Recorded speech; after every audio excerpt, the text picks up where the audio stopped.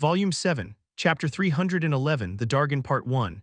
Dragon was literally beaten black and blue, so much so that dust flew up even on a rainy day.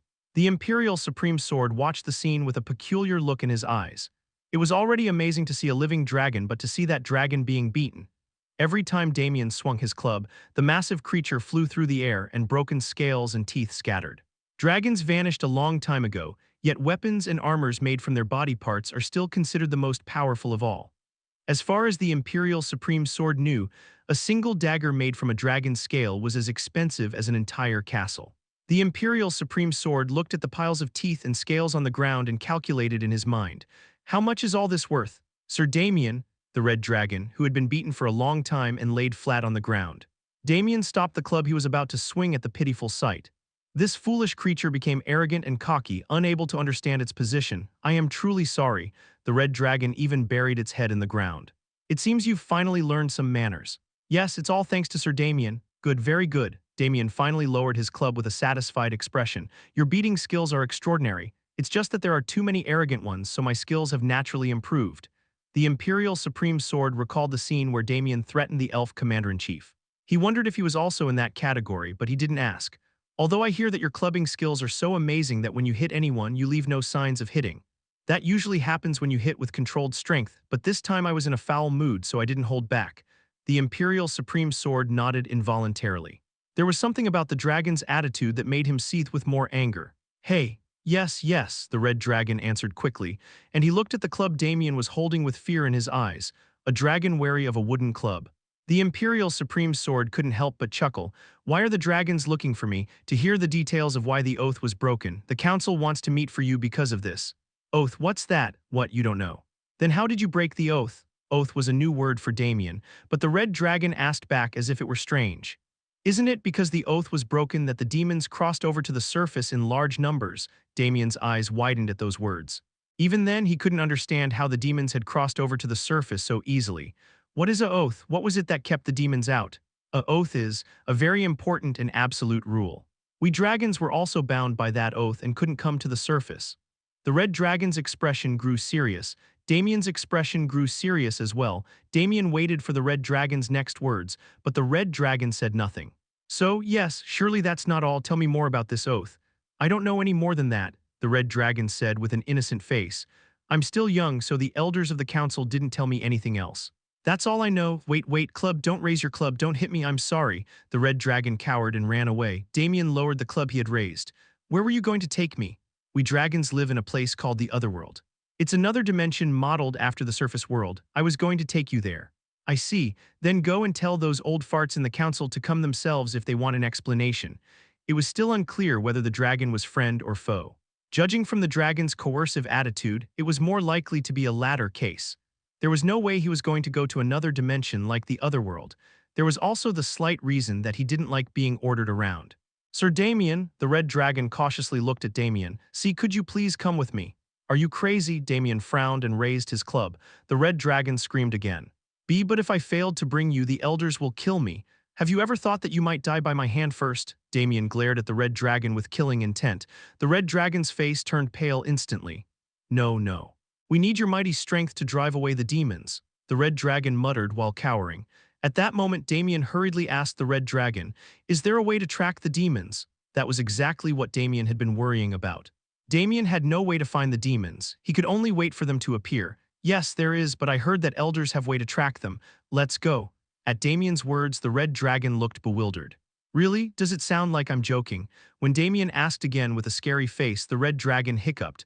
Oh, okay, I'll open the dimensional portal right away. While the red dragon was preparing the dimensional portal, Damien said to the Imperial Supreme Sword. Okay, I'm going now. Are you sure? It looks dangerous? The dragons has become a legend over the past 1,000 years due to their immense size and strength. That otherworld would be teeming with such dragons. No matter how great Damien's skills were, it was hard not to worry. Don't worry, I can take care of myself. I know you wouldn't lie. The Imperial Supreme Sword nodded. I'm ready, the red dragon called out to Damien. A giant dimensional portal had already opened in midair. Damien greeted the Imperial Supreme Sword and then climbed onto the red dragon's head. Let's go. Damien gave the order, but the red dragon didn't move. Damien asked with a puzzled look, what's wrong? Well, that's. I wanted to know if you were really going to ride me like this. Where else am I supposed to sit? How about on my hand? The red dragon smiled ingratiatingly. For a dragon to carry another species on its head. It's a huge insult. If this is seen, my position will be, hee hee. Damien began to take his club out of his subspace. Let's go. The red dragon took off towards the dimensional portal in terror. What kind of being is a dragon? When asked this question, most people would think of a huge body, wings, and fire coming out of its mouth. But those who knew something about dragons thought of something else. The ancestor of magic. In fact, the first magic was created by imitating the dragon's language, called dragon tongue. Dragons could cause various supernatural phenomena through a special language called dragon tongue. The dimension called the Otherworld was also created using dragon tongue. The Otherworld was created by a group of powerful ancient dragons who sacrificed themselves. So has Balhard returned. A dragon spoke from the inside of giant temple in the Otherworld. Moss had grown between its scales, showing how long it had lived. Chairman, there's still no news. Perhaps Damien Haksen is putting up more resistance than expected. The other dragons gathered in the temple, each offering their thoughts. I'm more worried about sending Balhard. I hear this human, Damien Haksen, is incredibly vicious. A dragon with white scales spoke with concern. The other dragons burst out laughing. Given their size, their laughter echoed loudly even outside the temple. No matter how vicious, he's just a human. How much can he really do? Although Balhard is a bit foolish, but he's a good boy. He's one of the most skilled among the young ones. Instead of worrying about Balhard, we should worry about whether we can bring the human back safely. As long as his mouth is intact, isn't that all that matters? Just as the dragons were laughing and joking, Grandpa, a hatchling, came in. It was so small it could barely reach the feet of the other dragons gathered in the temple. The dimensional portal has opened. Balhard is probably coming back. Oh, that's good. Let's all go see Balhard. All the dragons in the temple went outside. Their sheer size caused the ground to shake and dust to fly up with each movement. As they came outside, they could see the dimensional portal open in the sky. A moment later, Red Dragon appeared from it. Balhard, you're finally back. The dragons who were about to welcome Balhard back could only pause. Balhard looked strange. That guy. Why is all his scales missing? It's not missing, it's like it's been shattered. It's like he's been beaten to a pulp. All his teeth are broken too. The noble red dragon was nowhere to be seen. He looked as miserable as a plucked chicken. Balhard slowly descended to the ground. The dragons rushed to Balhard. Balhard, what happened? No, Sir Damien, we have arrived. Balhard lowered his head and spoke. Then a human descended from his head. The eyes of the elder dragons gathered on the human. Compared to the dragons, the human was as small as a pebble, but the human didn't feel intimidated at all and shouted, "Nice to meet you. I'm Damien Haksen." The human looked around at the dragons and added, "Your lizardling told me you were looking for me, so I came here myself. You should be grateful." The dragons all looked at Damien with dumbfounded expressions. Chapter 312, The Dargon Part 2. What did that human just say? A lizard. A lizard to us beings with noble blood. The dragons reacted in disbelief to this unheard-of blasphemy. Despite being trapped in the otherworld for a long time, the dragons weren't ignorant of humans. As for elders who lived on the surface prior to their confinement to the otherworld, they had seen firsthand what kind of species humans are. The humans they had encountered were all insignificant creatures. They trembled at the mere mention of the word dragon. Of course, not all humans were like that. Some had charged at them with hostility. You heard me right, you lizards. But they had never seen a human like Damien Haksen who openly insulted dragons by calling them lizards. How dare you be so arrogant, human? Do you know what you're doing? Are you trying to make us all your enemies? The dragons reacted violently. In truth, the dragons had underestimated Damien somewhat. No matter how renowned a knight he was in the human world, they thought he would be dwarfed by the dragons' achievements. But the Damien they actually faced was a completely different person from what they had expected. Enemies. Did you say enemies? Damien pointed at the red dragon Balhard and shouted, "You've already declared war on me when you sent that little bastard to take me by force." Damien glared at the elders one by one. "Don't get me wrong. I didn't come here to play house with you. I'm just here to find out the location of the demons." What an arrogant human. At that moment, a solemn voice came from the sky. At the same time, a shadow spread across the entire field.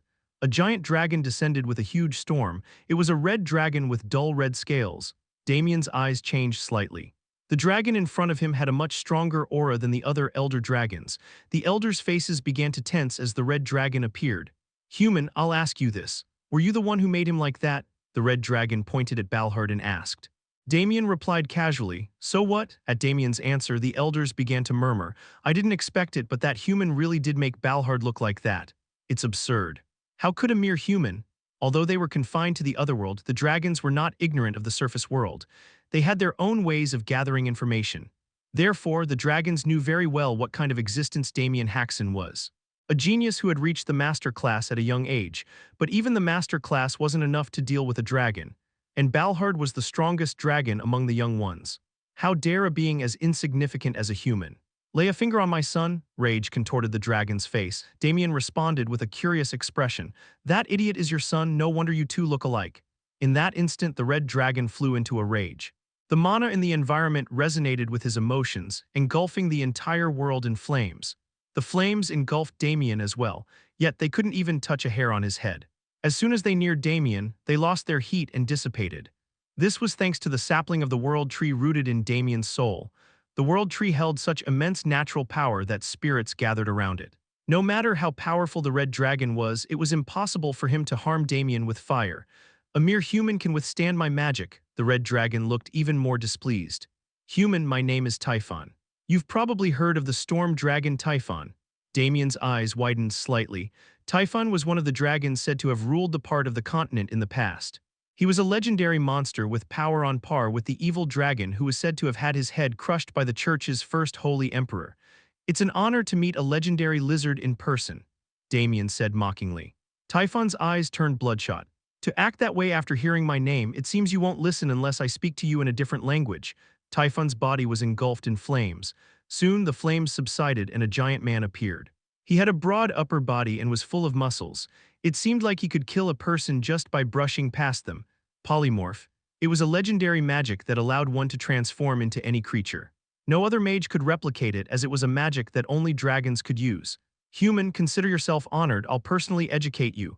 You seriously think you can fight me in that form? Typhon laughed mockingly at Damien's question. Isn't this form more than enough? Typhon punched towards Damien. The speed was so fast that the punch moved first, followed by the sound. Since he wasn't using his nameless mana art, Damien didn't have the invincible protective aura that he was known for. Even so, Damien didn't dodge Typhon's punch. Instead, he drew power from the sapling. The energy of the world tree took root throughout Damien's body. Damien felt his physical strength greatly enhanced. He caught the fist flying towards his face with his palm. A shock that could crush even metal ran through his palm. As Typhon's fist stopped moving, he said with a shocked expression, "How can a mere human be blessed by the world tree? What difference does it make?" Damien replied bluntly. Typhon's brow furrowed. "Fine, you don't want to answer. I'm going to smash your head right now." Typhon immediately swung his other fist. The fist tore through the air and was about to strike Damien's jaw, but Damien moved first. He closed the distance and punched out. Damien's fist struck Typhon squarely in the chest. Combined with his physical abilities enhanced by the world tree sapling, his attack sent Typhon flying back with a tremendous roar.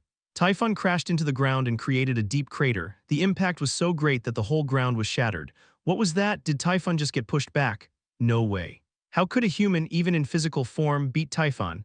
The elders murmured in astonishment. A transformed physical body naturally drew power from its original form. The stronger the original body was, the stronger the transformed body became. Typhon had once ruled the western part of the continent. Naturally, his physical form was also incredibly powerful. Then a massive burst of pressure erupted from the crater where Typhon was buried. Soon, a gigantic dragon emerged with an earthquake. Typhon had undone his polymorph and returned to his original form. "Oh, I see now. You're no ordinary human, I'll deal with you properly now." Damien felt the tremendous pressure coming from Typhon and twisted the corner of his mouth. "That's good, I just happened to have a technique I wanted to try out."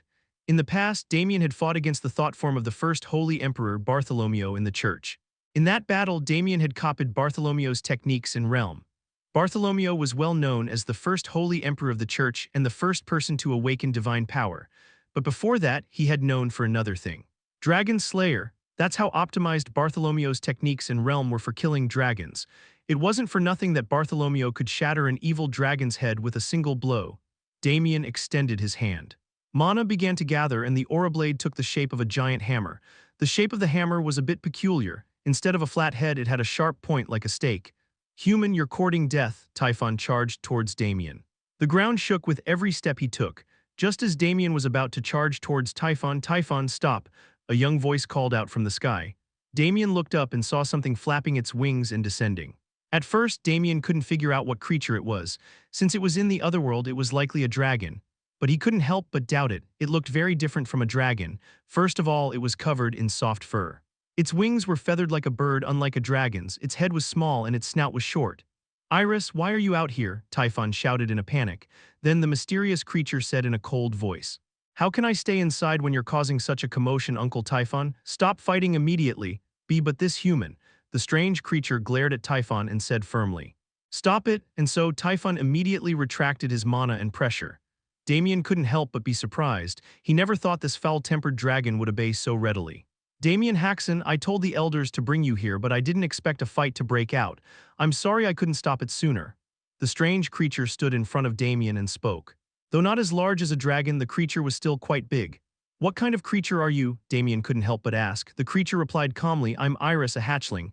You're a hatchling? Damien looked at him with a very suspicious expression. Iris replied indignantly, It's true, so please don't doubt me. It's just that I'm an ancient dragon, so I look different from other hatchlings. Ancient dragon, Damien's expression turned to one of surprise. Damien had been taught a variety of knowledge by Darugo. In addition to dark magic, he had also learned about general magic, alchemy, and dragons. Just as elves originated from the world tree, there were also beings called the progenitors of dragons. These were the 5 ancient dragons. They were said to be closer to gods than dragons, and they had taken root in the continent, creating countless dragons. You're an ancient dragon? Damien looked at Iris with a very doubtful expression. Compared to the legends of ancient dragons that Damien had heard, Iris was too small and had a much weaker aura. I'm still a hatchling, but I'm definitely an ancient dragon, Iris said in an annoyed voice. Besides, I didn't call you here for this pointless conversation. Iris looked down at Damien and said, Tell me everything about why the oath was broken, then I'll answer your questions as well. Chapter 313. The Dargon Part 3. The scale of the place was truly befitting of a dragon's dwelling. Damien almost felt like he'd been transported to a giant's land. It's rare to have a guest. There doesn't seem to be a proper place for you to sit. While there were beds and tables, they were all of immense size. Please wait a moment, Iris said and closed his eyes and began to chant in an incomprehensible language. In response to his words, the surrounding mana began to stir, and a chair and table perfectly sized for a human rose from the ground. Damien watched with interest. This was the first time he'd seen a dragon use dragon tongue. Shortly after, Iris transformed into the form of a young girl using polymorph magic. Let me introduce myself again. I'm Iris, an ancient dragon. Iris sat down in front of Damien. Damien was dumbfounded since he thought Iris was a male dragon. Iris seemed to notice Damien's thoughts and giggled. I have so many questions for you, that's why I've taken the liberty of inviting you here. Before that, I have a question. How did you find me? Damien stopped his train of thoughts and asked.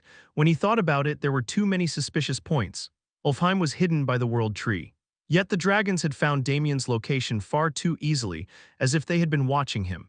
On the other hand, they seemed completely unaware of what had happened in Ulfheim. It's thanks to my ability. Ability? Do you know how the Otherworld was created? Damien shook his head. He knew nothing about that. It was created through the sacrifice of ancient dragons. They sacrificed themselves to create the Otherworld, but before they perished, they gathered their powers and left me behind. So, you're saying you're the last ancient dragon? Iris nodded. As the last ancient dragon, I inherited their memories and abilities. Thanks to that, I can read destinies. Iris continued. When I learned that demons had been freed, I was able to see your image through destiny. That must be why she could find Damien in Ulfheim. However, this ability isn't perfect. I can only tell that you're involved, not the specific details. That's why I want to hear your explanation directly. Suddenly, a thought occurred to Damien. You mean you can find the demon's location? Yes, with my ability it's possible. However, to read the demon's destiny, I need a creature or object deeply connected to them. In other words, Damien was necessary. Now it's my turn to ask. What exactly happened in Ulfheim? How were the demons summoned? Damien had heard their part, so he had to answer. Damien explained everything he had experienced to Iris. As Iris continued her explanation, her expression darkened. A key, so the oath has really been broken. What kind of oath is it? Even that young red dragon didn't know about it. Damien finally voiced a question he'd had for a long time. An oath is an absolute rule, a promise. Because of the oath, demons couldn't appear to the surface and dragons lived in the otherworld. Iris explained in a calm voice. There are other things as well. The reason master classes keep appearing in the Empire is also thanks to the oath. Who made this oath? Ruin. Damien's expression turned to surprise at the name. You probably don't know him. He's a forgotten figure now. I heard he was the true hero who was betrayed by the Salvation Squad. Iris was surprised that Damien knew. How could a mere human make an oath? Ruin wasn't a mere human. Then what was he? To Damien's question, Iris paused for a moment. After much thought, she said, I don't know exactly what kind of existence Ruin was. I haven't fully absorbed the memories left by the previous ancient dragons, but I can tell you this much. What is it? He was a being capable of anything. A sense of awe that Iris couldn't hide was evident in her voice and eyes. Ruin defeated the 7 demon lords who ruled the continent at the time and even killed the Dragon Lord. He also defeated countless other powerful enemies. Iris's praise continued. And he placed an oath on the world, expelling other races and creating a paradise for humans. The key you mentioned is the tool used to make the oath. Ruin also created it. Even though he was hearing it directly, he couldn't believe it. Could such a being exist? Even if he did, he couldn't be considered human. It's like seeing a god. I think so too. Damien, the oath hasn't been completely broken yet. The demon's goal is to completely undo the remaining oath. How can you be so sure? Because they can't bring all the demons to the surface as long as the oath remains, Iris said with a serious expression. If the oath is completely broken and demons flood in, then everything will truly be over. I want to prevent that. Iris sighed deeply. But we dragons are also bound by the oath, so we can't go outside. That's why I want to borrow your power. Iris extended her hand, but Damien hesitated. Why do you dragons want to stop the demons? So dragons are also bound by the oath, just like demons? Damien asked with a suspicious voice.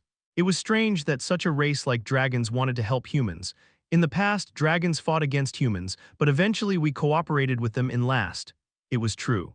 Dragons had once been enemies of the Salvation Squad, but later became allies. We aren't trapped in the otherworld. We came here of our own accord for the harmony of the surface world. But the demons are trying to corrupt the surface. Iris's eyes shone with determination. Many of our ancestors sacrificed themselves to drive out the demons. How can we let their sacrifices be in vain? We dragons want to help you and drive the demons back. Iris extended her hand again. So Damien Haksen, please help us. After much deliberation, Damien took her hand. All right. I'll cooperate with you. After further conversation, Damien left the building. As soon as he was gone, a dragon entered. Iris, did the talk go well? It was the thunder dragon Typhon, more or less. Iris replied as she sat down. Her face and attitude were filled with annoyance. The polite and composed girl was nowhere to be found. Thanks to your acting, Typhon, it was easy to gain Damien Haksen's favor. In a fit of rage, Typhon attacked at Damien and Iris intervenes. It was such a simple way to open someone's heart. I'm sorry, I actually wanted to kill him. Iris was startled. Really? Seeing my son's state made me lose control. You really tried to kill him and failed? Iris asked and recalled Damien's appearance. She had thought he was strong, but she hadn't expected him to be this strong. I still want to rip him to shreds right now, Typhon said, his eyes glowing fiercely. Iris chuckled and said, endure it. We need him to recover the key from the demons. Iris had lied to Damien. It was true that the dragons had fought alongside Ruin, but they hadn't done so willingly. They had bowed their heads in misery. If they don't ruin, just simply annihilate their whole race. Thanks to that, the dragons had saved their lives, but they were trapped in the otherworld. The otherworld is truly a dreadful place. The sky is low, the land is cramped. We can't even unleash our full power, Iris said with strange voice emotions. The dragon's true goal was not to protect the surface world, but to escape the miserable otherworld. To break the oath, they needed the key that the demons possessed. The problem was that the dragons were bound by the oath and couldn't cross over to the surface. So, after much deliberation, Iris decided to use Damien. Tell Balhard to faithfully assist Damien Haksen, she instructed. Damien Haksen would now become their pawn in the fight against the demons. And when the opportunity arises, tell him to steal the key. With the key, they wouldn't have to be trapped in this cramped otherworld. I will follow your orders, my lady. Typhon Bode was left. What, so they were planning to use me all along? Damien was lying in the Dragon Maid, lodging a short distance from Iris's home. Thanks to the sapling of the World Tree, Damien could easily eavesdrop on the dragon's conversation. The sapling's detection ability was both extensive and discreet. The two dragons had no idea that Damien was eavesdropping on their whole conversation. Bunch of old sly lizards. Damien mused and stroked his chin. A part of him wants to get out and beat the shit out of these lizards, but he knew he couldn't. If he did, he would lose the only method to track the demons.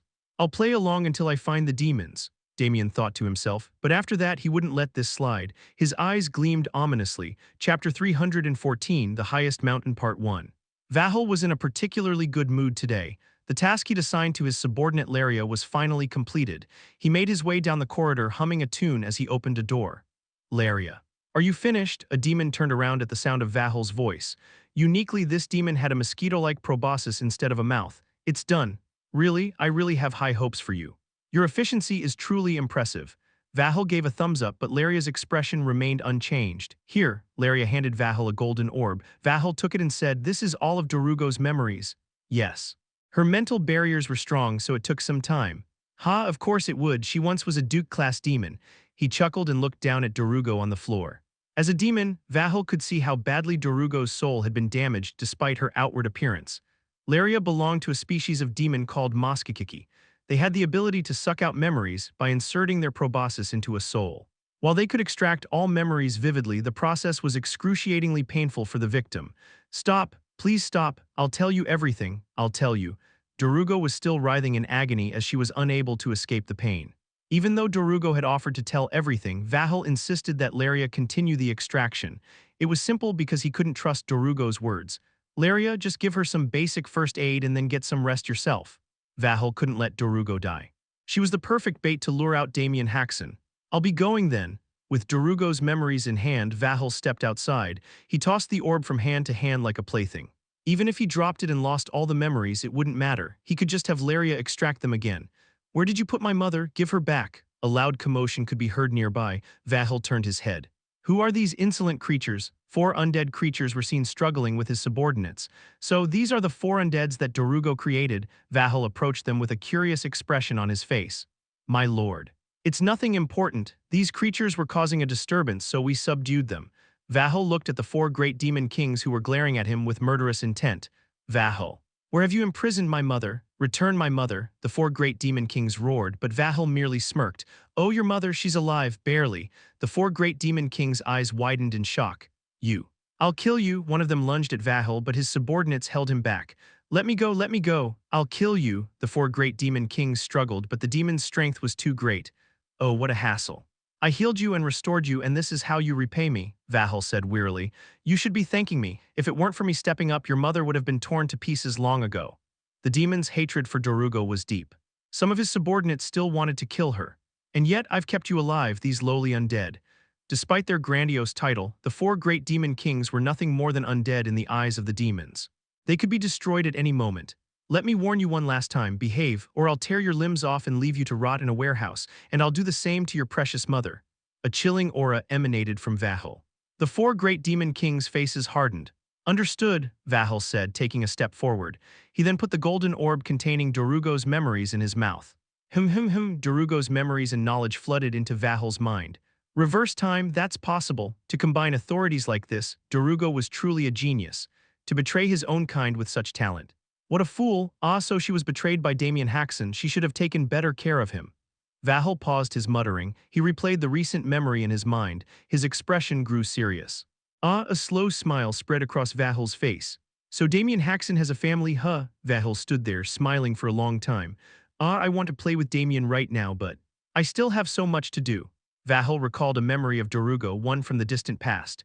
In this scene, Dorugo is seen in human form assisting a man. It was Ruin, the nightmarish human who had slain all 7 demon lords.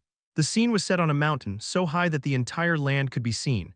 "Mount Carrion, that's where the oath was made," Vahel mused. The key alone wouldn't be enough to break all the oaths. They needed to go to a specific place and perform a special ritual. Vahel shouted loud enough for his entire castle to hear. "Everyone, prepare for departure, we're going to Mount Carrion." "Mount Carrion, you say?" Iris said and looked at Damien. "Destiny showed me that place. The demons are undoubtedly heading there." "Why Mount Carrion?" Damien asked. Iris pondered for a moment before replying. "I'm not entirely sure, but I believe that to completely break the oath, they need to go to a special place. Mount Carrion is likely that place." "Then we need to hurry." Damien immediately stood up. Iris grabbed him. "Damien, take Balhard with you." "Balhard?" Iris nodded. "Compared to you, he's much weaker, but he's the strongest among the young dragons. He'll definitely be helpful." Damien pondered this for a moment before nodding. "I'm sorry I can't offer more help," Iris said with a somber expression. "I'd like to send more of my kind, but only one dragon can use loophole and leave." Through extensive research, the dragons had discovered a way to bypass the oath using dragon tongue. For a long time, they had been sending dragons to the surface to gather information. That was how they knew so much about Damien. "I've already told Typhon, you can use Balhard however you like. Then I'll make the most of him." Damien replied with a serious expression, though his words were said lightly. Iris chuckled. Damien exited Iris's home to find a young man with a sullen expression. The man had bright red hair and a rather rough appearance. Damien looked at the young man and said flatly, "Lower your eyes." The young man immediately looked down and broke out in a cold sweat. It was as if fear were ingrained in his instincts. This was Balhard in human form. "Balhard," Iris mentioned Carrion Mountain. "We're going there now, as you command." Balhard replied, immediately opening a dimensional portal using dragon tongue. They stepped through the portal and arrived at Mount Carrion. The air is definitely different here. Damien took a deep breath. He began to understand why the dragons were so desperate to leave the otherworld. What should we do now? Balhard asked. We need to find the demons, they must be here. Just then, a loud noise and a surge of demonic energy erupted in the distance. Damien and Balhard exchanged glances. Balhard, let's go that way, as you command. They headed towards the source of the noise and found a group of demons wreaking havoc. Damn it, where is the altar? His lordship said it was here. Search everywhere. Several demons were causing chaos, tearing down mountain peaks and destroying the surrounding landscape. One of the demons spotted Damien and Balhard. Damien Haksen. Damien Haksen has appeared. At the demons' shout, the others gathered. Damien surveyed the group. There were 2 Count-class demons and several Baron-class ones too, quite a number of them. Indeed, Balhard, deal with them.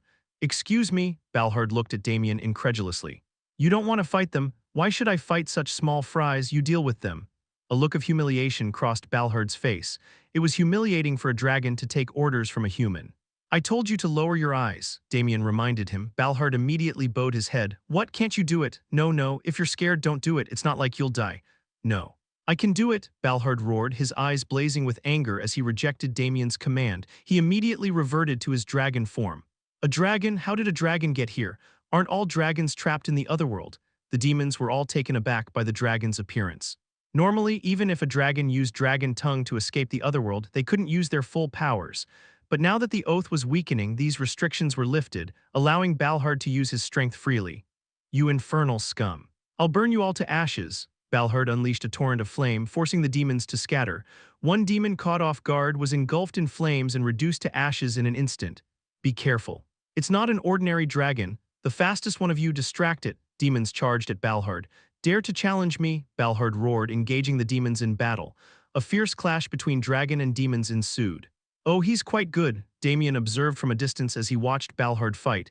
I don't think I need to help him after all, don't you think? As he turned around, he saw a cloaked figure. Indeed. Where did he find such a dragon? A couple of Count-class demons won't be enough.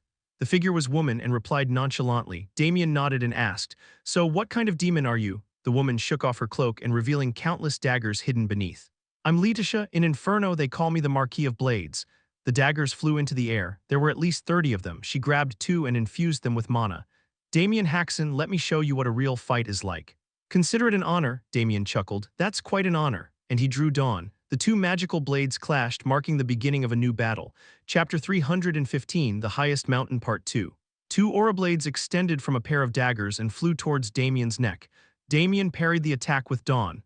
In that instant, a tremendous shockwave hit him.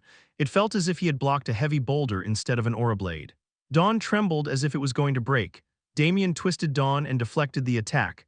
Immediately, a second strike came flying. It was a sharp, consecutive attack befitting the title of the Sword Demon.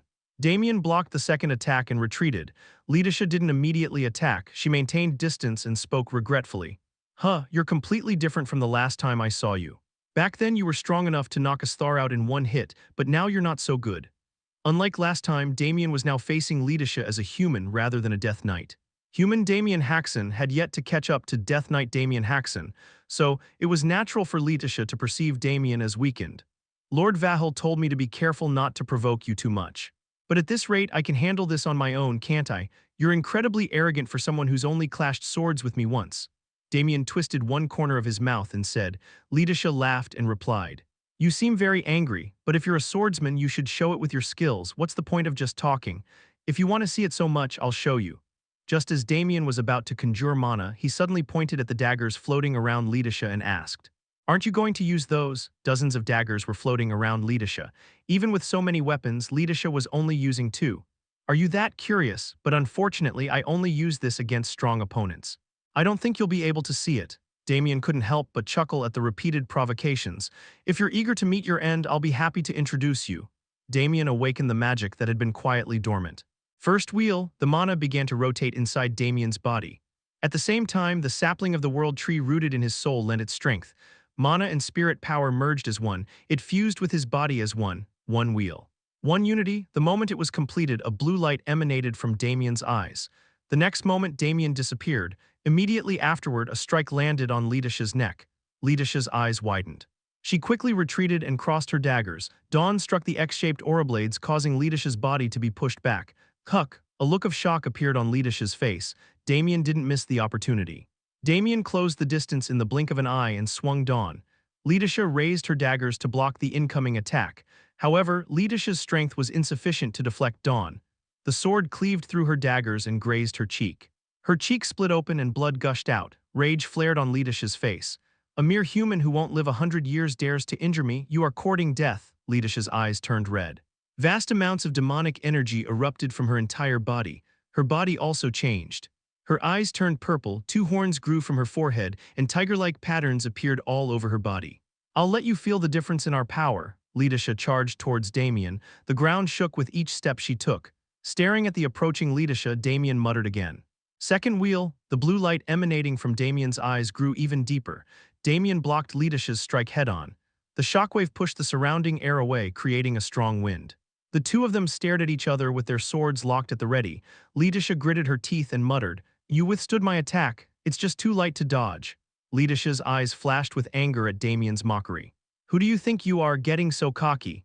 Lidisha put strength into both arms. She pushed Damien back and swung her twin swords. The 2 daggers drew different arcs. The aura blades extending from the daggers aimed for Damien's vital points. However, Lidisha's consecutive attacks were easily deflected.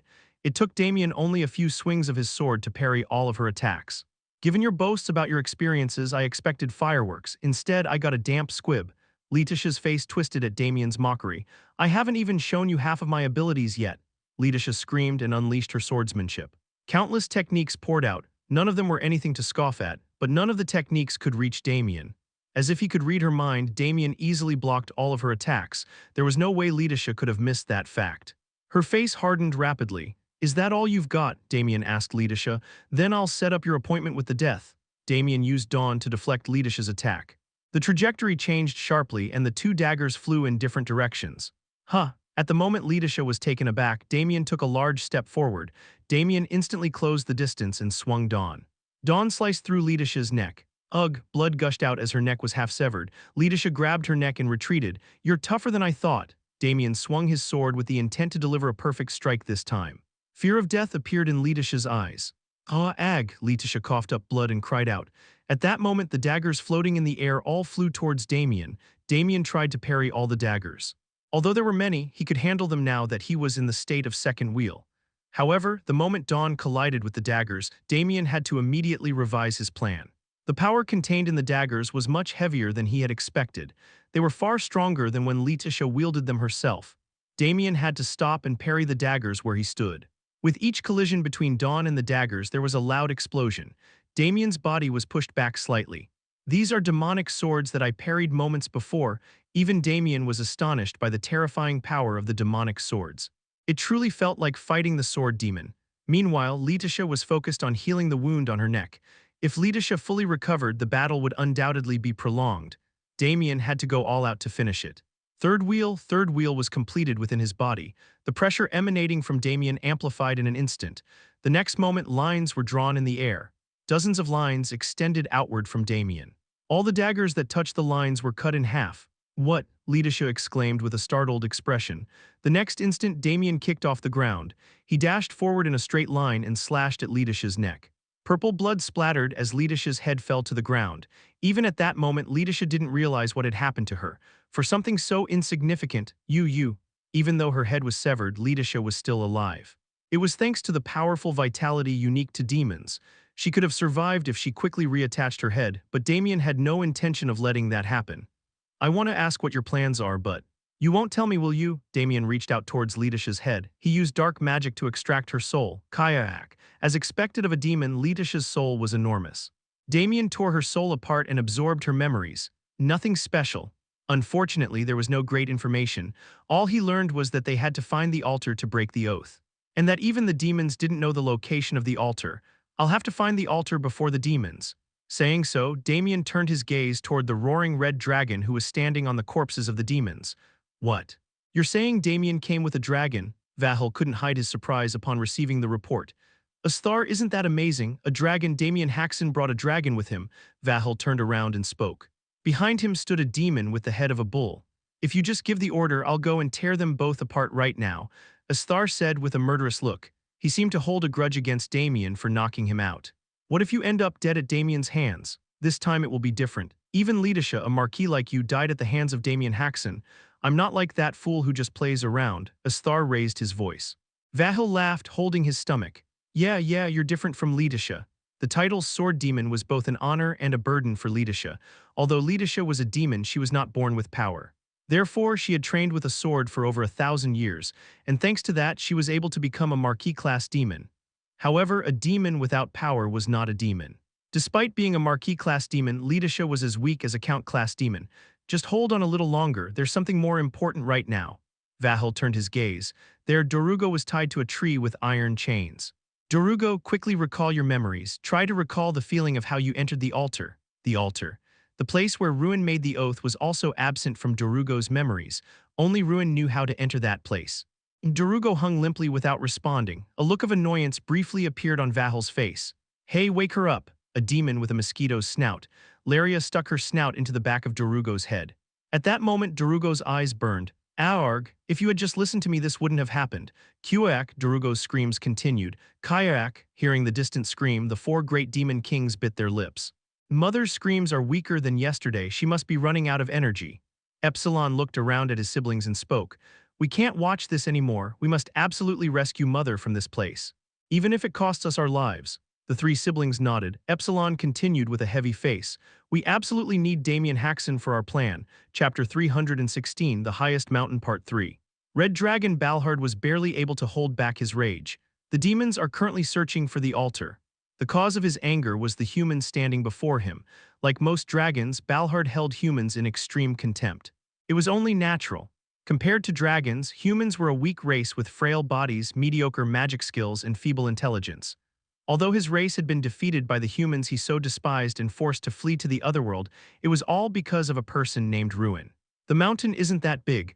The fact that the demons haven't found it yet means it must be in a rather unusual place. Yet now, Balhard found himself having to listen to the words of the very human he despised. His insides were churning. Hey, are you listening to me? The human, Damien Haksen, asked Balhard. Balhard suppressed his anger and replied, Yes, I've heard everything from beginning to end. Then make some kind of noise. I thought I was the only one talking. Damien sneered and looked at Balhard as if he were useless. Balhard felt his anger rising to another degree. Anyway, do you know anything about the altar? Given you lizards have a long lifespan, I only know the basics. I know that Ruin used a key to create an oath there. Tusk. Damien looked at Balhard with the eyes of someone looking at something absolute trash. Even Balhard couldn't help but grit his teeth in anger. I have one question for you as well. Who do you think you are raising your voice to? Do you want to die? But I really want to ask. All right, Damien nodded, permitting him to ask. Balhard felt a deep sense of humiliation at being treated like a subordinate. Why am I the only one preparing the food? Balhard had not simply been listening to Damien's words quietly until now. He was roasting a whole boar over a magic-fueled bonfire. On top of that, Balhard had also hunted the boar himself. Your ancient dragon said I could do whatever I wanted with you. That doesn't mean I should be doing menial tasks like this. If you have a problem with it, go and complain to her. Balhard couldn't help but stand up in anger at Damien's brazen attitude. Damien Haksen, draw your sword right here, right now. I'll crush you. But before he could say it, Balhard found himself unable to speak. He had just remembered the battle between Damien and the Marquis-class demon. While Balhard was fighting with the miscellaneous demons, Damien was fighting the Marquis-class demon. The clash between the two was so intense that even Balhard, who was far away, could feel it vividly. What was even more surprising was that Damien had killed the Marquis-class demon in the blink of an eye. Of course, Balhard was confident that he could defeat a Marquis-class demon in a fight. He had inherited the powers of the Mad Dragon Typhon and the Thunder Dragon Ruach. But he wasn't sure he could defeat a Marquis-class demon as quickly and without a single scratch as Damien did. If he were to fight a Marquis-class demon, he would struggle greatly to defeat it. Why the sword? Are you trying to pick a fight with me? Damien said as he got up. Balhard quickly added. I meant that the meat is almost cooked, so come and get your sword ready to cut it. Oh, is that so? I thought you wanted to fight again. If you really did, I would have peeled off all your scales this time. Damien's eyes gleamed with killing intent as he said that.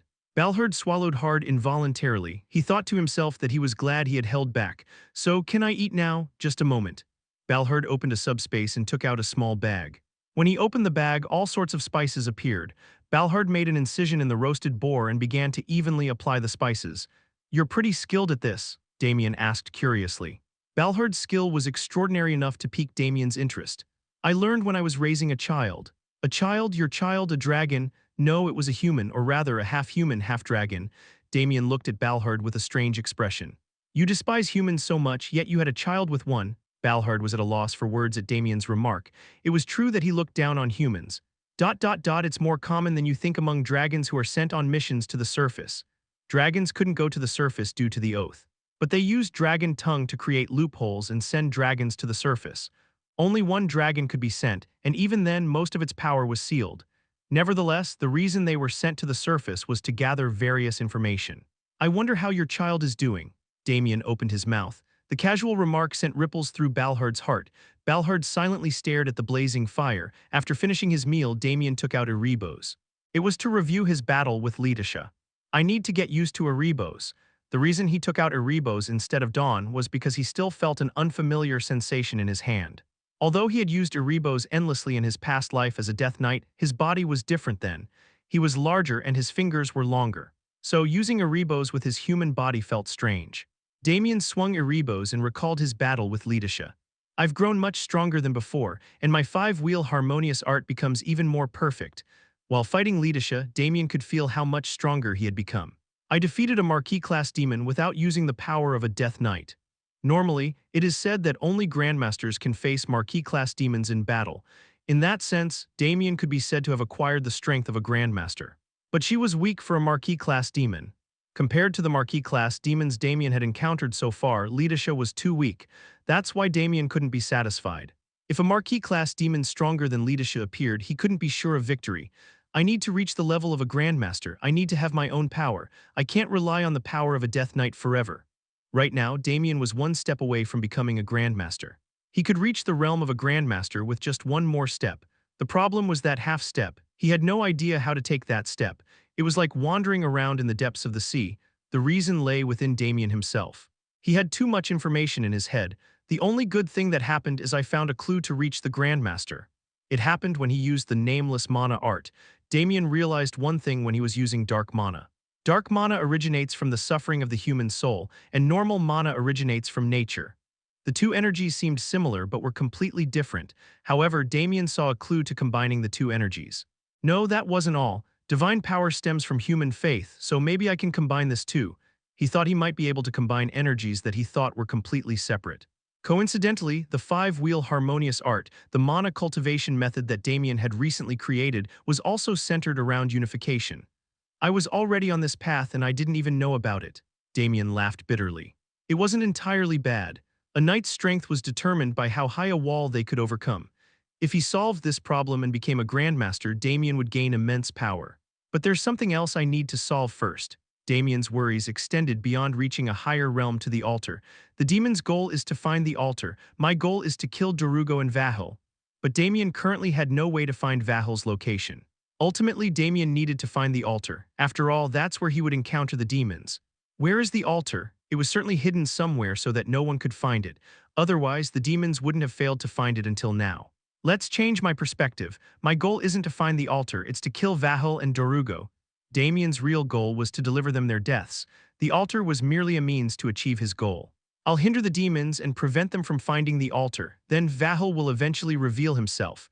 That was when it happened. Erebos collided with something. Damien looked at Erebos with a puzzled expression. That was because there was nothing in front of Erebos. What's going on here? Damien grabbed Erebos and pushed, but Erebos didn't budge. It felt like it was stuck in something hard. Damien pondered for a moment, then grasped Erebos with both hands, and he pressed down on Erebos with his weight. He could feel Erebos cutting through something invisible. The place where Erebos had cut open widened. At the same time, a strong wind began to swirl. It was as if the air was being sucked into a gap. His vision was obscured by his flying hair. Damien blocked the wind with his forearm and carefully peered into the gap. And then he saw a completely different landscape. 7 statues were erected on a high peak. In the center of them lay a human-sized stone coffin. What is that? Damien squeezed his body through the crack and slowly approached the stone coffin. The lid of the stone coffin was not closed but open. He looked inside the stone coffin and saw a human male lying quietly. It was a face he had never seen before. Fortunately, the coffin had a name engraved on it. Due to the passage of time, the name engraved on the coffin was worn and faded. Damien traced the letters with his fingers and slowly read, Ruin, Chapter 317, The Altar Part 1. The Ruin he saw in person was so handsome that anyone would think he was a heartthrob, but more than his appearance, Damien was drawn to Ruin's physique. It was stronger than any knight he had ever fought against. Even the Imperial Supreme Sword, the Sword Saint, and the Chinjium seemed ordinary compared to Ruin. As Damien examined Ruin's body, he realized one thing. He was killed by a joint attack. When he lifted the thin cloth, slightly causing numerous wounds to be revealed, they were wounds from being pierced and cut by various weapons such as swords, spears, and arrows. He was first pierced in the back with a longsword, then arrows were shot into his limbs. Soon after, a spear tore open his abdomen. Damien retraced how Ruin died through the wounds. Amazing, despite such injuries, he didn't die immediately. He must have been alive for quite some time. Damien recalled what Mylene had told him. Mylene had said that the Salvation Squad had killed Ruin. If so, then these wounds must have been inflicted by the heroes of the Salvation Squad. To withstand a joint attack by the Salvation Squad. Having fought against the thought form of the first Holy Emperor, he knew very well how strong the heroes of the Salvation Squad were. Ruin had endured being hacked and slashed by such monsters.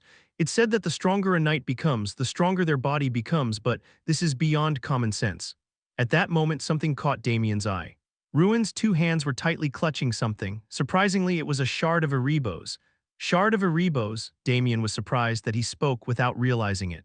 It wasn't strange that Ruin had a shard of Erebos, as he was the one who created Erebos. The problem was that it felt very artificial. It was obvious that someone had placed the shard there after Ruin's death. What am I going to do with this? Damien continued to ponder and looked down at the shard of Erebos. He wanted to take it, but he felt uncomfortable taking the belongings of the dead. Moreover, Ruin had held it so preciously. Come to think of it, there's no use for the dead. Damien pointed Erebos towards the shard. The shard turned into a liquid and was absorbed into Erebos. Crackle, as the shard disappeared, a strange sound came from Ruin's body. It was as if seashells were being crushed one after another. Soon, Ruin's body crumbled and disappeared. Even Damien could not help but be surprised. Damien made an awkward expression. The shard was maintaining his corpse. Without knowing it, Damien had destroyed the corpse of perhaps the greatest hero in history. Suddenly, Damien felt dizzy. It was as if there was an earthquake. He couldn't stand. The world spun around. Damien clutched his head with both hands and groaned. And when the dizziness stopped, Damien was in a strange place. It was hazy as if there was fog everywhere and there was a shallow layer of water on the ground. This isn't reality. A hallucination, but it feels too real. Damien looked around cautiously. Then he heard footsteps nearby. Damien reflexively turned in the direction of the sound, and then he saw a man. Ruin, surprisingly, Ruin was alive and moving. He was even holding a sword. You must be angry because I coveted your things. Damien chuckled and asked, but there was no answer. Hey, even when Damien asked again, it was the same. Ruin just stared at Damien with hazy eyes, then he suddenly raised his sword. You want to try it? Damien gripped Erebos, and he prepared for the incoming attack. It's an honor to fight a legend. Ruin took a stance. Damien analyzed Ruin's movements with calm eyes. He stepped forward with his left foot, but his center of gravity is back. He's keeping his sword arm as close to his body as possible. In a split second, Damien could read countless pieces of information. He's aiming for my torso. The moment Damien reached that conclusion, Ruin moved. He jumped forward and swung his sword at Damien. Damien reacted immediately. He tried to deflect Ruin's attack with Erebos and counterattack, but Ruin's strike didn't come at the angle Damien had expected. Neck. The sharp attack severed Damien's neck. Damien startled awake. He was back in reality. Damien touched his neck. It was completely fine despite feeling like it had been cut. I couldn't even block a single strike. Damien was utterly shocked. While he had sometimes been outmatched in physical abilities or mana reserves, he had never been outmatched in terms of skills before. This guy is really a monster among monsters. A smile crept onto Damien's lips. This was the first time since his regression that he had been so completely defeated. Damien felt a surge of competitiveness. How can I meet him again? As he pondered, Damien's gaze fell on Erebos. With a glimmer of hope, he focused his mind on Erebos. A moment later, Damien let out a scream. He touched his face and muttered, "My face is cut in half." Again, Damien had failed to read Ruin's attack. Damien focused his mind on Erebos again. The third time he was killed just as helplessly, but Damien didn't give up and continued to challenge. A strong opponent meant there was much for Damien to learn. Especially since his regression, Damien hadn't met many opponents worth learning from. That's why he was so excited about the battle with Ruin. Huff, after fighting countless times. Even though he wasn't physically fighting, Damien felt his stamina greatly depleted. I understand now why Mylene was so wary of Ruin, Damien muttered as he looked at Erebos. As much as he wanted to continue fighting, he had other things to do now. Damien put away Erebos and exited the crack, and headed towards where Balhard was. Balhard was jolted awake from his deep sleep by a sudden kick. Who is it who dares to disturb the sleep of Lord Balhard? He was furious when someone woke him up from his sleep. Balhard suddenly got up and looked around angrily. It's me, Sir Damien. As soon as he realized it was Damien, he bowed his head. But why did you wake me up? Weren't we supposed to rest until tomorrow morning? I found something interesting. I want you to see it. Yes, Balhard followed Damien with a puzzled expression, and as soon as he saw the crack, his eyes widened in shock. What is this? That's why I brought you here. Balhard entered with Damien. And he couldn't help but be shocked once more. This is an artificial dimension. Artificial dimension? Is it similar to the other world? No, it's completely different. The other world is just a space borrowed from the mortal dimension. But this place it's a completely new place. Balhard looked around with trembling eyes, then his gaze stopped at the 7 statues. There was a dumbfounded look on Balhard's face as he stared at the statues. Damien approached Balhard and asked, "Why are you so surprised by that? Those are the remains of the demon lords." Balhard was so surprised that he forgot to be respectful.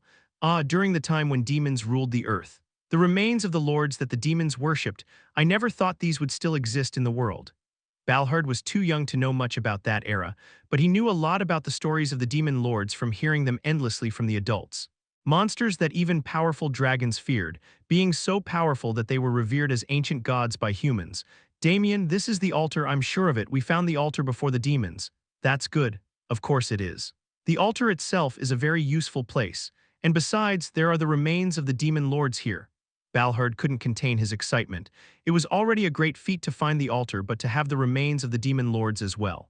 Are those remains really that great? Of course they are. By absorbing these remains, you can obtain the power of the demon lords. The demons will do anything to get their hands on them. Of course, it was also of immense value to the dragons. The remains of such a transcendent being as a demon lord could be used to create something incredible if processed a bit. I need to take these remains to the otherworld immediately. The elders will know how to use them.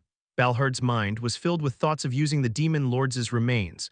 With just these, I won't need to continue working for Damien Haksen. Balhard was more excited about not having to work with Damien than about the accomplishment. I've suffered too much at his hands to just let him have it. I'll make the human pay for treating a dragon like a slave. Just as Balhard was full of anticipation, Damien spoke in a bored tone. It's a good thing the demons covet them. I was going to use them as bait anyway. Balhard's body stiffened at those words. What are you talking about? Why are you asking stupid questions? I'm going to use this altar as bait to lure out the demons. Why would you do something so stupid? Surely you don't understand the value of this altar, Damien replied to Balhard's question with a pathetic look. Because that's how I'll lure out Vahul and Darugo. Why would you do something so foolish? You don't care what happens to this altar, do you? My purpose is to kill Vahul and Darugo. I don't care what happens to the altar, Damien said firmly. Realizing that those words were sincere, Balhard's face turned pale. If he couldn't take the demon lords' remains to the otherworld, Balhard would have no choice but to continue to be harassed by Damien. Not only that, but if they stayed like this, they would have to fight the demons together. He absolutely did not want that. I won't allow it. Oh, I didn't ask for your permission. Damien took out Erebos. Seeing that, Balhard shuddered and asked, What are you trying to do? Something like this. Damien swung Erebos towards the crack. The aura blade released from Erebos cut through the crack and flew out. As the crack was cut, the wall hiding the artificial dimension completely disappeared. Thanks to that, Balhard could see. He could see the aura blade that Damien had released flying high into the sky and causing a magnificent explosion. Damien, you crazy bastard, do you know what you've done? Balhard grabbed Damien by the collar and shouted. Damien looked outside and opened his mouth. Here they come, Damien said as he looked outside. Countless dimensional portals were opening in the night sky. Balhard, I'll forgive you for speaking rudely to me for this time, Damien said, straightening his collars. So get ready to fight now. Chapter 318. The Altar Part 2. As the sun began to set, Vahul visited the room where Darugo was imprisoned. Laria, who was guarding the entrance, immediately recognized Vahul and stood up. Oh, it's all right, you can sit. I just wanted to see that person's face. Vahul gestured for Laria to sit back down and enter the prison. Inside, Darugo was lying unconscious and bound in chains. She really looked like a real skeleton. Vahul crouched in front of Darugo. He pulled a small glass vial from his pocket. A black liquid was swirling inside the vial. It was fresh, newly extracted dark mana. Vahul poured the dark mana over Darugo's head. As soon as it touched her, the dark mana began to be immediately absorbed. A faint light flickered within her skull and Darugo started to regain consciousness. Darugo, I have something different to ask you today. Is that all right? Darugo's head moved slowly. She lifted her head with difficulty and looked up at Vahel. Well, it's nothing big, but there's a question that I can't solve no matter how much I delve into your memories. Vahel stared into Darugo's eyes and asked, what kind of demon were you exactly? The name Darugo was quite famous among demons. After all, it was Darugo's betrayal that had led to the demons being trapped in Inferno. But no one knew what kind of demon Darugo actually was. It's strange, I clearly saw you when I was young, not just me but other demons as well. Demons didn't age or die, unless they died from external factors. In short, they lived for eternity. Therefore, there were quite a few demons who had met Darugo in person, but I don't remember what species you were or what powers you had. Vahel had felt this sense of unease for not very long. After coming to the surface world, he captured Darugo and read her memories. During that moment, he suddenly had a realization. The fact that he didn't know exactly what kind of demon Darugo was, and it wasn't just Vahel. It was the same for the other demons. The only thing I know is that you were a Duke-class demon, but that's strange too. It doesn't make sense that the entire demon race would be thrown into Inferno because a Duke-class demon betrayed them. While there is now only one Duke-class demon, Vahel, that wasn't the case in the past. There were 7 demon lords, and under them were countless Duke-class demons. What's even stranger is that no one has ever found this strange before. It's as if someone had hypnotized us. Vahel grabbed Darugo's head and lifted it. Darugo was lifted helplessly by his hand. Darugo, tell me, who are you really? Darugo's lips moved, just as something was about to come out of his mouth. Your Highness, Asthara Bull's head demon entered the prison in a hurry. What's wrong? We found the altar. Vahel's eyes widened at those words. If what he said is true, then this isn't the time to worry about Darugo. Vahel put down Darugo's head and stood up abruptly. This is excellent news. Let's move immediately. We need to break the oath and free our kin. A creepy smile crept across Vahel's lips. The time had finally come to fulfill the long-held desire of the demons. Even Vahel couldn't help but feel excited. Your Highness, there's something else we need to address before that. Something? Asthar hesitated before answering Vahel's question. I think you should see it for yourself. This is insane. Balhard was filled with despair as he watched the endless stream of demons. Despite their large numbers, not a single one was a weak. All of them were Count-class demons, and several were even Marquis class. They were more than enough to wipe out the entire surface world. Facing such a powerful force was madness. Damien Haksen, if you're going to die, why drag me into this? Why are dragons so cowardly? In a situation like this, you should be rushing out alone, boldly claiming you'll handle everything. Is this the time for your stupid jokes? Balhard shouted angrily. Damien's eyes turned sharp. You're getting too noisy, should I kill you first? Balhard flinched as he felt overwhelming killing intent emanating from Damien. He cautiously changed his tone. Why, you're not wrong. How can we two possibly face so many monsters? Yes, there are a lot of them, Damien said and looked at the demons flying towards them. Balhard wanted to punch him. Then let's reduce their numbers. Do you have a plan? Of course, first lend me your mana. What? Balhard stared at Damien in confusion. Your mana? He wanted to give him his manner. You're a dragon, so you must have an abundance of mana, right? Give all to me. You seem to have forgotten I'm a dragon. Who doesn't know that? Damien said condescendingly. Balhard was infuriated. A dragon's mana is dense and rough, and humans can't handle it. Unless they spent a long time continuously absorbing it, it was impossible for a human to handle the raw mana of a dragon. I understand, so just give it to me. We need to finish this before those bastards get any closer. You don't seem to understand me. Damien pulled a club from his subspace. Seeing it, Balhard screamed in horror. I'll give it to you. I'll give it to you. Balhard immediately cancelled his polymorph and transformed back into his dragon form. It was much easier to manipulate mana in his original body. Balhard activated his dragon heart and drew out his mana. The surrounding temperature rose sharply. I'll send it to you now. All right. Balhard felt angry again at Damien's consistently careless attitude. Don't blame me if you end up crippled. Balhard drew out as much mana as he could and sent it to Damien. The magic that erupted from Balhard's body flowed into Damien. As expected of a dragon. While absorbing mana from Balhard, Damien couldn't help but marvel at its quantity and quality. Despite being treated like a two-legged lizard by Damien, dragons were undeniably the most powerful creatures. Let's combine this mana. Damien activated the 5-wheel harmonious art. As Balhard had said, the dragon's mana resisted fiercely, as if it resented being subjugated by a mere human. But Damien's control was stronger than the dragon mana's resistance. Damien's mana, the spirit energy emitted by the World Tree sapling, and the dragon's mana created a single wheel, unification.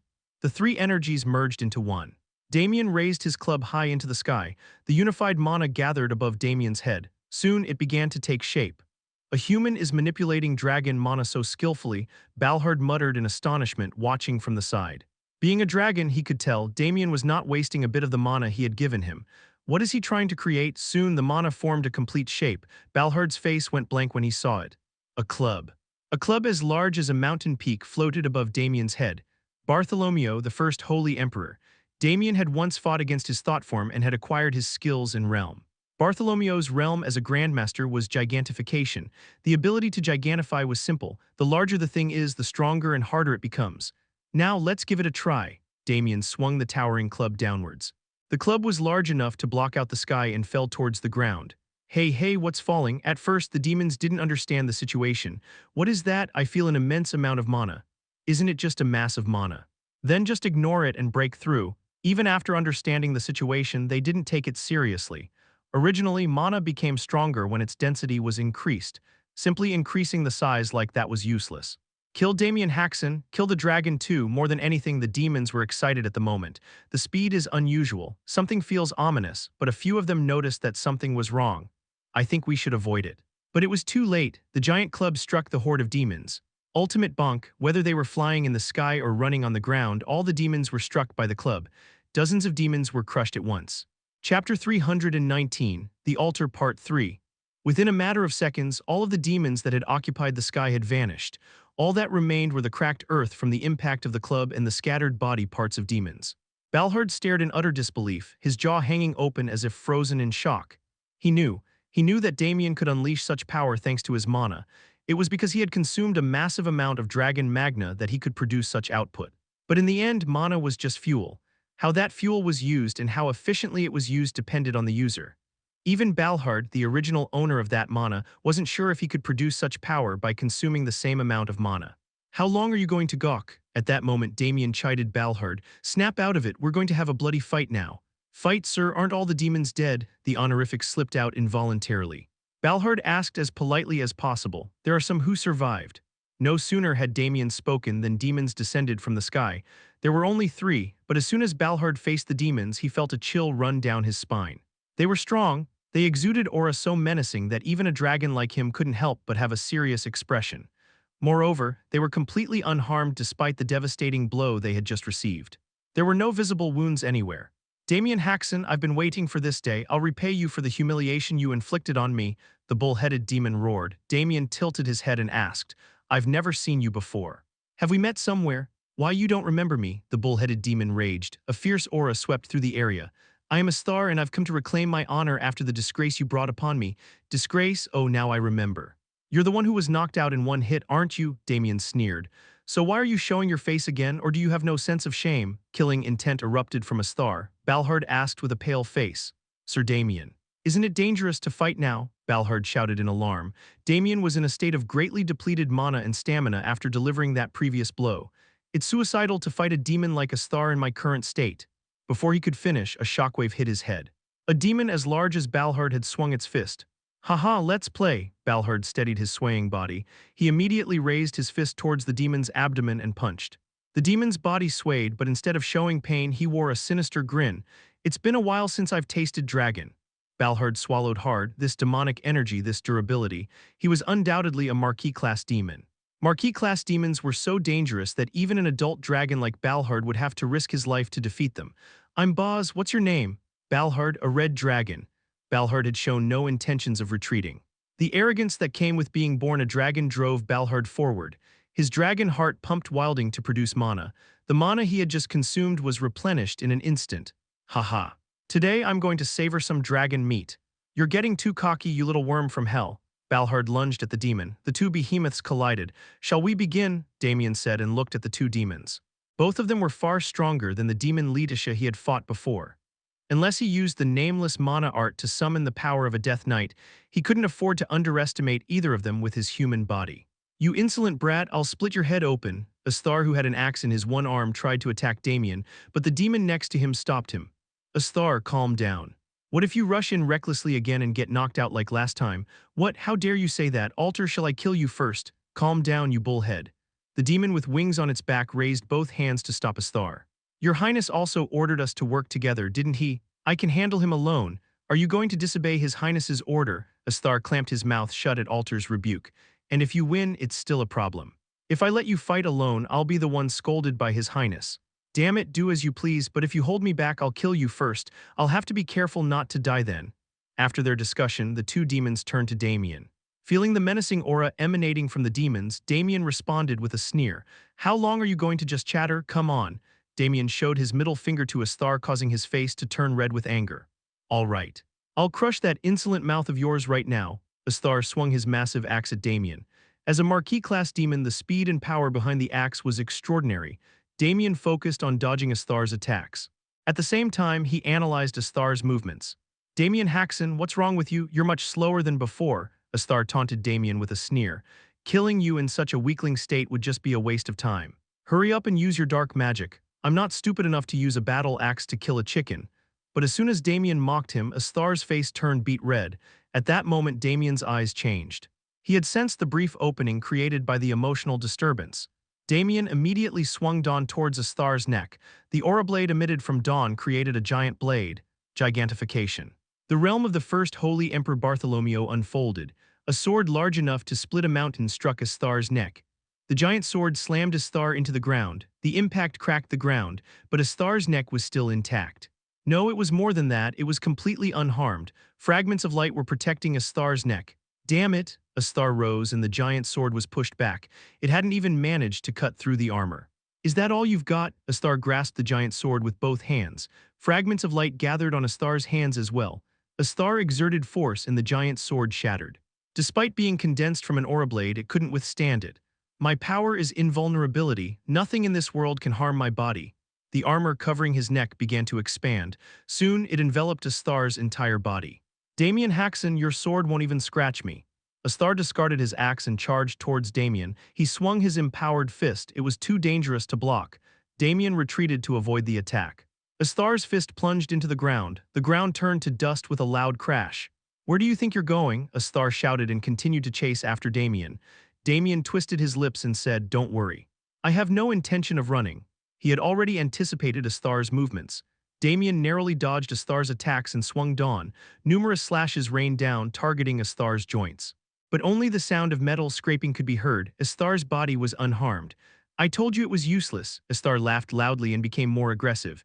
This is troublesome. Asthar was totally an abomination with unbreakable armor and tremendous speed and also solely focused on attacking. But his movements are monotonous. I can easily avoid attacks like these. At that moment, Damien's vision changed. Suddenly, the sky and the ground were flipped. Damien was taken aback. He couldn't avoid Asthar's attack in time. I'll shatter every bone in your body. Asthar's empowered fist struck towards Damien. It was too late to dodge. Damien tried to deflect Asthar's attack, but his body moved contrary to his intention. Instead of his right hand holding Dawn, his left arm moved. Asthar's fist struck Damien's abdomen. Damien was sent flying backward. You're still alive, Asthar said regretfully. Unbeknownst to Asthar, armor had already covered Damien's body. Hemera, the demonic armor that Damien had obtained earlier, had moved on its own to protect its master. Damien spat out blood. Thanks to Hemera, his body wasn't crushed, but his internal injuries were in a bad state. What's going on? Damien moved his body around. When I try to move my head, my eyes close. When I try to move my arm, my waist bends. Damien's senses and body were moving completely differently. Surprised? Strange, isn't it? Damien managed to lift his head with difficulty. Far away, the demon with bird wings was grinning grotesquely. That's my power distortion. All your senses are messed up now. You won't be able to move, let alone fight. Only then did Damien realize what had happened to him. By the way, I can also do this with my power. Alter, the bird-winged demon, reached out into the void. Then the demon's hand disappeared. Immediately afterward, the demon's blade hand emerged from beneath Damien's neck. Damien turned his head to avoid the demon's attack. I distorted space, it's fun. Wait, Alter looked puzzled and asked, how did you just dodge that? Damien stood up. He relaxed his shoulders and stretched leisurely. Alter was once again taken aback by the sight. You couldn't have possibly undone my power. Thanks to you talking, I've pretty much figured it out. Alter's power was still acting on Damien's body. That was why Damien was moving his body despite his messed up senses. What nonsense are you spouting? That's impossible, Alter shouted, to understand the complexly twisted senses in such a short time and move his body skillfully. Even after using the distortion power for many years, he had never seen such a case. I'm just a bit of a genius, Damien said casually. Alter looked dumbfounded. Alter. How long are you going to chatter? Asthar shouted, charging towards Damien. He swung both fists at once. Damien immediately gave his body an order. He jumped off the ground to avoid Asthar's attack. It's impossible, impossible. Alter was even more shocked when Damien not only stood up but also dodged the attack. Alter, don't just stand there, attack him, Asthar shouted. Alter finally came to his senses. All right, all right. Let's kill him first. Alter spread his wings and feathers shot out in all directions. Alter immediately distorted the space. The feathers disappeared and then poured down on Damien. Damien swung Dawn to cut the feathers. The feathers exploded immediately. Damien Haksen, Asthar emerged from the explosion. Damien narrowly dodged Asthar's fist, barely avoiding it by a hair's breadth. I can't hold on much longer. In truth, Damien's situation wasn't that good. With his messed up senses, he could only barely dodge attacks. As expected, there's a limit to my current abilities. A Marquis-class demon was a powerful being comparable to a Grandmaster. Damien hadn't yet reached the realm of a Grandmaster. It can't be helped, I'll use it one more time. Damien manifested the authority of envy. The mana flowing through his body was transformed into a dark mana. Damien immediately activated the nameless mana art. Damien's eyes turned blood red. At the same time, darkness began to ignite beneath his feet. Ha, so you're finally going to use that. Asthar was overjoyed when Damien activated the nameless mana art. Good. Now I'll give it to you good, I'll crush you right. At that moment, darkness spread out from Damien. The darkness covered the feet of Asthar and Alter. Damien stepped into the darkness. Immediately, spears shot up from the darkness. Countless spears pierced Asthar and Alter. Ah, Alter screamed. His head drooped as his entire body was impaled by spears. Alter, on the other hand, Asthar was unharmed. It was thanks to the power of invulnerability that had blocked the spears. Damien Haksen, I'll kill you. Asthar broke the spears and charged towards Damien. When he broke all the spears, Damien's figure appeared. Damien held a sword made of an aura blade and attacked Asthar. I told you it was useless. However, Asthar didn't dodge. He trusted in the power of invulnerability. But Damien wasn't just swinging his sword blindly. Sword God, Damien swung his sword down. The black aura blade fell on Asthar's head. The strike that cut through everything severed Asthar's body. Asthar couldn't even scream. By the time he realized his fate, his body had already been split in two. Despite defeating two powerful enemies, Damien didn't seem happy at all. It was because the real threat was yet to come. Vahel.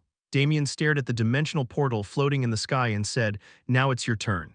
Come out, Chapter 320, another round with Duke-class Demon Part 1. Ahahaha. Watching Damien from beyond the dimensional portal, Vahel burst into loud laughter. Migmeg, did you see that? Damien Haksen just crushed Asthar and Alter, and he did it using dark magic.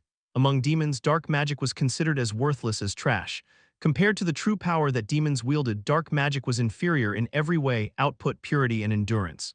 Yet Damien Haksen had used that inferior power to instantly deal with two demon marquises. And it wasn't just any demon, he cut through Asthar's power. Can you believe that? What was even more astonishing was the sword strike that Damien had just used to slice Asthar in half.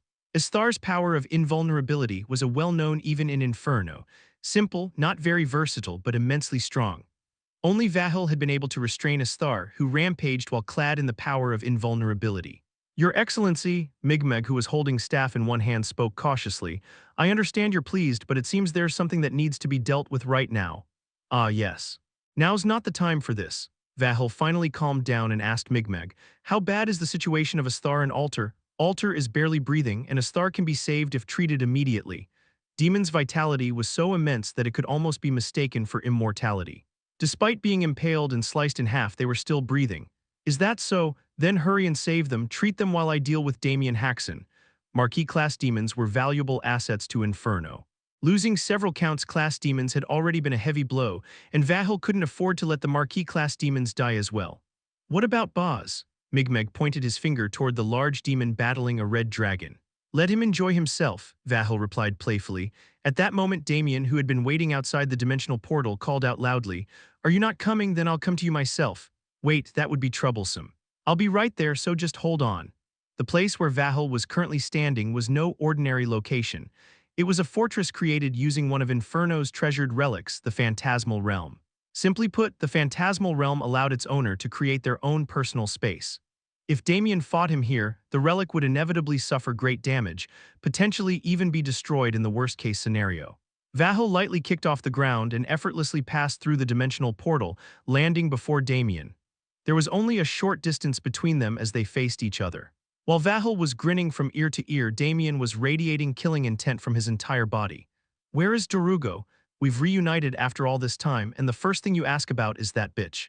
That hurts my feelings a bit. Cut the crap and answer, is Darugo alive? At Damien's threatening words, Vahel chuckled and pointed toward the dimensional portal. Of course, she's safely kept inside. But before you get to Darugo, you'll have to deal with me first. Don't worry about that, I wasn't planning on letting you live either. Vahel laughed, his shoulders shaking with amusement. He was the Duke of Inferno and was being threatened by a mere human. Vahel found the situation utterly delightful and entertaining. Your resolve is admirable, but you'd better watch your surroundings first. At that moment, something formed right in front of Damien. It looked like a translucent salt crystal, with irregular protrusions jutting out in all directions. That's going to hurt quite a bit, Vahel remarked. Before he could finish speaking, the crystal expanded rapidly. Its jagged spikes stretched out in all directions as they tried to envelop Damien. Just before the spikes could impale him, Damien activated his protective aura. Darkness from the ground surged up and enveloped his body, colliding with the crystal spikes. The result was a defeat for the darkness. The expanding crystal spikes shattered the darkness instantly.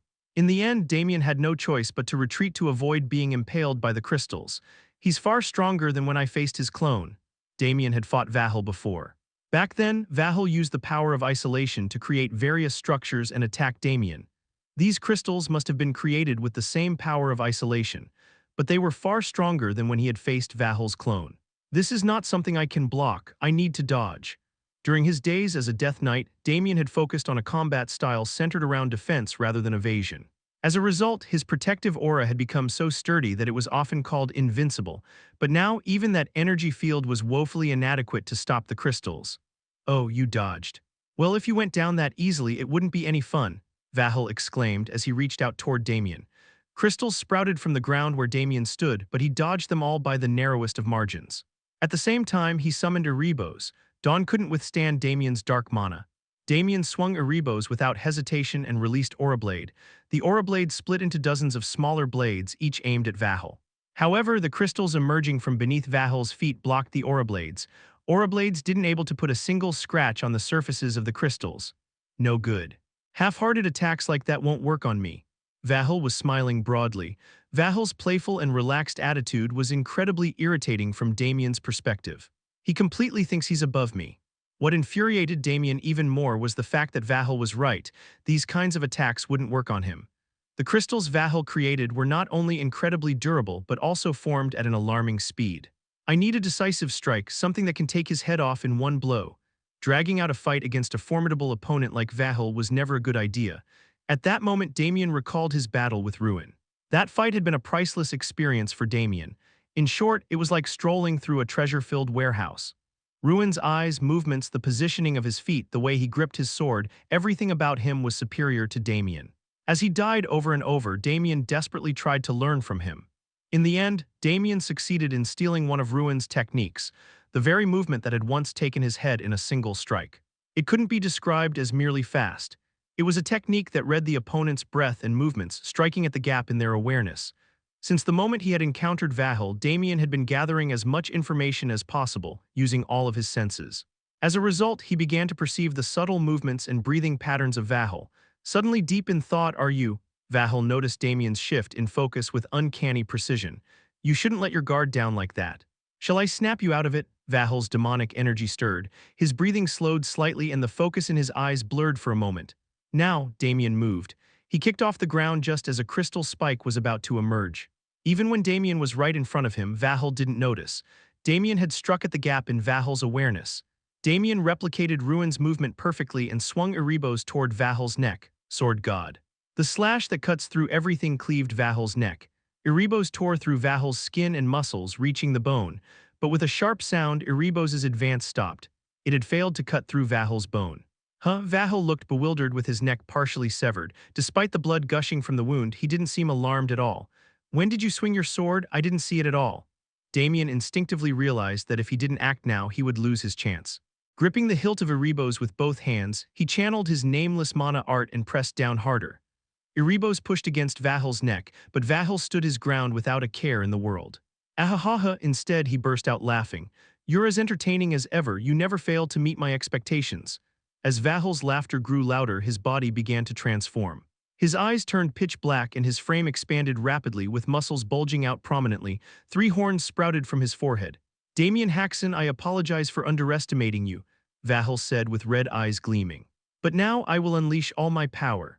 With a single swing of Vahel's hand toward Damien, the ground and nearby mountain peaks were shattered into pieces. While Damien and Vahel clashed, the four great demon kings also began to move. Security had loosened because they were searching for the altar. Now was the perfect time to free Dorugo. Thanks to prior planning, they reached the prison without encountering any demons along the way. However, avoiding all conflict was impossible. A lone demon was guarding the entrance to the prison. "Why are you here?" Demon with a mosquito head asked them. Laria glared at the four of them. They swallowed nervously. Laria was one of Vahel's trusted aides, a Marquis-class demon with extraordinary strength that rivals even Asthar. Even if all four of them attacked together, victory was far from guaranteed. "We're here to free our mother," one of them said. Despite the overwhelming odds, they prepared to release their full power. They would have to kill Laria to free Dorugo. "Fools have gone mad." Laria sneered, her muscles swelling even further as she activated her true power. Vahel's fighting style was simple. When Damien was close, he swung his fists. When Damien was at a distance, he summoned crystals to attack. Damien dodged the crystals and aimed for openings as he continued to slash Vahel's body. Vahel neither dodged nor used crystals to defend himself. He took several deep wounds from Damien's strikes. "Ha ha ha, your movements are impressive," Vahel laughed as he was totally unfazed. If anything, his excitement only grew stronger. "What a monstrous creature," Damien thought and bit his lip in frustration. "To think I'm being pushed back even with my nameless mana art in use." Despite using the power of the Death Knight, Damien had yet to turn the tide against Vahel. Vahel was superior to Damien in every way: speed, power, and overall strength. It was an unavoidable truth. Damien was currently in a human body. The nameless mana art Damien had created was based on the powerful physique of the Death Knight.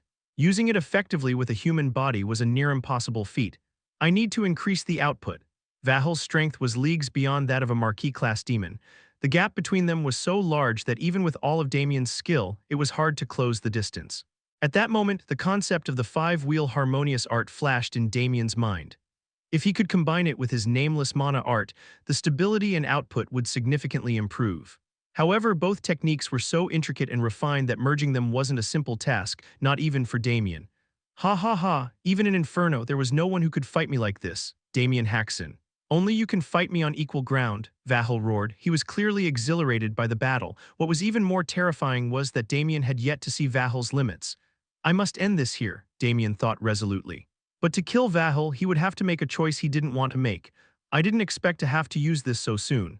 7 symbols began to glow on the back of Damien's hand. The mysterious power was manifesting. At that moment, a crossroads of fate appeared before Damien's eyes. His fate diverged into 2 distinct paths: the present life and the previous life, humanity and the Death Knight. "Damn it. I can't believe I have to choose this with my own hands." Damien cursed and reached out toward the fate of the Death Knight.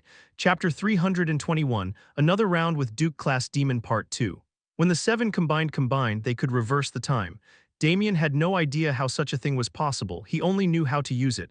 "I can't believe I have to choose this with my own hands," Damien muttered. His expression began to twist as he grasped the fate of the Death Knight. During his time as a Death Knight, Damien was the slave of Dorugo. He also committed unspeakable atrocities.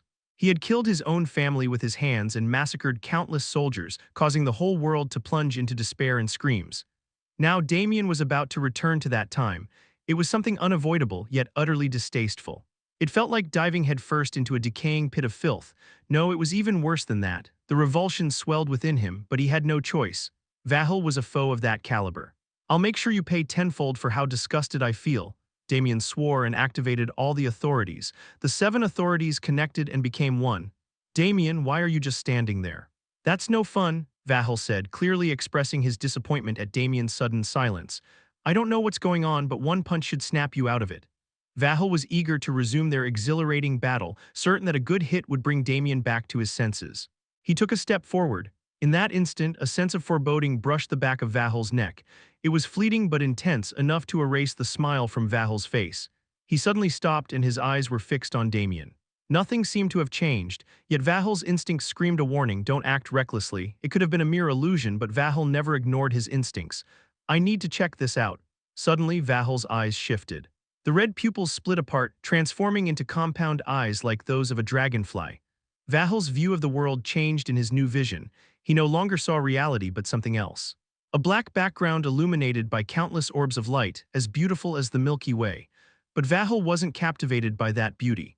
Instead, he glared at it with the ferocity of encountering a sworn enemy. Come on, show me what you've got. As a Duke-class demon, Vahel possessed the power to glimpse fate, but fate's flow had long since become tangled, reaching a point where no one could see it clearly anymore. That wasn't necessarily a bad thing. The fact that fate had become entangled meant that no one knew what might happen. Thanks to this, Vahel had been able to deceive Darugo and emerge into the human world. Originally, this was never a destiny permitted to Vahel. After peering into fate for a long while, Vahel muttered in a stiff tone, "I can't see my own fate." Usually, Vahel could clearly observe his destiny. Though fate's flow had been tangled, his own fate had always stood out and continuously shone brightly. No matter what occurred in the future, Vahel knew he would remain alive. That certainty was why he had always lived with confidence. But now it was different. Even his own fate was invisible. That could only mean one thing: Vahel might die. All types of expressions vanished from Vahel's face. There was no trace of a smile. The excitement of battle that had heated his heart moments ago had completely cooled. Vahel no longer found being here enjoyable. This is dangerous. Just because fate couldn't be seen didn't mean death was certain. His actions could still change the outcome, especially since Vahel was a Duke-class demon. In both Inferno and the mortal realm there were few who could challenge him, but Vahel had no intention of gambling with his life. Not even if the odds of winning were extremely high. His eyes reverted to normal. He caught the sight of Damien. "I don't know how a mere human could affect my destiny." Vahel reached out towards Damien. With his life on the line, the game was over. Vahel intended to crush Damien's throat immediately, but as he prepared to unleash his power, a sudden sense of dread intensified. Vahel couldn't bring himself to activate his abilities. He wasn't sure what effect this choice would have on his fate. At that moment, something transmitted itself into Vahel's mind. "Your Excellency, we have a problem." It was Laria, who had been left behind in the phantasmal realm. She was speaking to him from afar. "What is it?" "Darugo has escaped." Vahel's expression twisted into a scowl at those words. "How did that happen? Darugo shouldn't have the power to escape. Her offspring helped her break free." Vahel ground his teeth in frustration. Darugo was no trivial opponent. They had only been fortunate enough to capture her with ease. "Laria, didn't I tell you to guard her properly?" "I'm sorry." "Don't be sorry, you'd better fix it." "I told you not to let Darugo escape under any circumstances." "I have no excuse." "Damn it, I'm coming right now." Vahel cut off the communication with Laria and stared at Damien with conflicted expressions. Considering the danger Damien posed, he couldn't just leave him alone, but there were too many unsettling uncertainties about engaging him. Moreover, Darugo was the more pressing concern right now. Leaving her unchecked could lead to unimaginable consequences. "There's no need to touch something so dangerous with my own hands." Vahel activated his power. A barrier formed around Damien, creating a rectangular enclosure. It was a secluded space Vahel had crafted with all his strength. No demon would be able to break through it. "Damien, I'll deal with you next time." With that, Vahel turned his back and ran toward the phantasmal realm. Damien could only stare in bewilderment as Vahel fled into the distance. "Did you really think I'd let you go?" Damien had already finished preparing to activate time reversal. He unleashed all 7 authorities simultaneously. Immediately, wounds opened all over Damien's body. His torso, arms, legs, and face, no part was spared. His flesh split open and blood gushed from the wounds. The pain was so excruciating that he couldn't even scream. Damien collapsed to his knees, but the agony didn't stop. The wounds kept increasing and the existing ones deepened. They even reached his internal organs. Damien quickly ceased the activation of time reversal. Only then did the wounds stop multiplying. Cough, cough. Damien was on his knees and spat out blood. Fragments of internal organs came out with the blood, a sign that the injuries had penetrated deep inside. Damien opened a subspace and pulled out the Dawn and some healing potions. Dawn sensed his critical condition and immediately began to channel divine power, but the wounds were so severe that they weren't healing easily. Damien gulped down the healing potions one after another. He also used a sapling of the World Tree to boost his recovery. "I see." As his wounds began to heal, Damien realized something. The meaning behind these injuries became clear. These are the places where Darugo performed the surgeries. Darugo had subjected Damien to countless procedures to transform him into a Death Knight. She had carved out his muscles and replaced them with others, removed his organs and substituted them with different ones, implanted various magical artifacts, and injected bizarre concoctions into his body. Just activating the time reversal isn't enough. To recreate the Death Knight's body, Damien would have to endure the same surgeries he had once undergone. In other words, he had to withstand the same agony and despair he had experienced back then. "This is one hell of a price to pay." Damien let out a bitter laugh, but despite the smile on his lips, his eyes were filled with deep darkness. In the blink of an eye, Vahel returned to the phantasmal realm. The first thing he noticed upon entering was the ruined fortress. At its center stood Laria. Laria, you've really made a mess here. Apologies, my lord. Anger flared within him. Vahel instinctively kicked Laria. Her massive frame crashed into the wall. Vahel spoke, back to your position. Laria immediately returned to where she had originally been standing. Vahel clenched his teeth as he questioned her. Did Dorugo's offspring cause this chaos? Yes. What exactly were you doing? Don't tell me you lost to those pathetic undeads. I have no excuse. Just as Vahel was about to strike Laria again, a dimensional gate that had been wide open and Migmeg emerged from it. Behind Migmeg floated the unconscious Altar and Asthar.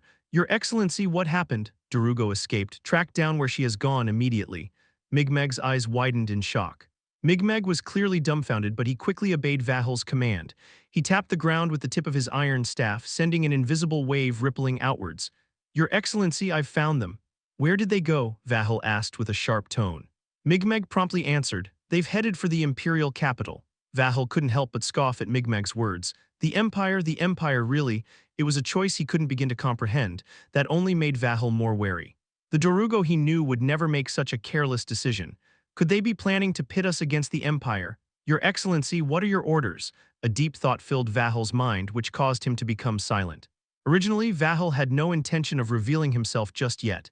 He wasn't afraid of humans, but unexpected things could always happen. Who knew what might occur if he ended up fighting all of humanity?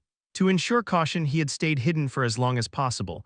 We'll head to the Empire, but Dorugo was too dangerous. He couldn't allow her to roam freely. Migmeg, open a dimensional portal. We're going to the Empire.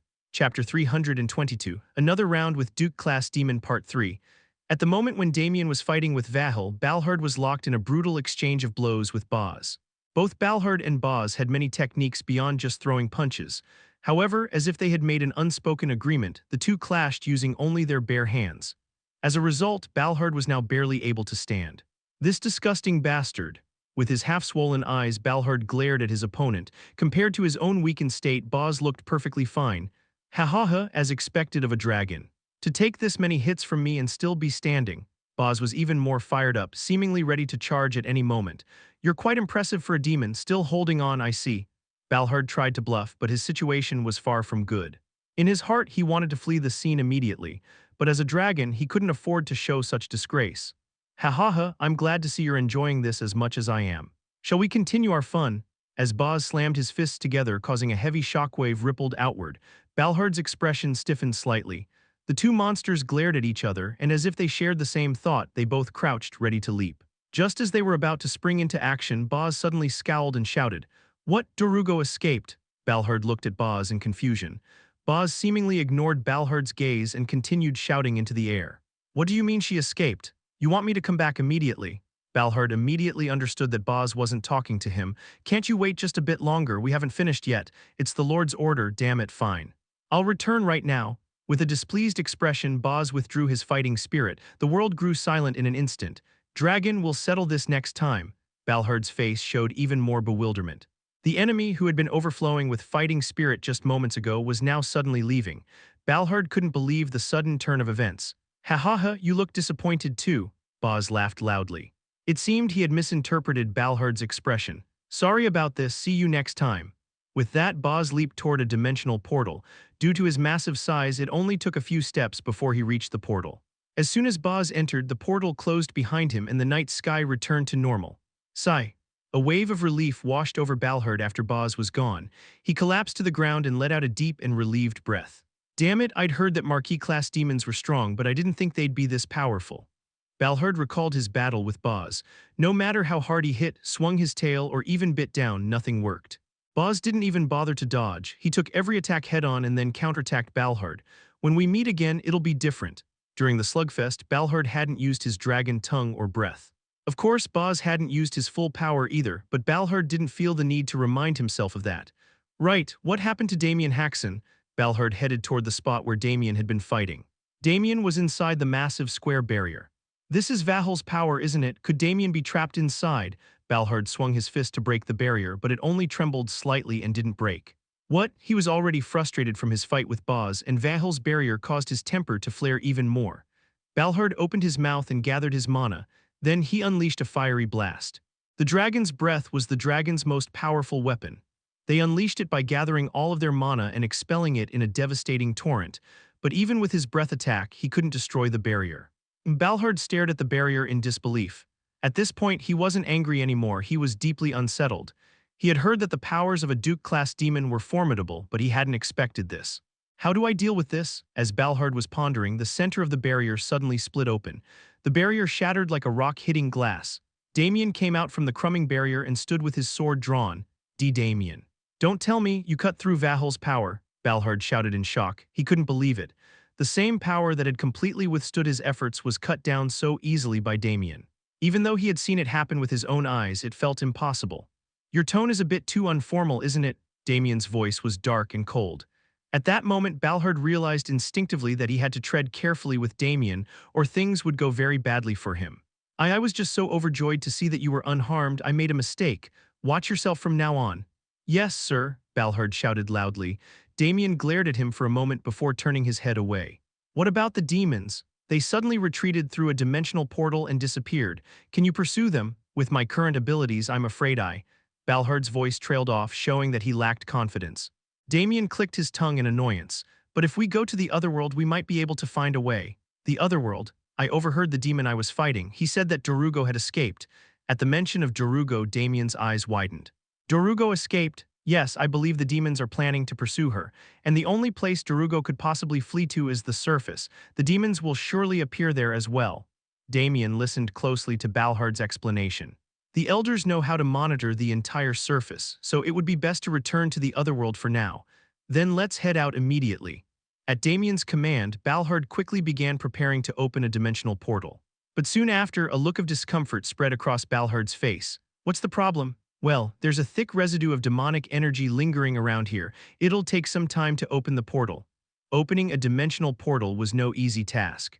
If the flow of mana in the surroundings was even slightly off, the portal might not open at all, or worse, it could lead to an entirely wrong location. That might be true for humans. But for higher beings like demons or dragons, controlling dimensional portals was a much more advanced skill. Aren't you a dragon? I'm good at fighting, but not so much at this sort of thing. Damien stared at Balhard with a look of utter disappointment. Open it as quickly as you can. Why, yes, sir. As Balhard struggled to open the portal, Damien sat down and lifted Erebos. I need to consolidate what I've just learned.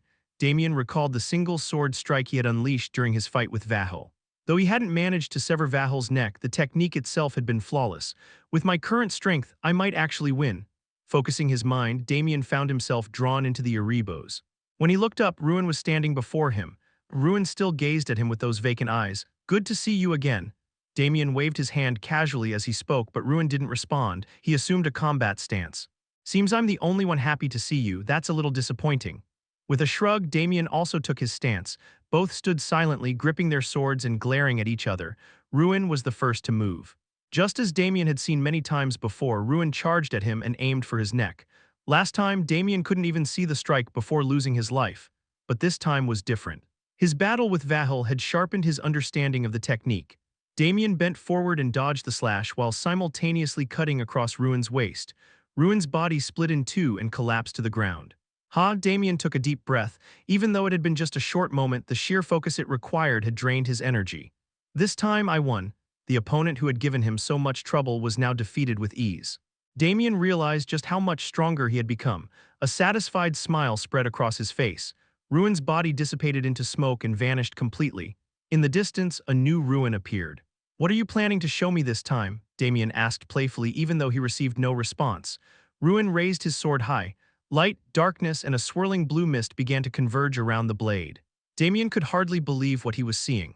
Ruin was merging normal mana, dark mana, and divine power into one. It was a technique that even Damien had only imagined but never dared to attempt, and yet Ruin was doing it effortlessly. A shiver ran down Damien's spine. His whole body trembled. Then Ruin brought his sword down. The three energies combined and rushed toward Damien in a powerful strike. Damien swung his sword, releasing his own aura blade to counter. The two attacks collided. However, Damien's strike didn't hold up for even a second before it vanished. It wasn't cut down or destroyed, it simply evaporated as if it had never existed. Ruin's attack cleaved through Damien and his body completely disintegrated. Damien was jolted awake. He patted himself down with both hands. Thankfully, his body was intact. That was a truly absurd monster. He recalled the Aura Blade Ruin had unleashed. To think that Ruin could so easily perform a technique that Damien himself couldn't yet manage. Is he still that much stronger than me? A bitter smile crossed Damien's lips as he focused his mind once more. I'll steal that technique too. Damien's consciousness was once again pulled into Erebos. My lord, I've returned. The moment Boz stepped through the dimensional portal, he knelt before Vahel. Well done, I'm sorry for interrupting your fun. Not at all, my lord, I am but your servant, Boz said as he bowed his head down. Vahel grinned, apparently pleased with Boz's loyal demeanor. Take a good rest. We'll soon be heading to the Empire and will be causing chaos the moment we arrive. Humans are nothing to fear, Boz replied confidently. He wasn't boasting for Vahel's sake, he truly believed it. You're always so reliable. Thank you, my lord, but how did Darugo manage to escape? Boz asked with a curious expression. Darugo had been guarded by Laria, a Marquis-class demon. No matter how hard Boz thought about it, he couldn't imagine how Darugo could have escaped from Laria's grasp. Darugo's undead minions attacked Laria and helped her to escape, Vahel said casually. However, Boz's doubts only grew stronger. Laria lost to them. Boz was totally stunned. Laria was a powerful demon, standing on equal footing with Asthar. Even Boz himself wasn't confident he could defeat her. And now, undead creatures had supposedly helped Darugo escape from someone as formidable as Laria. Boz, it seems like you don't believe me. No, my lord, that's not it. I didn't believe it at first either, but after seeing this, I had no choice. With a flick of Vahel's finger, a Count-class demon dragged something toward them. It was Theta. Theta had once been incredibly beautiful that she was also admired by many demons. But now, her face was so battered and bloody that she was nearly unrecognizable. They sacrificed her to help Darugo escape. Those undead must have been desperate. That's why Laria couldn't stop Darugo from getting away. Boz finally accepted the explanation. There was nothing more dangerous than a cornered beast. Now that your curiosity's settled, shall we get moving? Migmag, open the way. Migmag waved his iron staff. A massive dimensional portal opened in the center of the ruined fortress and revealed the Imperial capital on the other side. Let's go capture Darugo again, Vahel said as he leaped through the portal. The other demons followed closely behind him. Mom, what's that? The first person in the capital to notice their arrival was a young boy. What are you talking about, dear? His mother asked. That over there, he said, pointing to the sky. His mother looked up casually, but her face quickly turned pale. What is that? Monstrous figures were pouring down from the sky. Although she had lived her entire life in the capital, she instantly recognized how terrifying and dangerous those creatures were. Mom, the boy stammered as he clung to her. She pulled him close and tried to comfort him. It's okay. The capital is protected by the barrier. Just then, the transparent barrier surrounding the capital collided with the demons. The barrier shattered in an instant. The demons landed on the ground and chaos erupted in the city. Somebody help. What are these monsters? Where's the guard? Where's the city guard? The citizens of the capital frantically tried to flee. Vahel smiled as he watched the fleeing citizens of the Empire. Like lambs fattened for the slaughter. My lord, may I enjoy a little snack? Boz asked eagerly. Go ahead, you deserve a little fun, Vahel replied casually. A grin spread across Boz's face, and in an instant his body began to grow. In the blink of an eye, Boz towered over the Empire's walls, far larger than before. Where do you think you're going? Leave your souls behind, even if your bodies escape. With a sweep of his massive hand, the fleeing citizens' souls were pulled into his grasp. The souls of Imperial citizens were ripped from their bodies, rendering them lifeless on the ground. Boz gleefully gazed at the souls in his hand and laughed wickedly. Let's see how they taste. Just as Boz was about to lick his hand, a bolt of lightning struck from the sky, piercing his skull in an instant. "Rah!" Boz roared in pain, his face twisted with fury as he screamed. Who dares? Show yourself up here, you overgrown chicken. A voice mocked him. Boz quickly turned his head to his shoulder where a boy was standing. Who are you? Boz asked with a serious tone. The pressure radiating from the boy was unlike anything he had encountered before. Me, even if I told you, I doubt you'd know. The boy replied nonchalantly. The boy raised his hand and a ring on his finger transformed into a spear. Listen carefully, I'm the one they call the Mercenary King, and I've come here on behalf of the Empire to smash your ugly heads. Wow, I didn't know there was another human this strong. Vahel muttered in admiration as he watched the Mercenary King standing on Boz's shoulder. Not quite on the level of Damien Haksen, but impressive nonetheless. Could he be a Grandmaster? As Vahel observed the Mercenary King, the sound of footsteps caught his attention. Two men appeared. And who might you be? Vahel asked, but the two men ignored him and spoke amongst themselves. Eus, is that the one you mentioned? One man asked. Yes, he's a Duke-class demon, so don't let your guard down, Imperial Supreme Sword replied. Just when I was happy to hear that Pandemonium's forces were weakened. Now this, what a nightmare. Still, I'm here and the Church's forces will arrive soon, we have chance. Imperial Supreme Sword reassured him. Yeah, that makes me feel a lot better, the man scoffed. Both men gripped their swords tightly. Now the Imperial Supreme Sword and the Sword Saint stood between the demons and the Empire. Chapter 323. The Grandmaster Part 1. After Damien's departure, the Imperial Supreme Sword focused on dealing with the remnants of Pandemonium. It wasn't a particularly difficult task. With its core forces gone, Pandemonium wasn't even a match for the elves, let alone the Imperial Supreme Sword. Just as everything seemed to be going smoothly, the Imperial Supreme Sword sensed an ominous shift in fate. Fate whispered to the Imperial Supreme Sword, a great upheaval was soon to strike the Empire. With Pandemonium's power greatly diminished, the only beings capable of causing such chaos were the demons. The Imperial Supreme Sword immediately used a relic to contact the Empire. He told them to prepare knights in case the demons might attack. The Imperial Supreme Sword also quickly returned to the Empire by borrowing the power of the World Tree. And now he found himself face to face with the demons. The number of demons was much smaller than what had been seen in Ulfheim, but there was no room for complacency. The aura emanating from the remaining demons was anything but ordinary. "Oh, it's that human from the island, isn't it?" A voice came from the one standing at the center of the demon forces. He looked like an ordinary human male, but the Imperial Supreme Sword couldn't help but feel a chill. That man's name was Vahel. He was a Duke-class demon. "We didn't get to exchange any words last time, did we? That was a real shame, but it's good to see you again like this." Despite Vahel's greeting, the Imperial Supreme Sword remained silent. Vahel noticed this and asked with a puzzled expression. "Hey, don't tell me you don't remember me. I remember you. Then why aren't you responding? I'm not one to chat with enemies in front of me." Vahel's eyes widened in surprise, and then he burst into laughter, clutching his belly. "Yeah, you're right, an enemy is an enemy, not a friend." With a flick of Vahel's hand, a demon with a mosquito-like snout stepped forward. "Laria, don't hold back, we need to find Dorugo quickly." "Understood." Before the words had even finished, Laria's body vanished. At the same moment she appeared behind the Imperial Supreme Sword. She was fast, but what was even more shocking was her stealth. Not even the faintest sound had been heard when Laria moved behind the Imperial Supreme Sword. She swung both fists, aiming to crush the Imperial Supreme Sword's head. But then something strange happened. The two hands, which had been flying toward the Imperial Supreme Sword's head from both sides, suddenly slammed into Laria's own chest. Laria's body was flung backward with a sound like the air being split open. She stared at the Imperial Supreme Sword with a bewildered expression.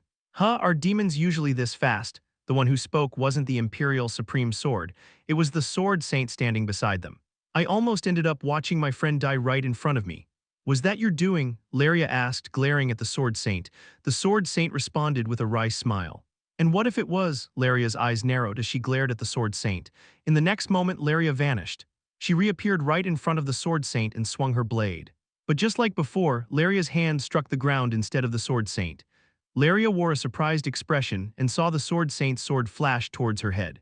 The tip of the Sword Saint's blade struck Laria's forehead, causing her head to snap back as her body was pushed backward.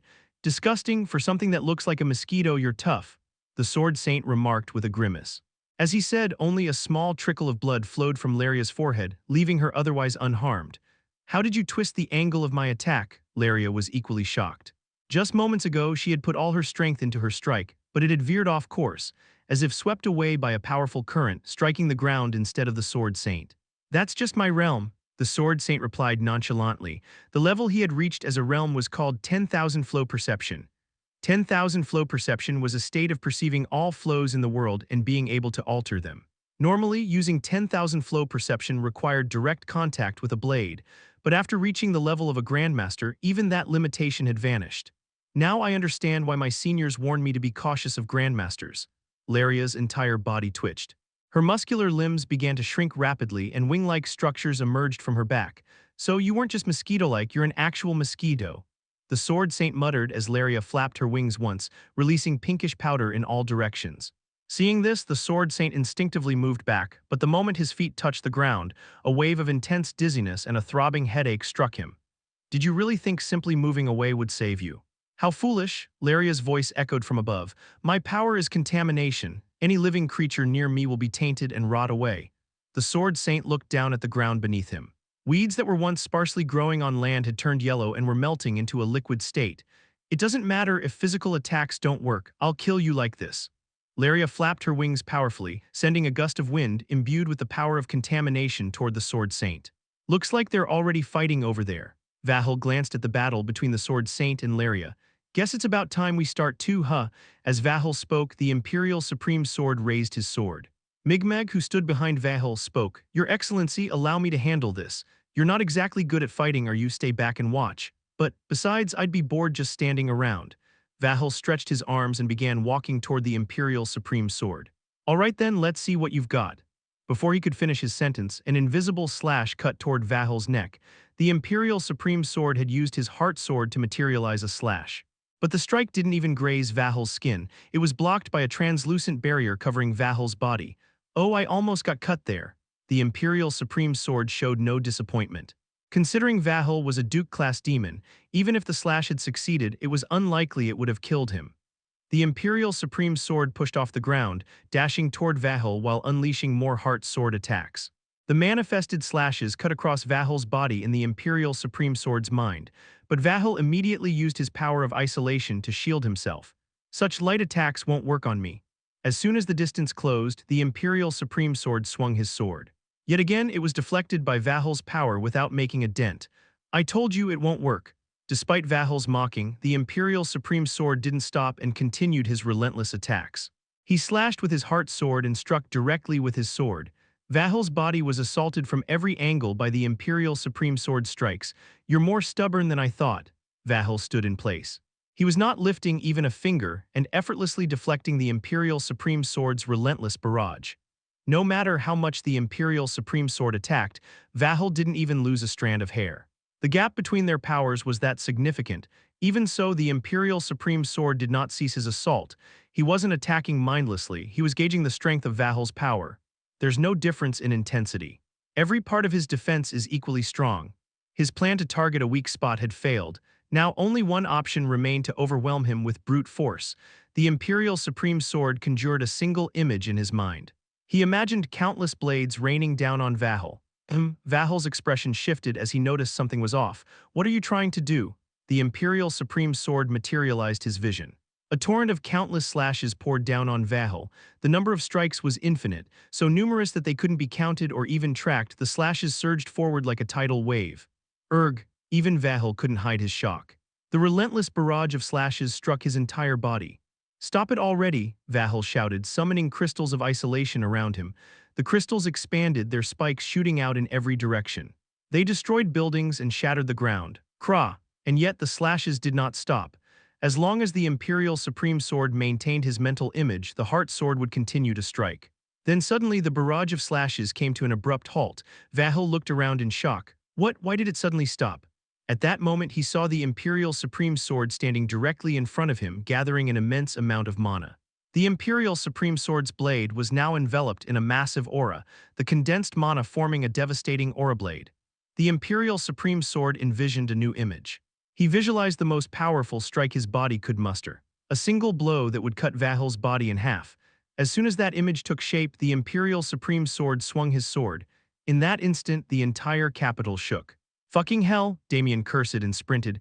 His face was full of urgency. Suddenly, an aura blade shot towards him from a distance. Damien threw himself on the ground and rolled just in time as the slash swept through the space where he had been running moments before. The ground was split open, revealing smooth and polished surfaces that didn't resemble Earth at all. Damien stood still for a moment to catch his breath. From experience, he knew Ruin would pause briefly after swinging his sword. He had to recover his stamina in that short window. How is he still so strong despite being past his prime? Damien had already died 30 times in this place. Thankfully, it was a mental space, so not much real time had passed. Damn it. Ruin lifted his sword again. Damien stopped resting and started moving again. How on earth did he combine all those different energies, mana, dark mana, and even divine power? Ruin had effortlessly fused what were known to be incompatible energies and woven them into one. The resulting aura blade's power was beyond imagination. It was capable of cutting through Damien's aura blade like a hot knife through tofu. Shit, another slash flew towards him. Damien ducked low as he felt the crescent-shaped aura blade graze his hair as it whizzed past. Of course, Damien wasn't just running away the entire time. His eyes never left Ruin, watching his every move. He was analyzing the aura blades Ruin was creating. I'm starting to understand it. Damien called upon his dark mana and mana. Blue energy clashed violently with black energy. Damien forcibly suppressed the resulting backlash. Gray smoke coiled around his blade. Unfortunately, unlike Ruin's, it wasn't colorless. That was expected. While Ruin had used divine power, Damien had only managed to combine mana and dark mana. Still, this should be enough. Damien gripped his aura blade and charged at Ruin.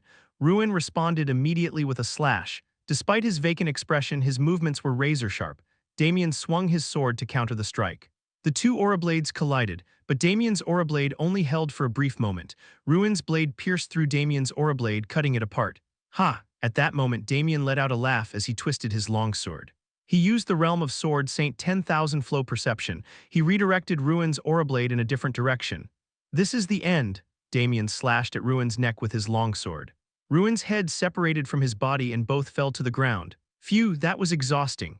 Damien wiped the sweat from his forehead. This battle had been even more grueling than the fight against Vahel. Then Ruin's corpse vanished. Moments later, a new Ruin appeared in the distance.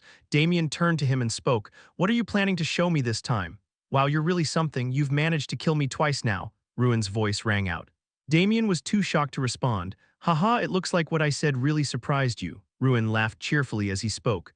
"By the way, my name is Ruin. Since fate has brought us together, how about I teach you some swordsmanship?" Chapter 324. The Grandmaster Part 2, A Meteor is Falling. At the moment the Imperial Supreme Sword brought his sword down, Vahel thought this. Of course, it was a ridiculous notion. That wasn't a star, it was just a sword wielded by a person. Yet even with that understanding, Vahel couldn't help but feel overwhelmed. A flawless, graceful slash struck Vahel right of his head.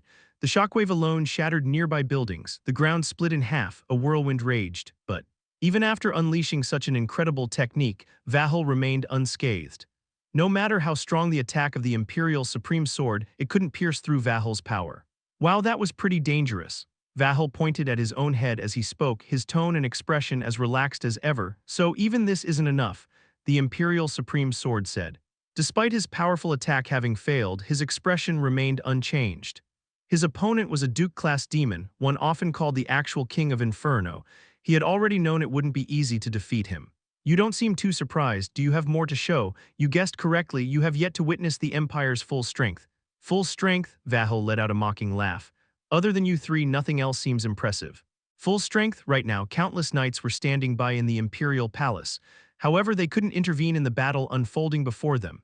In fact, they would only hinder the Imperial Supreme Sword. "Whatever that full strength is, you'd better show it quickly. Your friends don't seem to be doing so well." As soon as Vahel finished speaking, a flash of lightning erupted in the distance. The mercenary king had summoned a thunderstorm to attack Bass. "Ha, that tickles," but Bass was seemed to unaffected as he shrugged off the mercenary king's technique with his bare body. "You," the mercenary king's face hardened as he continuously fired off bolts of lightning. Yet he couldn't even land a critical blow, let alone prevent Bass from advancing. "Your friend doesn't seem too comfortable either." Vahel pointed behind the Imperial Supreme Sword. Every time Laria flapped her wings, a pink-tinged whirlwind swept through the air. The Sword Saint couldn't even get close as he was too busy dodging the winds. "In this situation, what kind of full strength are you planning to show me?" Vahel's tone was mocking. The Imperial Supreme Sword stared at Vahel for a moment before speaking. "Now I can show you." Now, Vahel was confused. Just as he finished speaking, a dimensional portal opened in the sky above the capital. As the dimensional portal opened, a group of mages emerged. An elderly wizard with a full head of white hair called out to the Imperial Supreme Sword.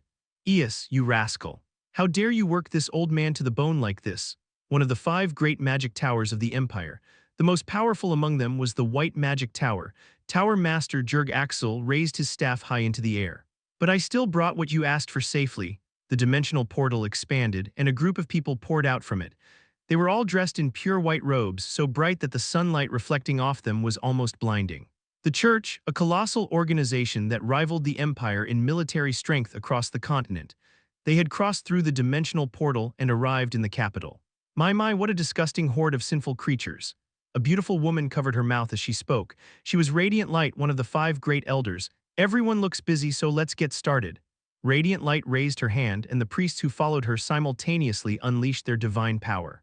A dazzling light engulfed the entire capital. Vahel looked on with astonishment. "This is..." Vahel glanced down at his own arm. The power that had surrounded his body was evaporating.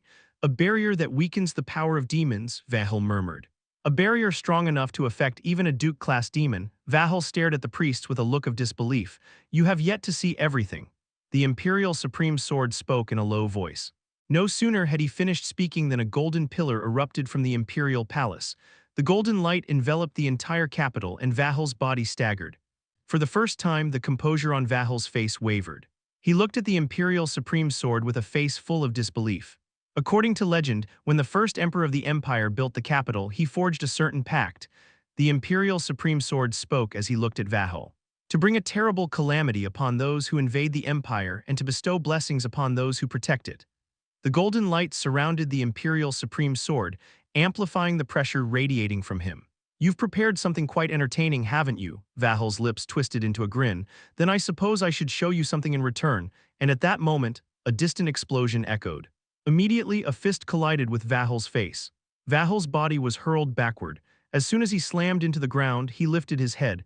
Thanks to his power, his face remained unscathed, but the shock was evident in his expression. What just hit me? It was I, you wretched filth of hell. Suddenly, an old man stood in front of the Imperial Supreme Sword. The old man wore an expression so fierce it resembled that of a vengeful spirit. You wretch crawling out from the underworld without knowing your place, I will personally stomp you to death. He was the strongest of the 5 great elders, Chinjiam, who was covered in blue flames. Chinjiam, thank you for the support. Think nothing of it. As someone who follows the words of God, I am merely doing what is expected of me. Even as he conversed with the Imperial Supreme Sword, Chinjiam's gaze was fixed solely on Vahal. Ah, and the other saints have joined the rest as well. They may not be as powerful as I am, but they're all capable, so don't worry. Then we can focus solely on him. The Imperial Supreme Sword stood side by side with Chinjiam. Looking at the 2 grandmasters, Vahal let out a dry laugh.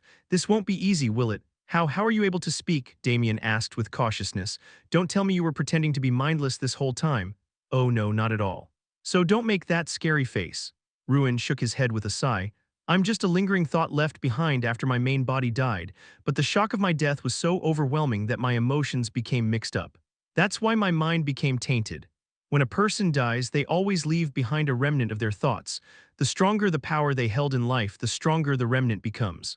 The stronger the remnant, the clearer the memories and sense of self. Some remnants are even identical to the original person. So, why have you regained your mind all of a sudden? It's because you killed me. Each time you killed me, the impact scattered my emotions. Thanks to that, my mind became clearer. Ruin brushed off his clothes with both hands as he spoke. In other words, the fact that we're able to talk like this is all thanks to you. I'm grateful. Oh, do you know who killed me? You'll be surprised when you hear. The Salvation Squad, wasn't it? You even knew that. Are you perhaps one of my followers or something? Ruin smiled broadly as he spoke. He was much more talkative than Damien had expected. Damien found it hard to adjust to this side of Ruin. So, I suppose you hold a grudge against the Salvation Squad, considering that a hero like Ruin had left behind thought form that couldn't even maintain its sanity. Well, Ruin's expression grew complicated as his words trailed off. I remember everything from the moment my main body died. The shock of being betrayed by my trusted comrades, the pain I felt right before I died, I remember it all vividly. Damien recalled the sight of Ruin's corpse and the wounds left on it. The wounds were far too numerous and deep for any one person to bear, but strangely enough, while the original might have felt sadness, it never resented them. I can't understand that. Really, I can. After all, I'm just a remnant of the original's thoughts. Damien paused as he thought carefully before speaking. You might not know this, but the world knows nothing about your existence. All of your accomplishments are credited to the Salvation Squad, and yet you don't hold any resentment. Not at all. Ruin answered without the slightest hesitation. The original me, I didn't help humanity for the sake of glory. Then why did you fight? I fought for humanity, of course. Ruin answered as if it were the most obvious thing in the world. Damien was slightly taken aback. He had never encountered someone so pure in his life. I have a question. What exactly are you? What's your connection to Dorugo? And Dorugo? Damien began asking the questions that had been on his mind for some time, but Ruin shook his head. Sorry, but I don't have much time left.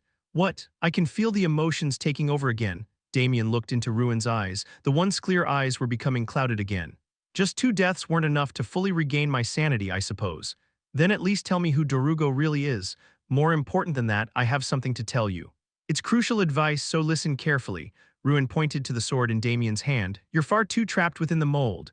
The mold, Damien almost let out a laugh in disbelief. The mold. It was a term he'd never heard used to describe him before, not after all the battles he'd fought. You probably haven't met anyone more extraordinary than yourself in your entire life. You can learn any technique just by watching and even reach levels that others spend their whole lives mastering. But what followed left Damien in shock. Ruin had seen right through Damien's talent. How do you know that? But that's not all, Ruin continued. Your talent is far greater than you realize, yet you remain unaware of it. Ruin spread his arms wide as he spoke. Damien, don't set limits for yourself. Imagine you were born with the ability to do anything.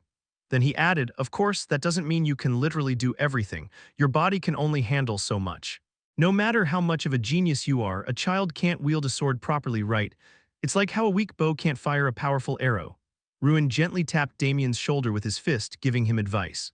So first, focus on strengthening your body. Accumulate more mana as well. The stronger your foundation, the more you'll be able to achieve. How do you know so much about me? Damien asked. Ruin responded nonchalantly because naturally I would know. He then revealed something shocking. You're my reincarnation. Chapter 325, The Grandmaster Part 3, Damien unknowingly frowned. He had just heard something absurd.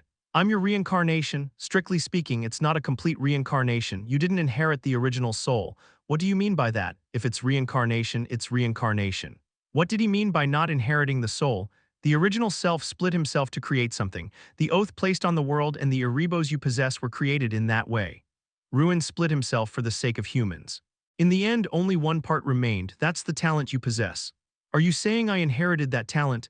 Yes, when he died I thought talent had disappeared. I didn't expect it to remain in the world. Ruin paused, then spoke again. It was probably left behind for humans. That's just the kind of being Ruin was, even to the end. With that, Ruin gave a bitter smile. Damien Haksen, let me make this clear as the original owner of that talent. Your talent is greater than you realize, so set yourself free, break out of your constraints. How am I supposed to break free? I'm already free. Damien genuinely couldn't understand Ruin's words. Right now, Damien felt boundlessly free. He had lived his life without ever knowing limits. He could do anything he desired. If it were easy, do you think I'd be advising you? Start by recognizing the constraints. That's what will broaden your vision. Ruin's figure began to blur. Damien felt the space around them collapsing.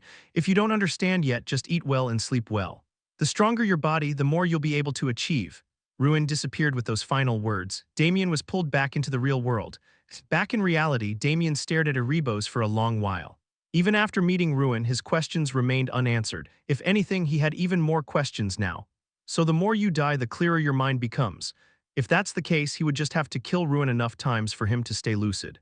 Just as Damien was about to focus his mind to re-enter Erebos, he was interrupted. Sir Damien, we're ready, Balhard shouted to Damien. More urgent than meeting Ruin was dealing with the demons. Damien stood up and approached Balhard. Let's go quickly. Following Damien's order, Balhard opened a dimensional portal leading to the Otherworld. Damien entered the gate alongside Balhard. As soon as they returned to the Otherworld, countless dragons greeted the two. Balhard, what's the situation? Did you find the altar? Did you encounter the demons? Questions bombarded them from all sides and Balhard was visibly flustered. Explain, Damien ordered, gesturing to Balhard with his chin. It was going to be a long explanation and he was too bothered to speak himself. Well, about that. Balhard briefly summarized what had happened to the elders. The moment they heard Balhard's explanation, the expressions of the dragons grew grim. So the demons have discovered the location of the altar. Why did the demons disappear? That is indeed strange. The dragons began murmuring among themselves, exchanging worried glances. Damien shouted at the dragons. Save the discussions for later, there's something you need to do right now. Find out where the demons have appeared on the surface. Normally, such a rude command from Damien would have sparked outrage, but given the urgency of the situation, the elders acted quickly. Two elders began chanting in the ancient dragon tongue. The surrounding mana began to shift, and water started pooling on the ground. Reflections of natural landscapes began to appear on the surface of the water. The images shifted rapidly from the sea to cities to the sky without pause. Found them, the scene froze in place, revealing the capital of the empire. Once grand and magnificent, the capital now lay in ruins. At its center, the Imperial Supreme Sword Chinjiam and Vahel were engaged in battle. It's the Empire. The demons are in the Empire right now. Can you tell why they went there? We can't gather that level of detail. Then I suppose I'll have to confirm it myself. Damien turned to Balhard. Balhard opened a dimensional portal to the Empire. Understood. Stop. A cold voice interrupted them. A young girl emerged from among the dragons. It was the ancient dragon Iris. Damien, are you planning to go to the Empire? You're stating the obvious. I need to stop them, don't I? I disagree. While the Empire buys us time, we should take control of the altar. Damien couldn't help but frown at the unexpected suggestion. The value of the altar is immeasurable. Furthermore, the demon lord's corpses are there. If we use it, we could gain the power to fight against the demons. And in the meantime, the Empire will be destroyed. That would be an unavoidable sacrifice. Damien stared silently at Iris before speaking. I don't like it. Iris's proposal essentially meant sacrificing the Empire, despite knowing full well that countless people would die and be sacrificed because of it. Are you refusing my proposal? Yes. I'm going to help the Empire. In that case, at least leave Erebos behind. Damien's expression changed. He had never revealed Erebos in front of Iris, yet Iris knew that Damien possessed Erebos. How did you recognize Erebos? We dragons have experienced Erebos firsthand. We know how terrifying it is, how extraordinary it is. All of us are aware of its power. Iris glanced briefly at Damien's hand. Erebos is considered the greatest treasure Ruin left behind. Surely you must have used that sword to open the altar, didn't you? You've got it right, as expected of an ancient dragon.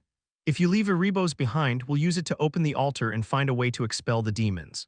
In the meantime, you can support the Empire, can't you? Iris's plan was hard to fault, but Damien had no intention of handing over Erebos to her or the dragons. I'll keep Erebos, I don't trust you. That's disappointing.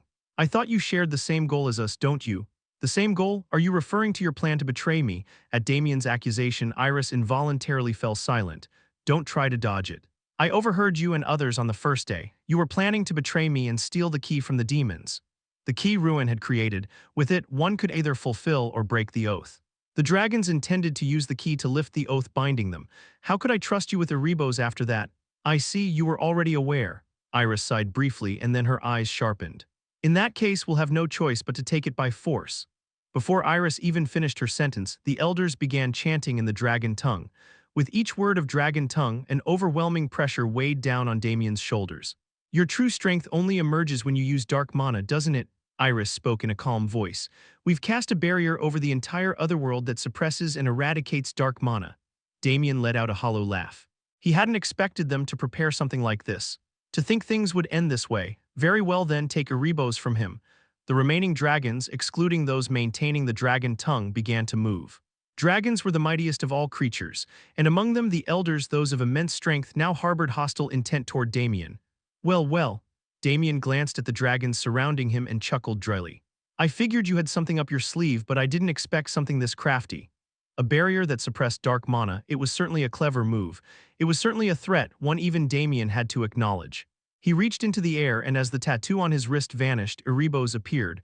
Are you really planning to fight us? I'm not about to just let you take my weapon while I stand here watching. Foolish. No matter how strong you are, without dark mana you stand no chance.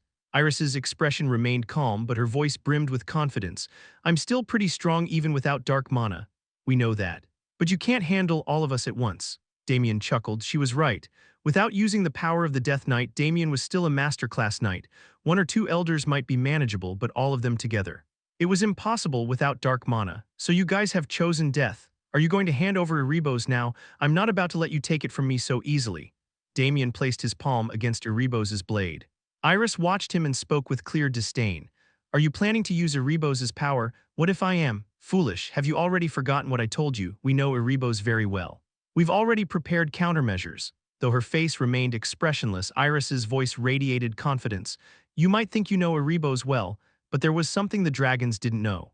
Damien Haksen had traveled through time, carrying the memories and experiences of his past life. You'll find this more difficult than you expect. Damien began channeling his magic into Erebos. Normally, Erebos would only awaken with the infusion of dark mana, but now, with its restoration nearly complete, things were different. Roar, Erebos. In that moment, the entire world trembled. Everyone be careful.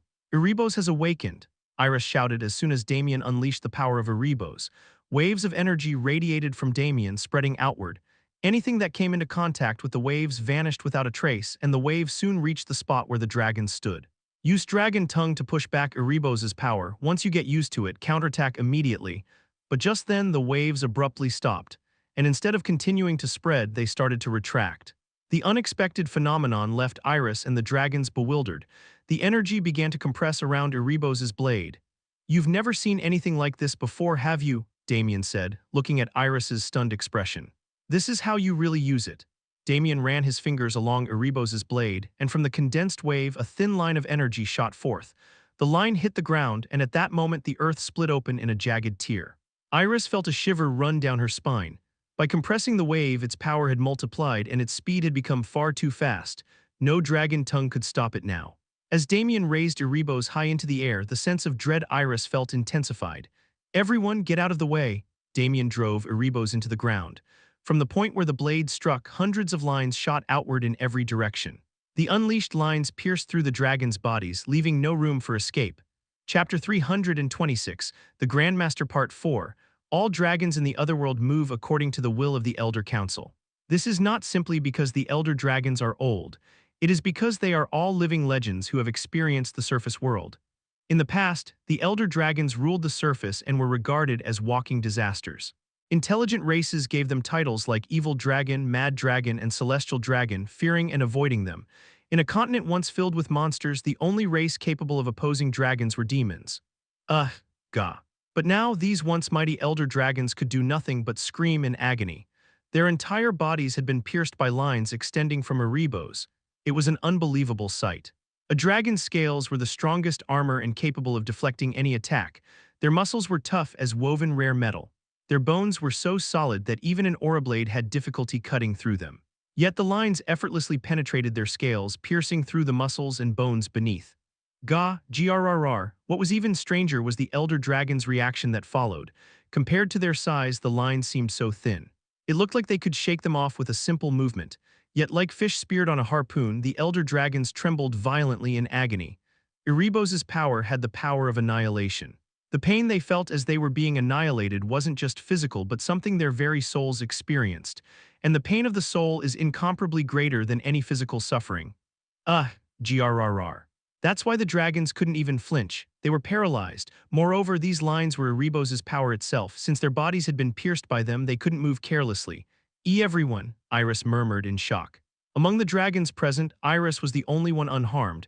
It wasn't because Damien had spared her. It was simply that in targeting massive dragon bodies, the human-shaped Iris had been overlooked.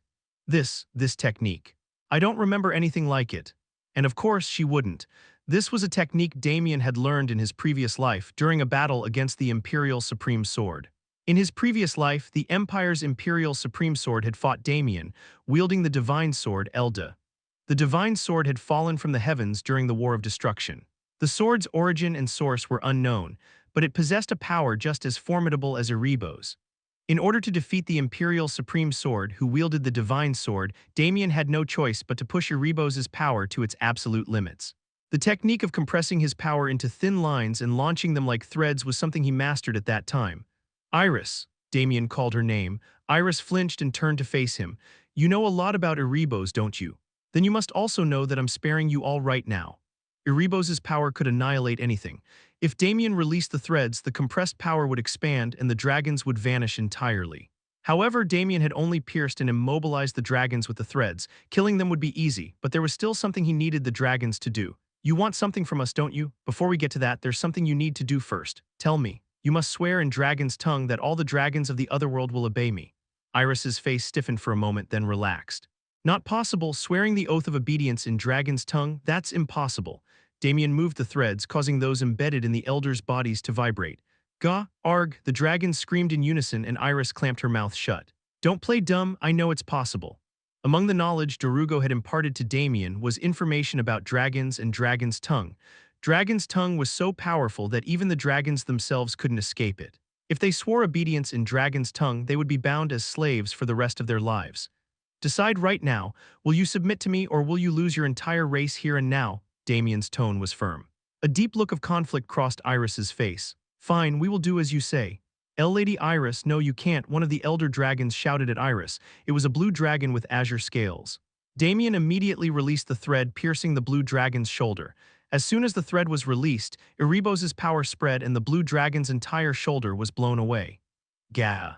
The blue dragon's agonized wail echoed through the sky. Damien looked at the dragon coldly and said, "Shut up or I'll take your head next." At Damien's threat, the blue dragon clenched its mouth shut. Anyone who doesn't intend to obey me can stay silent, but they'll have to give up their lives.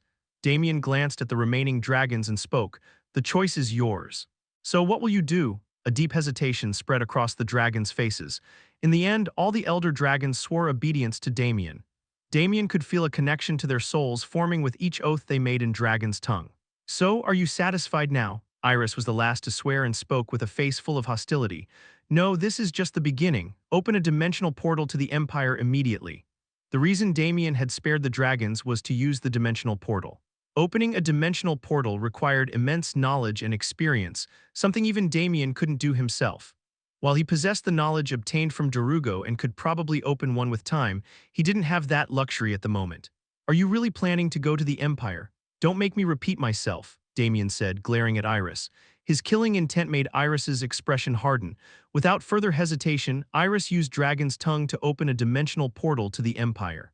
A large portal appeared in the sky of the Otherworld. Damien immediately stepped in front of it. Balhard, however, he didn't enter right away. Upon hearing Damien's call, Balhard cautiously stepped out from among the elders. Why are you calling for me? Ah, I assume you're expecting me to wish you a safe journey. What nonsense are you spouting? You're coming with me. What, me too, of course. You're the one who can open the gate whenever I need it, aren't you? The entire reason for keeping a dragon alive was to use the dimensional portal, so there was no way he could leave Balhard behind. Moreover, Balhard was a reliable asset, especially when fighting demons. He would be a valuable ally. Balhard looked around, his eyes nervously shifting. Damien furrowed his brow and added, "If you don't want to die, hurry up and follow me." Understood. With Balhard in tow, Damien passed through the dimensional portal. In an instant, the scenery of the Otherworld transformed into the capital of the Empire. However, the Empire looked drastically different from what Damien remembered. The buildings were all destroyed, leaving a desolate wasteland. Even the once mighty city walls were partially collapsed. In the middle of it all stood demons. Alongside Vahel, there were demons Damien hadn't seen before, as well as Asthar and Alter, whom he had defeated before. "Hey, isn't that Damien?" Vahel waved at him. Instead of acknowledging the greeting, Damien's gaze moved to Vahel's feet. There, the Imperial Supreme Sword and Chinjiam lay collapsed, covered in blood.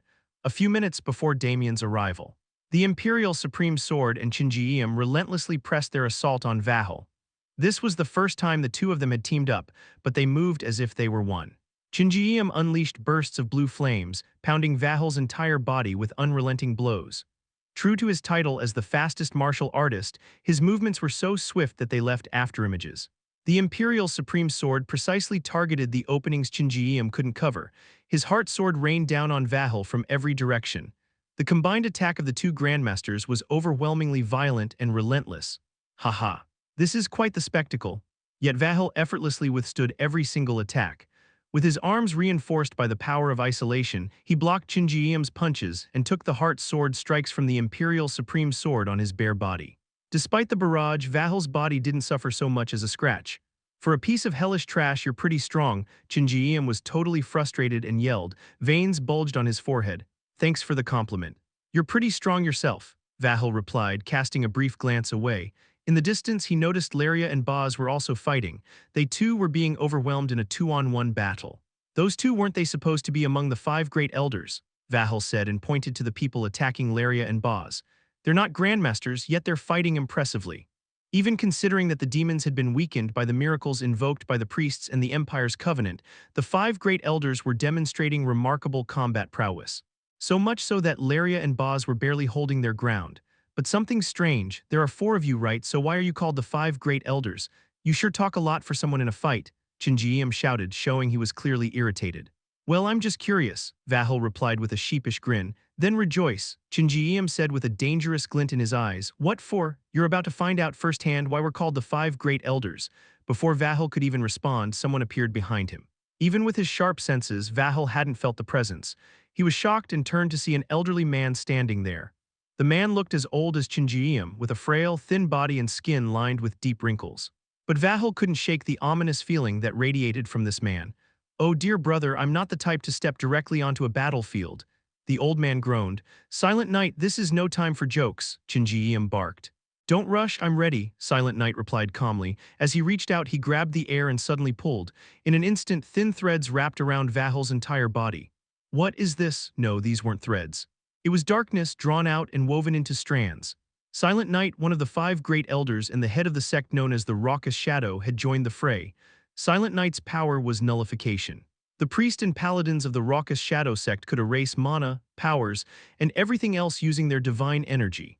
The darkness wrapped around Vahel's body began to consume his power. The isolation that had been protecting him was erased. Ha! With perfect timing, Chinjiam and the Imperial Supreme Sword launched their attacks. Their strongest techniques struck Vahel's body with full force. Vahel spat blood as he was sent flying, skidding across the ground and slamming into the dirt. Huff huff. Chinjiam and the Imperial Supreme Sword both gasped for breath.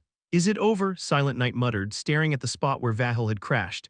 But then Vahel began to rise. His appearance had changed. His body was much larger and 3 horns had sprouted from his forehead. Ha ha ha, Vahel let out a loud laugh. His face was full of delight. I can't believe those guys made me pull out my real body. This is so much fun. I've never had this much fun.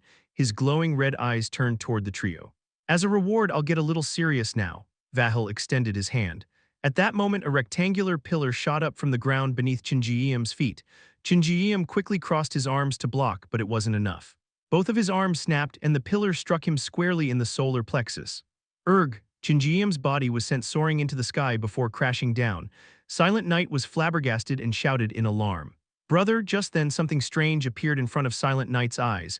It was a bumpy pebble like a salt crystal materialized in front of him. What is this? The pebble grew larger, radiating ominous energy.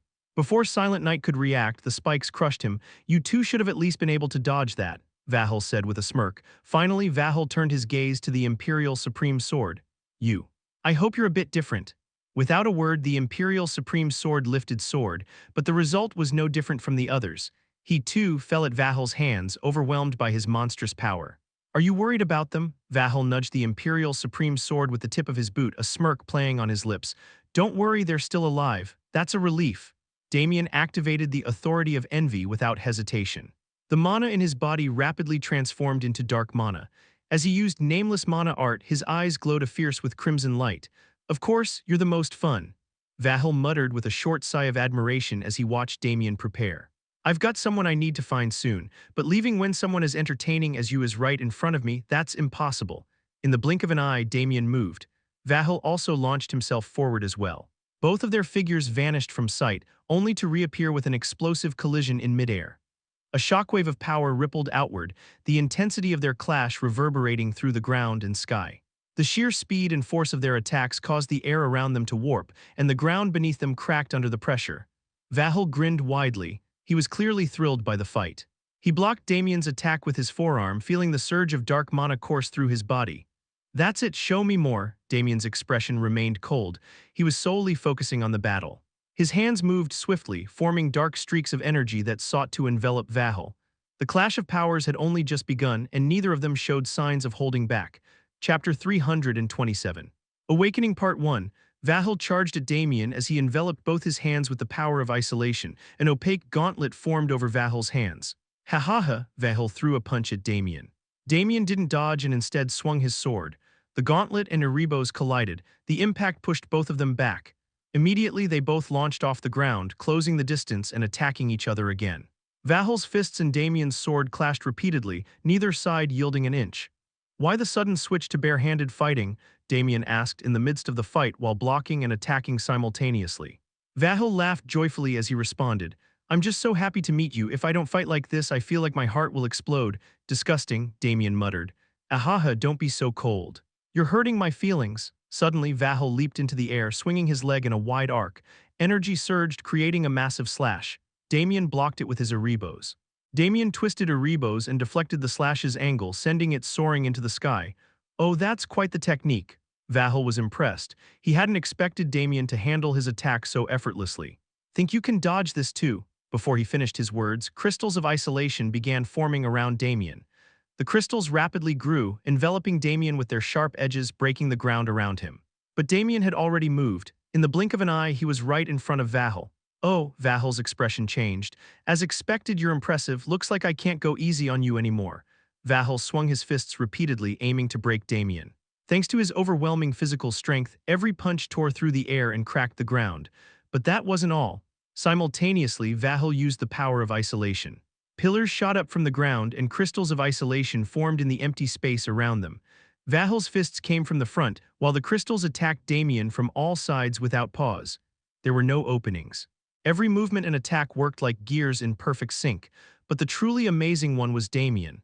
He parried or dodged every attack coming from all directions, not allowing even a graze. It was as if he could read Vahel's mind. This is absurd, Vahel thought, clicking his tongue internally at how effortlessly Damien was handling his offensive. Vahel hadn't always been a strong demon. In fact, he was considered among the weakest. He was treated as trash, no better than filth. But Vahil had a natural talent and a more warlike nature than any other demon. He traveled from battlefield to hone his skills. Luckily, Inferno was full of demons with terrible temperaments and wars were never ending there. Through countless battles, Vahil developed his own unique fighting style. He developed a unique hand-to-hand combat style and added power of isolation to it. Vahil refined his skills on the battlefield, and the more perfect his techniques became, the stronger he grew. Once Vahil perfected his combat style, he found no worthy challengers left. In other words, the techniques Vahil was displaying were honed over nearly 1,000 years of relentless warfare, yet Damien was effortlessly seeing through them. He was always a monster. But not to this extent. Vahil recalled his previous encounters with Damien. Though Damien had displayed impressive moves back then, it wasn't to this degree. Has he grown stronger since then? The thought sent a chill down Vahil's spine. Vahil was renowned for becoming a duke among demons in record time, yet even he couldn't match Damien's rapid growth. "Damien, you're not easy after all," Vahil shouted, his voice brimming with joy. "That's why I like you. You're the first one who can fight me like this." At that moment, Damien vanished. In an instant, his sword slashed at Vahil's neck from the side. Thanks to the power of isolation, Vahil's neck wasn't severed, but he was shocked nonetheless. Despite his light tone, Vahil had focused all his senses on Damien, and yet he couldn't keep up with Damien's movements.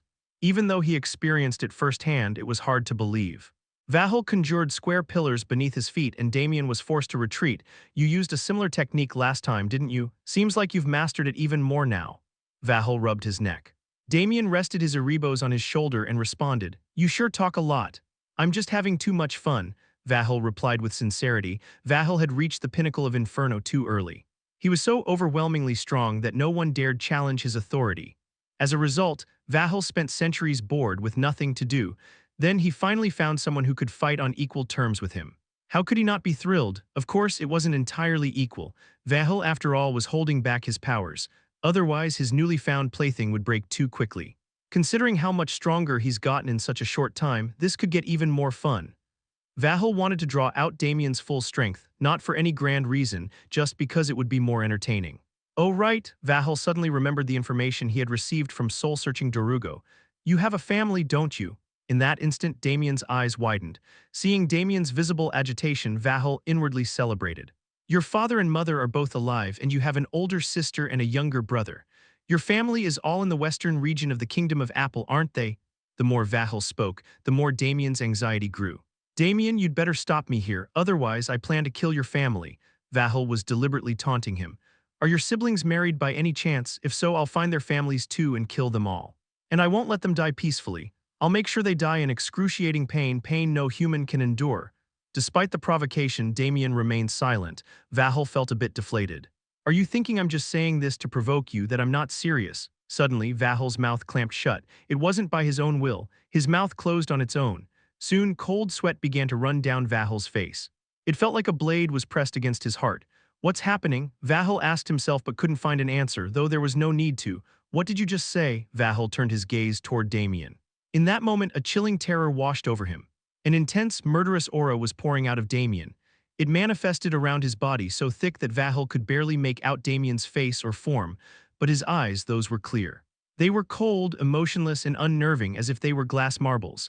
"I asked you a question." Damien spoke again, and Vahil felt as though a blade was pressing harder against his heart. "What did you say you'd do to my family?" "He's strong," Damien thought. Exchanging blows with Vahil, Damien keenly felt the strength of a Duke-class demon. Attacks came from every direction, so precise and fast that it was almost impossible to dodge without intense focus. The unfair part was that Damien's own attacks didn't seem to work on Vahil at all. The power of isolation surrounding Vahil's body was impenetrable, no matter how sharply Damien honed his aura blade. "I need that technique." He thought of the aura blade that Ruin had once created. Ruin's aura blade was formed from a combination of mana, dark mana, and divine power. It was terrifyingly sharp. If Damien could replicate that aura blade, he'd be able to cut through Vahil's defenses, even severing bone with ease. But even with Damien's extraordinary talent, replicating that technique was no simple task. Though he had briefly used it when battling Ruin's mental projection, it had only been for a fleeting moment. "I need to remember that feeling," Damien thought, and tried to recall the sensations from his fight with Ruin. But even that was proving difficult. "Damien, your talent is far greater," Ruin's words suddenly echoed in his mind. "Free yourself, break the mold." It was easy to say, but Damien couldn't put it into practice. He didn't even understand what mold Ruin was referring to. Oh right, Vahel's voice snapped him out of his thoughts. Damien initially tried to ignore it, but the next words made that impossible. You have a family, don't you? Damien's body, which had been heated from the intense battle, instantly cooled.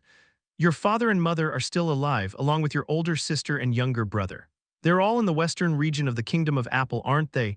Every sense Damien had become focused on Vahel, he even forgot to breathe. Damien, you'd better stop me here. Otherwise, I plan to kill your family. Those words triggered memories from his past life.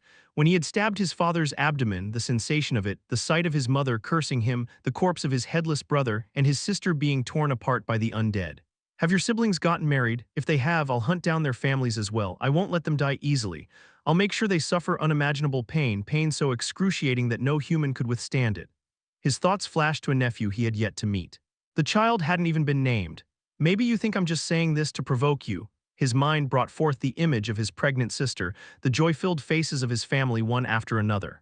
What did you just say? Dark emotions consumed Damien's entire being. I asked you a question. His mind was drowning in shadows, and any lingering distractions vanished completely.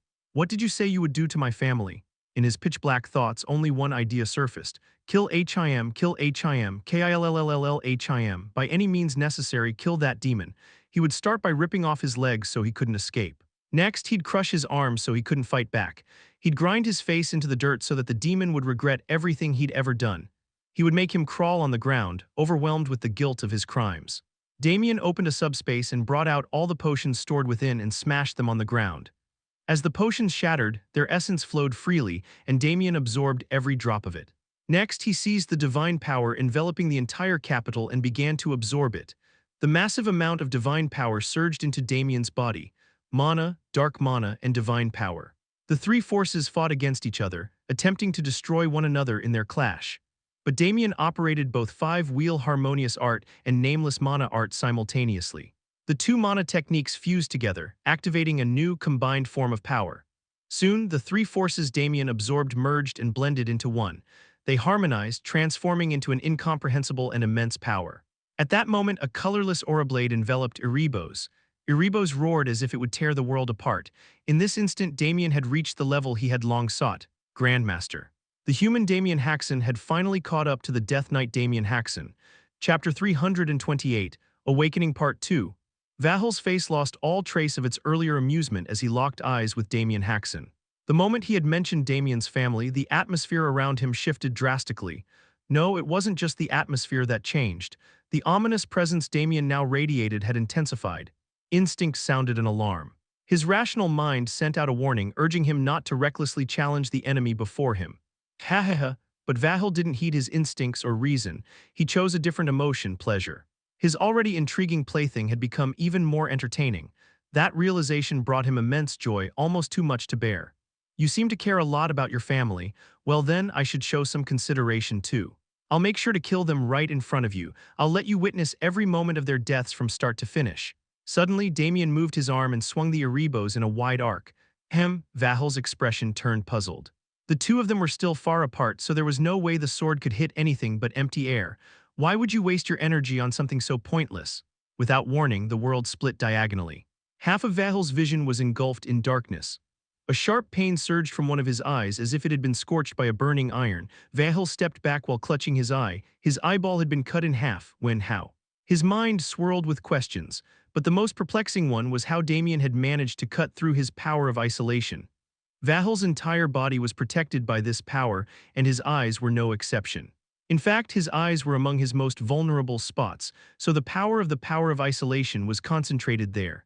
Yet Damien's strike had sliced through the power as if it were paper and cut his eye in two. Through his confusion, Vahel saw Damien lower his stance. It was clear he was about to charge. As soon as Vahel realized Damien's intent, a shiver ran down his spine.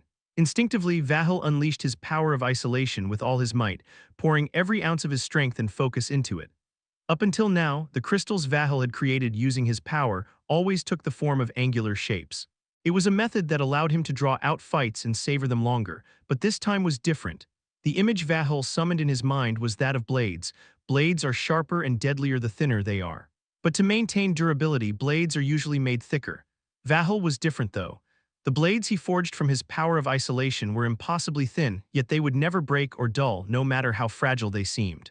Blades erupted from the ground beneath Damien's feet. They were as thin as a dragonfly's wing, razor-sharp and harder than any metal known to this world. And it wasn't just one or two blades. Thousands upon thousands of blades shot upward in the blink of an eye. The endless surge of blades formed a mountain, and Vahel stared at the peak of that blade mountain with his one remaining eye. Damien was standing atop the razor-sharp summit and lightly perched as if it were the most natural thing in the world. Vahel's eye trembled violently. The moment he had unleashed his power, Damien had already effortlessly ascended atop the blades. Not a single one of the Power of Isolation's blades had even grazed the hem of Damien's clothes. This is seriously getting interesting. Just as Vahel's lips twisted into a grin, Damien leaned slightly forward. Is he really going to charge at me with such an unstable stance?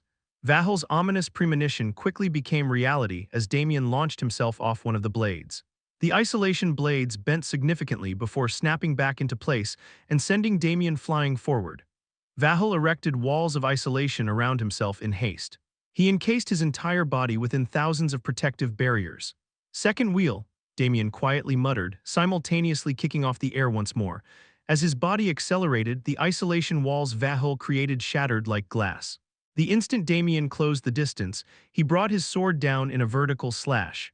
Vahel instinctively concentrated his power of isolation into his forearms, crossing them to block the strike. However, Damien's blade met Vahel's forearms and sliced through them effortlessly. There was no booming sound, no clang of steel, just the smooth, soundless severing of flesh, as if cutting through cream with a sharp knife. Vahel's arms were neatly sliced off. For the first time, a scream burst from Vahel's mouth. Ever since his power of isolation had fully matured, Vahel had never sustained a serious injury. In the hundreds of years he'd lived, not a single demon had managed to leave a mark on him. Yet now, both his arms had been severed. The sudden and overwhelming pain made his head feel like it was about to explode. But there was no time to dwell on the agony as Damien's next sword strike was already coming at him.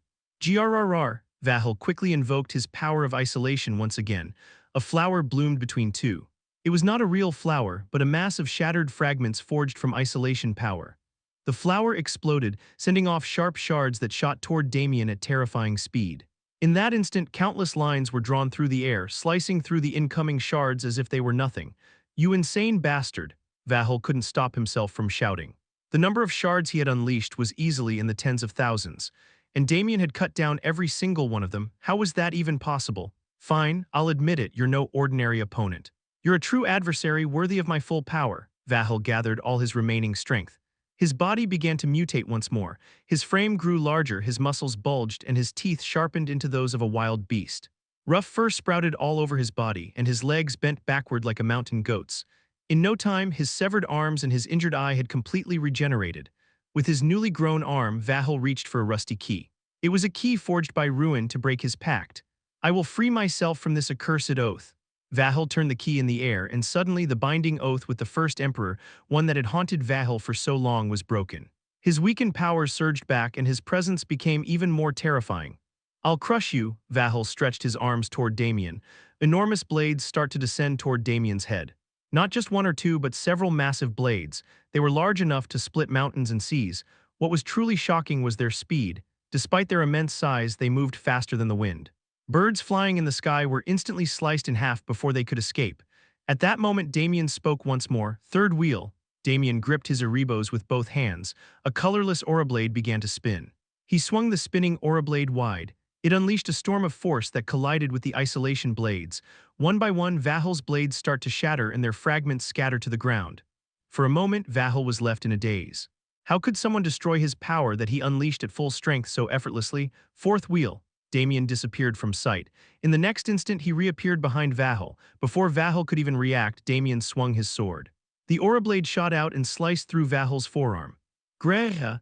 Vahel screamed again and stumbled back, trying to use the power of isolation to block Damien's advance. But before he could fully activate it, Damien launched himself forward once more, kicking Vahel square in the stomach. The protective barrier created by the power of isolation shattered into pieces, and Damien's foot tore through Vahel's insides. "Kagara!" Vahel screamed and his body flung backward. He gritted his teeth and forced himself to steady his stance. This was a battle. He couldn't afford to lose focus just because of the pain. The moment he lifted his head, Damien was already in front of him. This scene left Vahel stunned. "When did you Damien swung Erebos again, slicing off Vahel's other arm. Vahel tried to regenerate both of his arms immediately, but Damien was faster and punched into Vahel's face. The bones in Vahel's skull shattered, sending him flying backward. He fought through the pain, attempting to use his power again. But this time, no blades or barriers of isolation formed. Instead, the power began affecting Damien internally. "I'll isolate your vision first." Damien's eyes turned completely black and his movements came to a sudden stop. The true weapon of the power of isolation was not just in creating objects, it was the ability to stop and sever anything. That was the real power of isolation. "I'll isolate your hearing and smell. I'll isolate your heartbeat. I'll isolate your blood flow. I'll isolate your mana." Vahel systematically paralyzed Damien's senses and bodily functions one by one. "And finally, I'll isolate your arms and legs." Just as Vahel was about to unleash the final part of his power, Damien suddenly swung his sword into the air. A sharp sound rang out as if the blade had struck something. What? Vahel immediately realized what Damien had done. He had cut through the power itself, but that was impossible. How could someone cut through the very power of isolation, not just the objects it created, but the power itself? What kind of nonsense is this? Damien swung his sword a few more times, and each time the sharp sound echoed again. With every swing of Damien's sword, Vahel's expression grew paler. The powers he had placed on Damien were vanishing one by one. Vahel couldn't have imagined in his wildest dreams that the realm Damien had mastered in his past life, Sword God, granted him the ability to cut through anything no matter what it was. Until now, Damien hadn't reached the level of a Grandmaster and couldn't fully utilize that ability, but things were different now. As both a human and a Death Knight, Damien had reached the level of a Grandmaster. He had regained his full realm from his previous life. After slicing through the final power, Damien turned his gaze to Vahel. The killing intent radiating from his darkened eyes froze Vahel's face. This time he knew he was truly going to die. Vahel had exhausted all his tricks and his techniques had been shattered. He could sense death approaching. Damien kicked off the ground, closing the distance between them in an instant. In the blink of an eye, Damien was right in front of him and his blade was slashing forward. At the moment of death, Vahel's senses sharpened to an extreme. He could suddenly see the precise movements of Damien, movements he hadn't noticed before. But even though he could see it, he couldn't dodge. His body was far too slow. "Damn it," Vahel cursed under his breath. "To think that I, the ruler of the Inferno, would be forced to use this." His eyes took on a resolute gleam as he lowered his voice. "Stop!" In that instant, the entire world came to a halt. Damien froze mid-motion. The clouds in the sky, the falling leaves in the wind, everything stopped. "Kuya." In the frozen world, Vahel let out a pained groan. Suddenly, the horns on his forehead began to ignite with flames. "Fuck it, I can't believe I'm wasting 1,000 years worth of power like this." The 3 horns growing from Vahel's forehead were not ordinary. They were reservoirs of the power he had gathered and condensed over millennia. To isolate time flow itself, Vahel was forced to use every last drop of his accumulated power. "The cost for this is enormous," he grumbled in dissatisfaction as he approached Damien. "I'll take it out on your family for this." Just as Vahel prepared to tear out Damien's head, thump, a sound echoed, thump. At first, Vahel thought he had misheard it, thump, but the sound didn't stop. It grew louder and faster, the intervals shortened, and then Vahel realized with horror it was Damien's heartbeat. This is impossible." As Vahel muttered in disbelief, Damien's body moved. The blade of Erebos pierced Vahel's heart. Chapter 329, Awakening Part 3, The Ruined Capital of the Empire. There a giant and 2 knights were engaged in battle.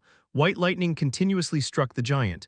A green storm slashed the giant's entire body, but the giant did not fall. Instead, he shouted joyfully, "Ha ha.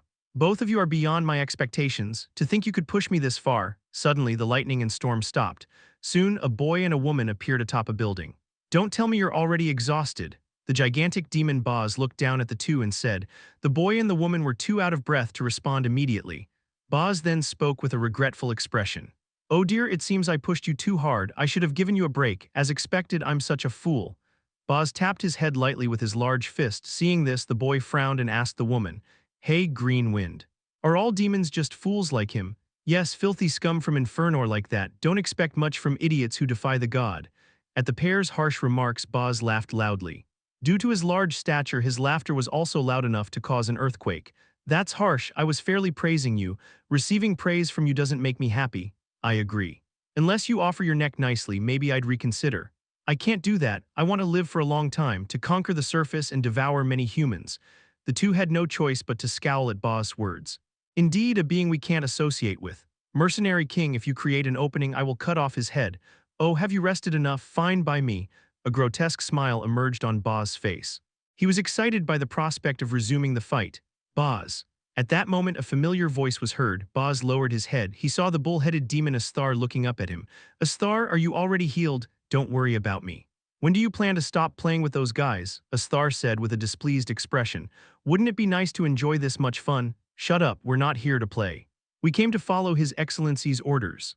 Boz scratched the back of his head, realizing Asthar wasn't wrong. Laria hasn't finished her job yet. What if you show a pathetic sight as well? Got it. I'll finish it soon. If you can't finish, I'll handle it. Oh no, that's a problem. Those guys are my toys. Boz's voice dropped slightly. Although Asthar was technically his superior, Boz couldn't tolerate having his toys taken away. If you're so concerned, go assist His Excellency. Assist? Don't be ridiculous. His Excellency doesn't need help. Asthar's voice was filled with displeasure. Crushing someone like Damien Haksen is a simple task for His Excellency at that moment. A colossal force spread across the entire world. The two demons looked at each other's faces. Although it was only for a brief moment, there was a significant change in the world. It was clear that Vahel had done something as his presence reverberated throughout. Soon, a shockwave erupted from a distance. Boz and Asthar looked in the direction from which the shockwave had come, their faces filled with astonishment. And they saw it, the sight of Vahel being pierced by Damien's blade. The tip of Erebos touched Vahel's body. First, the power of isolation tried to stop Erebos, but it shattered instantly. Next, the thick muscles gripped Erebos. However, the muscles that were strong enough to deflect most attacks were ineffective this time. Erebos cut through the muscles and continued to advance. The final barrier was the bones. They attempted to block Erebos. Previously, Vahel had suffered a critical injury from Damien's slash. But back then, Damien couldn't cut through Vahel's bones. Now Vahel had revealed his true form. The strength of his bones was incomparable to before. But they couldn't stop it. His ribs shattered. Eventually, Erebos pierced the heart hidden within the body. The heart of a demon was quite different from that of other beings. It was more of an organ that produced and drove vitality than a simple heart. The commonality was that it was just as important and critical as a heart, and it was utterly destroyed. Urgh! Vahel coughed up blood. The blood didn't just come out once but continued to pour out. To become a Duke-class demon, he had to go through numerous battles. He had sustained many injuries. Losing limbs was routine, and there were times when half of his head was blown off. But no injury had ever killed Vahel. He always recovered and overcame any formidable enemy. But this time was different. Vahel realized that death had come for him. How did you escape the stopped time? Even as he experienced his dying moments, he couldn't help but ask. Vahel had isolated time flow. Everything in the world had stopped. Yet Damien moved and managed to pierce Vahel's heart with his blade. I slashed through it. The answer was brief, but Vahel immediately understood what Damien meant. You used the realm that slashed through my power once again. Mediocre fighters merely swing their swords. Second-rate fighters use their bodies as well, and top-tier fighters move with their minds. Damien Haksen was a grandmaster. He could manifest his realm without even having to swing his sword. That's why Vahel couldn't completely stop Damien. Truly incredible to a reverential degree. Vahel spoke sincerely. Since becoming a Duke-class demon, it had been difficult for him to find rivals for hundreds of years. Even demons who had lived longer than him couldn't compete with Vahel. To think that he would be defeated by a mere human who had lived for less than a century.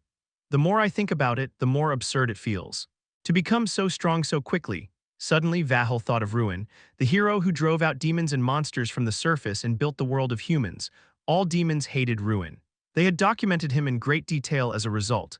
A human who appeared suddenly one day.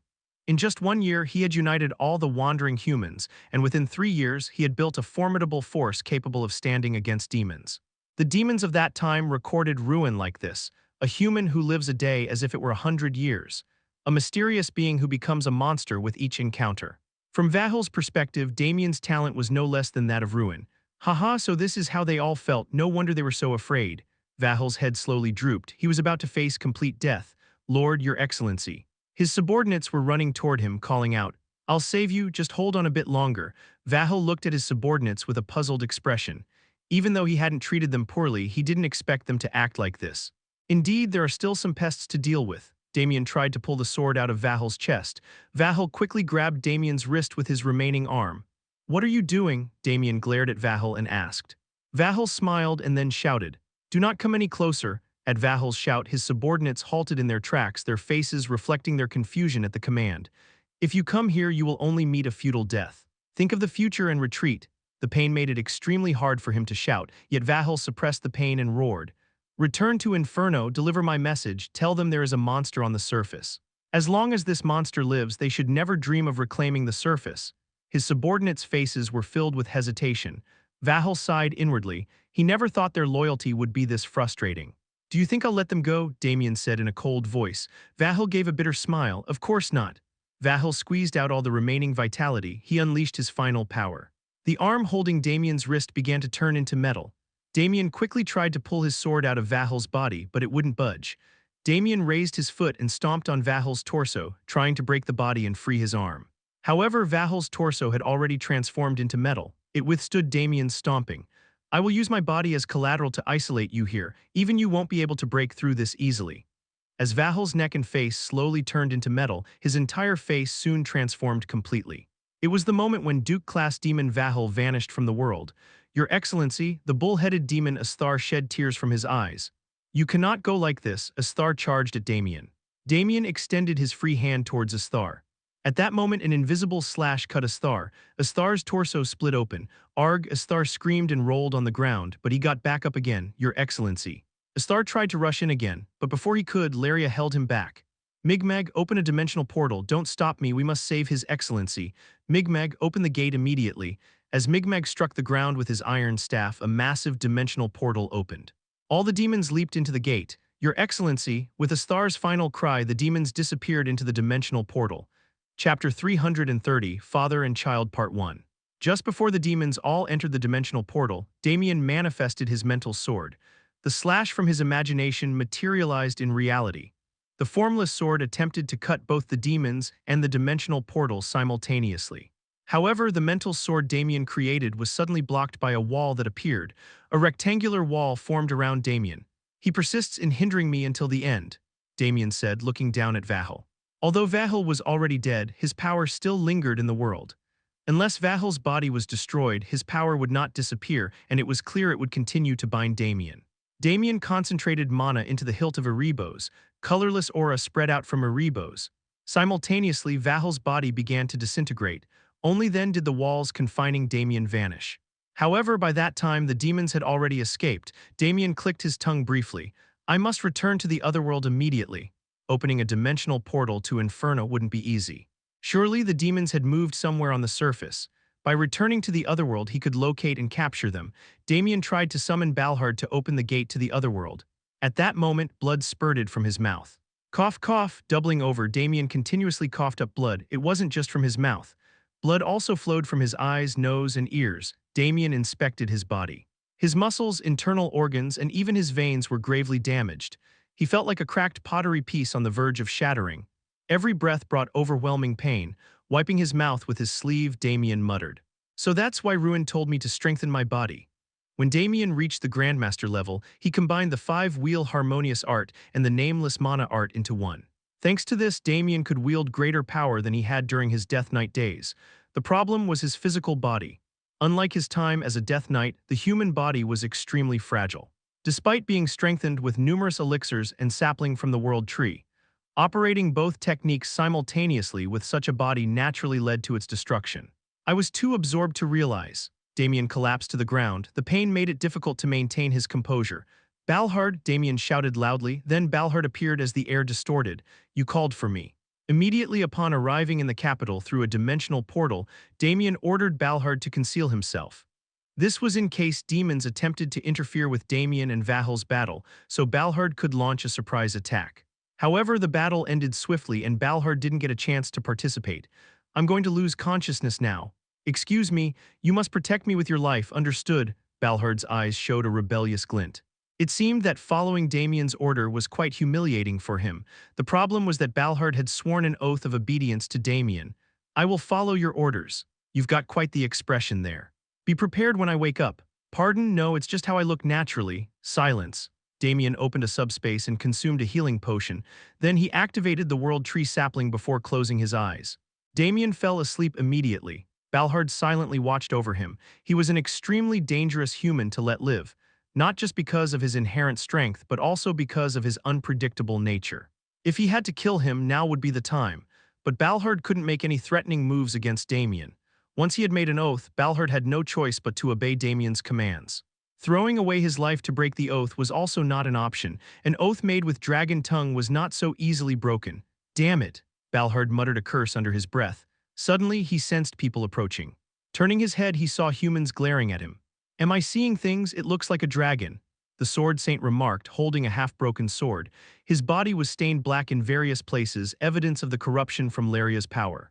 Dragons have long been extinct. Sword saint, stop with the nonsense. Focus on rescuing that child, Chinjiam said irritably as he stepped forward. Both of Chinjiam's arms were completely ruined, a result of blocking Vahal's power. Dragon, I don't know where you came from, but it'd be best if you handed him over quietly. At Chinjiam's threat, Balhard responded with a sneer. Human, you're straining yourself despite your dying body. Dying, a fierce killing intent emanated from Chinjiam's eyes. Would you like to see what it feels like to be beaten by someone who's dying? For a human, his fighting spirit was considerable. Balhard sensed that this opponent wouldn't be easy. Even so, I cannot hand over Damien Haksen. Balhard activated his dragon heart to draw out his mana. A tremendous aura spread out in all directions. Chinjiam and the Sword Saint's faces hardened slightly. They realized that fighting this opponent with their injured bodies would be difficult. In fact, even if they were in perfect condition, victory wouldn't be assured. Despite this, Chinjiam and the Sword Saint did not retreat. Chinjiam forced his damaged arms to clench into fists. The Sword Saint forcibly drew out his depleted mana. Mind if I join in? At that moment, another voice called out. A young boy and a woman were approaching. It was the Mercenary King and Green Wind. Mercenary King, you're still alive, you senile old man spouting senseless words again. The Mercenary King frowned in response to Chinjiam's remark. Are you really going to help us? Of course, I owe that guy a lot, the Mercenary King said, pointing at Damien. Never thought I'd see a dragon again in my lifetime. There was a moment of nostalgia in the Mercenary King's eyes. But it was only brief. Hey, Lizard Head, the Mercenary King shouted at Balhard. I have a lot of questions for you, but there's just one thing I need to say right now. The Mercenary King drew upon his lightning power. The dazzling lightning enveloped him. Give me Damien Haksen, otherwise I'll roast you and eat you. Carl, the Mercenary King frowned. The dragon had suddenly called out his name. How do you know my name? Suddenly his expression became blank and he asked in a doubtful voice. Father, a dimensional portal opened up in the empty air. Several demons poured out from it. They were varied in appearance. A demon with a bull's head, one with a mosquito-like proboscis, and another in the form of an old man. Arg! The bull-headed demon screamed towards the sky. Despite the large sword wound on its torso, the demon seemed obliviously angered rather than in pain. Laria, you fucking bitch! Asthar pushed Laria to the ground, pinning her while venting his fury. Why did you abandon His Excellency? I was just following orders. No, you abandoned His Excellency. Asthar punched Laria in the face. Laria took the hits silently. Asthar, stop! What are you doing? Boz and Alter grabbed Asthar, trying to hold him back. Asthar struggled to free himself. Let go. I said let go, don't misdirect your anger. Boz's sharp reprimand made Asthar freeze. He hung his head. You're right, I lost in anger. Asthar extended his hand to Laria. I'm sorry. It's all right. I understand, Laria said plainly, taking Asthar's hand and getting up.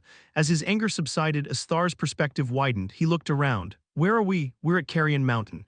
Laria's answer made Asthar scowl. Why did we come here? Carrion Mountain was known as the highest mountain on the surface. It was the place demons had scoured for an altar. No, that's not what matters now. The escape location was irrelevant. What mattered was what to do next. According to His Excellency's orders, we will return to Inferno first. Asthar wanted to go and kill Damien immediately, but he had seen firsthand how formidable Damien was.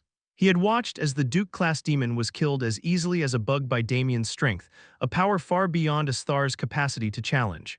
We'll return to Inferno and wait. For the moment Damien Haksen dies. However, Asthar had one advantage over Damien, longevity. Demons lived almost infinite lives. Asthar planned to wait until Damien aged and died. Fate is on our side anyway. Asthar held up his hand in front of the demons. In his palm lay a rusty key. What is that? How do you have it? The demons exclaimed in surprise. This key was the tool for making oaths and originally belonged to Vahel. His Excellency transferred it to me just before he sacrificed himself. The technique to transfer objects was not as advanced as dimensional portals, but it was still a highly sophisticated skill. However, Vahel, being a Duke-class demon, could use transfer techniques freely. I will never forget today's grudge. I will definitely kill Damien Haksen. Asthar gripped the key tightly, his body trembling when Laria patted him on the shoulder. We are fortunate that Lord Vahel entrusted you with the key. Worrying about us until his final moments, truly a decision worthy of His Excellency. As Asthar turned to look at Laria, a dull sound echoed and something pierced Asthar's chest. With a look of disbelief, Asthar looked down. Laria's hand had penetrated his chest. What have you done? Laria gripped Asthar's heart and crushed it. Asthar collapsed immediately. Asthar, Laria.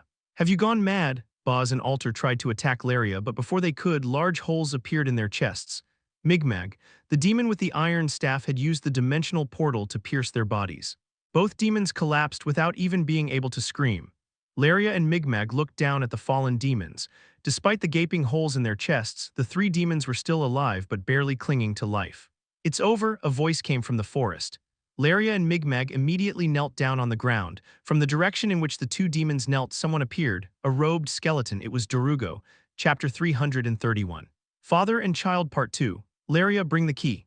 At Darugo's command, Laria immediately picked up the key from Astar's grasp and handed it to Darugo. Darugo extended her bony hand and took the key, exhaling a sigh of relief. "I have finally retrieved it. Congratulations, my lord. I didn't say that I don't want praise from the likes of you. I apologize." Laria immediately bowed her head to the ground. Darugo didn't even spare her a glance. Erg. At that moment, Astar, who had been lying on the ground, regained consciousness. "Laria, why did you betray us?" Even as he was dying, Astar voiced his resentment. Suppressing the pain, he forced himself up. "Was it because you coveted the Duke's title? That's why you tried to kill us, your potential rivals, in advance." When Astar raised his head, he saw Darugo. A look of confusion crossed Astar's face. "Darugo, why are you here? Weren't you supposed to go to the Empire? And why are you kneeling to Darugo?" Laria. It was hard to believe, given Laria's pride and skills as a demon. Even Vahel had to put in a significant effort to make Laria his subordinate. "Don't tell me you've allied with Darugo. Why would a demon of your level do that?" "Why?" Laria did not answer Astar's question. She remained kneeling like a stone statue. "Don't be too hard on her. She didn't do it of her own will." It was Darugo who spoke instead. Astar glared at Darugo with bloodshot eyes. "What do you mean by that? Allow me to explain." Darugo directed his words at Laria. "Laria, harm yourself." As soon as Darugo commanded, Laria immediately tore off one of her arms. Blood gushed from the severed stump, yet Laria showed no sign of pain. The grotesque scene left Astar speechless. What is happening? Laria's mind is under my control. Migmeg over there is also the same. Under control? Astar couldn't believe what he was hearing. Since Darugo had once been a demon, she might still possess some power. But Darugo was now nothing more than a lowly undead. She shouldn't have much power to wield.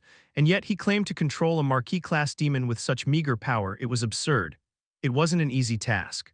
"The power I have left is very little. However, thanks to Vahel assigning her as my watcher, I had plenty of time. That's why I succeeded."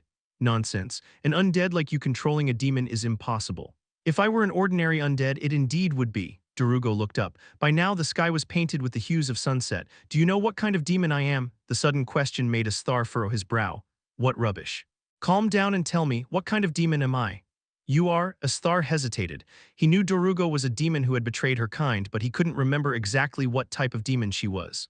"You can't recall anything, can you?" "Naturally, since I erased all your memories." "Erased all our memories? That's absurd. What kind of demon could do that?" "A demon's soul is strong. Even manipulating the soul of a lower-ranked demon isn't easy. And erasing the memories of not just one or two, but all demons. There wasn't a single demon known to be capable of that. Maybe if it was one of the demon lords from the distant past, but even then, only one might have been able. A demon lord who could control and enslave countless sentient beings only with a single gaze, the demon lord of lust.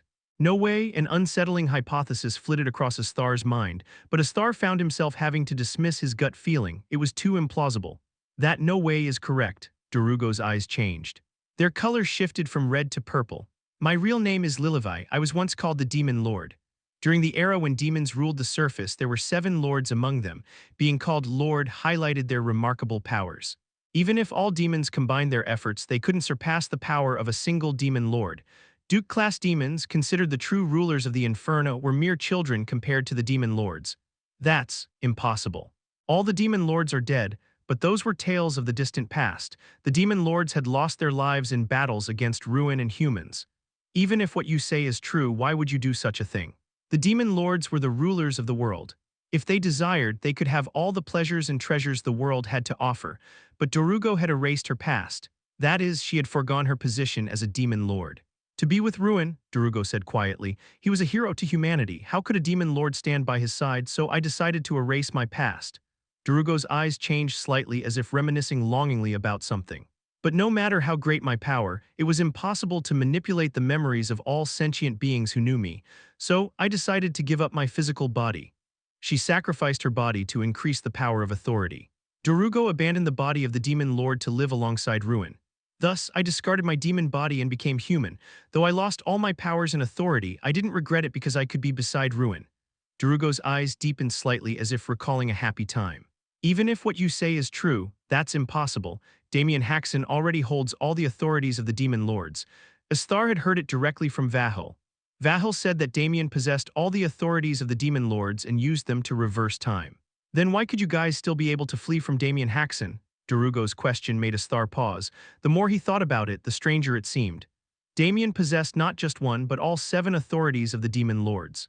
Considering the stature of the demon lords, it was natural for all demons, including Vahel, to be unable to resist and be killed by Damien. The authorities Damien Haksen holds are nothing but a fraction of them. I didn't pass them all to him. A fraction? Don't lie, then how did he reverse time? Asthar shouted. Darugo looked down at him silently. That's because Damien Haksen is the core. What are you talking about? Enough with the idle chatter. We have plenty of work ahead. Darugo turned around. Asthar tried to lunge at her. Where do you think you're going? Answer my question. But before Asthar could even take a step, Migmeg subdued him. Migmeg, who had approached silently, thrust his staff against Asthar's back. Migmeg, you too, when did you fall under Darugo's control? Despite Asthar's questions, Migmeg did not respond. He simply focused on restraining Asthar. Meanwhile, Darugo took out the key and turned it in the air. The empty space split open. Through the gap, a completely different scene appeared, 7 statues, an altar beneath them. It was the altar where pacts were made. Come out, children. At Darugo's gesture, the 4 great demon kings emerged from the forest. Take care of the demons, heal them sufficiently so they don't die. It would be troublesome if they died before the ritual. Ritual. What are you planning to do to us? Asthar shouted, but subdued by Migmeg, all he could do was yell. Are you planning to create a new oath with the altar and the key? Suddenly, Darugo burst into laughter. Her unexpected reaction made Asthar involuntarily close his mouth. You really know nothing, do you? Even with the key and the altar, creating an oath is impossible. That's something only Ruin can do. Then what kind of ritual are you talking about? It's preparation to capture Damien Haksen. How do you plan to capture that monster whom even his excellency couldn't defeat? Asthar scoffed. But despite his mocking tone, Darugo remained unfazed. That's why I brought you. To face a monster, I too must become a monster. Darugo raised her head and looked at the 7 statues. In reality, they were not statues but the petrified bodies of the demon lords. If only I could return to those days, I could do anything. Darugo's eyes gleamed dangerously as she stared at the demon lords' bodies. Father, the mercenary king asked in disbelief. Balhard nodded slowly. Yes, it's me. It's been a long time. Thud. The spear dropped from the mercenary king's hand and tears welled up in his eyes. Daddy, the mercenary king ran towards Balhard, who polymorphed into a human form. Carl, Daddy, the father and son embraced each other, shedding tears. Carl, you've grown up so well. I almost didn't recognize you. Balhard wiped the mercenary king's tears with his thumb, however the tears continued to flow. I missed you so much, Ev, every day. I only thought about you. I'm sorry for leaving you alone. No, it's okay, why you couldn't help it. Carl, the mercenary king hugged his father again. Balhard held Carl tightly with a pained expression. It was truly a heartwarming reunion between father and son. However, Chinjiam and the Sword Saint watched with displeased expressions. To think I'd hear that lustful old man use the word daddy with my own ears. I want to disinfect immediately. I feel the same. Can someone get me some holy water? My stomach feels uneasy. The Sword Saint approached the pair with a disapproving look. Mr. Karl Hopper's father, just call me Balhard. Yes, Balhard, I have many questions, but first something must be done. The Sword Saint pointed to Damien. Please hand over Damien, his injuries are severe. He needs immediate treatment. Hesitation appeared on Balhard's face. The mercenary king then spoke. Dad, it's okay, we're on Damien Haksen's side. Then I'll trust you. But I must come along too. The Sword Saint nodded as if to say Balhard could do as he pleased. He then took out a magical communication device and spoke into it. We're bringing Damien Haksen back now. Do we have His Majesty's permission? A voice came from the device's other side. Yes, His Majesty has granted permission to wield the divine sword. Chapter 332, Father and Child Part 3. When Damien opened his eyes, he found himself in a strange space. Where am I? Looking around, he saw a bright red palace, as red as blood. What kind of place is this? The most peculiar thing was the size of the palace. The ceiling was so high it resembled a cliff. It didn't seem like a place where humans could live. Hey, what are you looking at? An all too familiar voice echoed. Damien turned to face the source. It was Vahel. Despite having sacrificed his body, Vahel before him seemed perfectly intact. Damien stared at Vahel before speaking. You're Vahel's residual thought form. Powerful beings always leave behind residual thoughts. When Damien killed Vahel, part of his residual thoughts must have flowed into him. Vahel's residual thought form shrugged with a hint of disappointment. Not much fun when you figure it out so quickly. What kind of trick are you trying to pull as a mere leftover? Damien's voice was laced with killing intent. Vahel waved his hands defensively. Don't get so worked up. After all, I'm just a remnant that can disappear at your whim. No matter how powerful Vahel's residual thought form was, it couldn't affect Damien's Grandmaster-level mind. As he said, Damien could get rid of him at any time if he wished. And I arranged this place for you. What nonsense is that? Why don't you take a seat first? With a snap of Vahel's fingers, a table and chairs appeared between them. Vahel sat down naturally. Damien, after glaring at him, took a seat opposite. This could take a while. Want something to eat? Vahel snapped his fingers again. This time, food appeared on the once empty table. Damien frowned immediately as he saw the food. Squirming entrails, a fish with 7 eyes, and even fruits shaped like animal heads. The mere sight of the food was enough to kill his appetite. Unlike Damien, Vahel began eating without hesitation. Each bite elicited a horrifying scream. Not hungry. That's not the issue. How am I supposed to eat this? Damien tapped a plate with his cutlery as he spoke. Vahel, chewing on a large eyeball, replied, This is a gourmet dish from Inferno you won't find anywhere else. Just say what you have to say or I'll leave. Impatient, aren't you? Vahel wiped his mouth with a napkin, quickly erasing the blood that had been around his lips. Damien, beware of Darugo. A moment of silence passed between them. Damien glared at Vahel and asked, What are you talking about all of a sudden? When I returned suddenly during our fight at Carrion, it was because I received a report that Darugo had escaped. Vahel continued speaking quietly. I had my subordinates investigate the traces of the dimensional portal and they said it led to the Empire, so I went to the Empire, but once I arrived there was no sign of her. If Darugo had gone to the Empire, there should have been traces. But Vahel's senses didn't pick up any sign of her. She couldn't have concealed his tracks in such a short time. That means she never went to the Empire, which raises a question. Why did my subordinates conclude that Darugo went to the Empire? As Vahel spoke, he roughly mixed the food on his plate with his cutlery. The food became unrecognizable. It's strange when you think about it. How did Darugo escape? My subordinates claim they were caught off guard, but that doesn't add up. Vahel's hand stopped. He slowly fixed his gaze on Damien. Damien, Darugo is plotting something. You must be fully prepared to face her. Damien silently regarded Vahel before slowly speaking. It seems you're confused about a word. Confused about a word? You should refer to him as him, not her. Vahel tilted his head in confusion at Damien's words. I don't understand what you're saying. We're talking about Darugo, so why use the word her? Vahel hesitated, then asked with an incredulous expression. You didn't know Darugo is a woman? Damien's brows furrowed deeply. What nonsense are you spouting? Why would he be a woman? She is a woman. She was Ruin's lover. She was Ruin's lover? Damien felt his mind go blank. Was that skeleton actually a woman and Ruin's lover no less? You seriously didn't know until now? Vahel asked in disbelief. Damien felt a strange sense of injustice. Darugo's skeletal form made it hard to determine her gender. She always wore a gloomy robe and had a voice that sounded like grinding stones. I'll think about this later. Damien decided to put aside his confusion for the moment. He needed to stay focused. Right now, Darugo doesn't seem like a threat to me. Currently, Damien possessed greater power than in his previous life. He didn't consider Darugo a threat. She was originally a demon. Vahel spoke in a short, firm tone. But I can't remember what kind of demon she was. I tried to uncover her secret but found nothing. She definitely has a huge secret. Damien recalled his past life. As a Death Knight, he had always been by Darugo's side.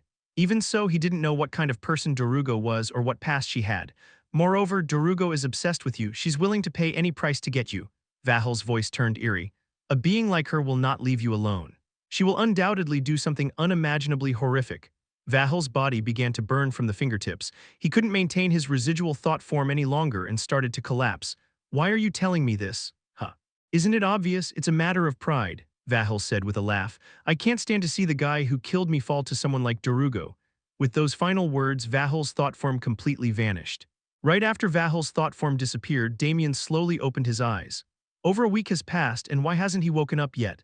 The first thing Damien saw upon waking was the Emperor, angrily shouting at a mage standing in front of him. I don't know the reason, Your Majesty. Always saying you don't know, is that all you can say? My apologies. Silence, go fetch the heart of the mountain and the tears of the sea. But didn't we use 2 just yesterday?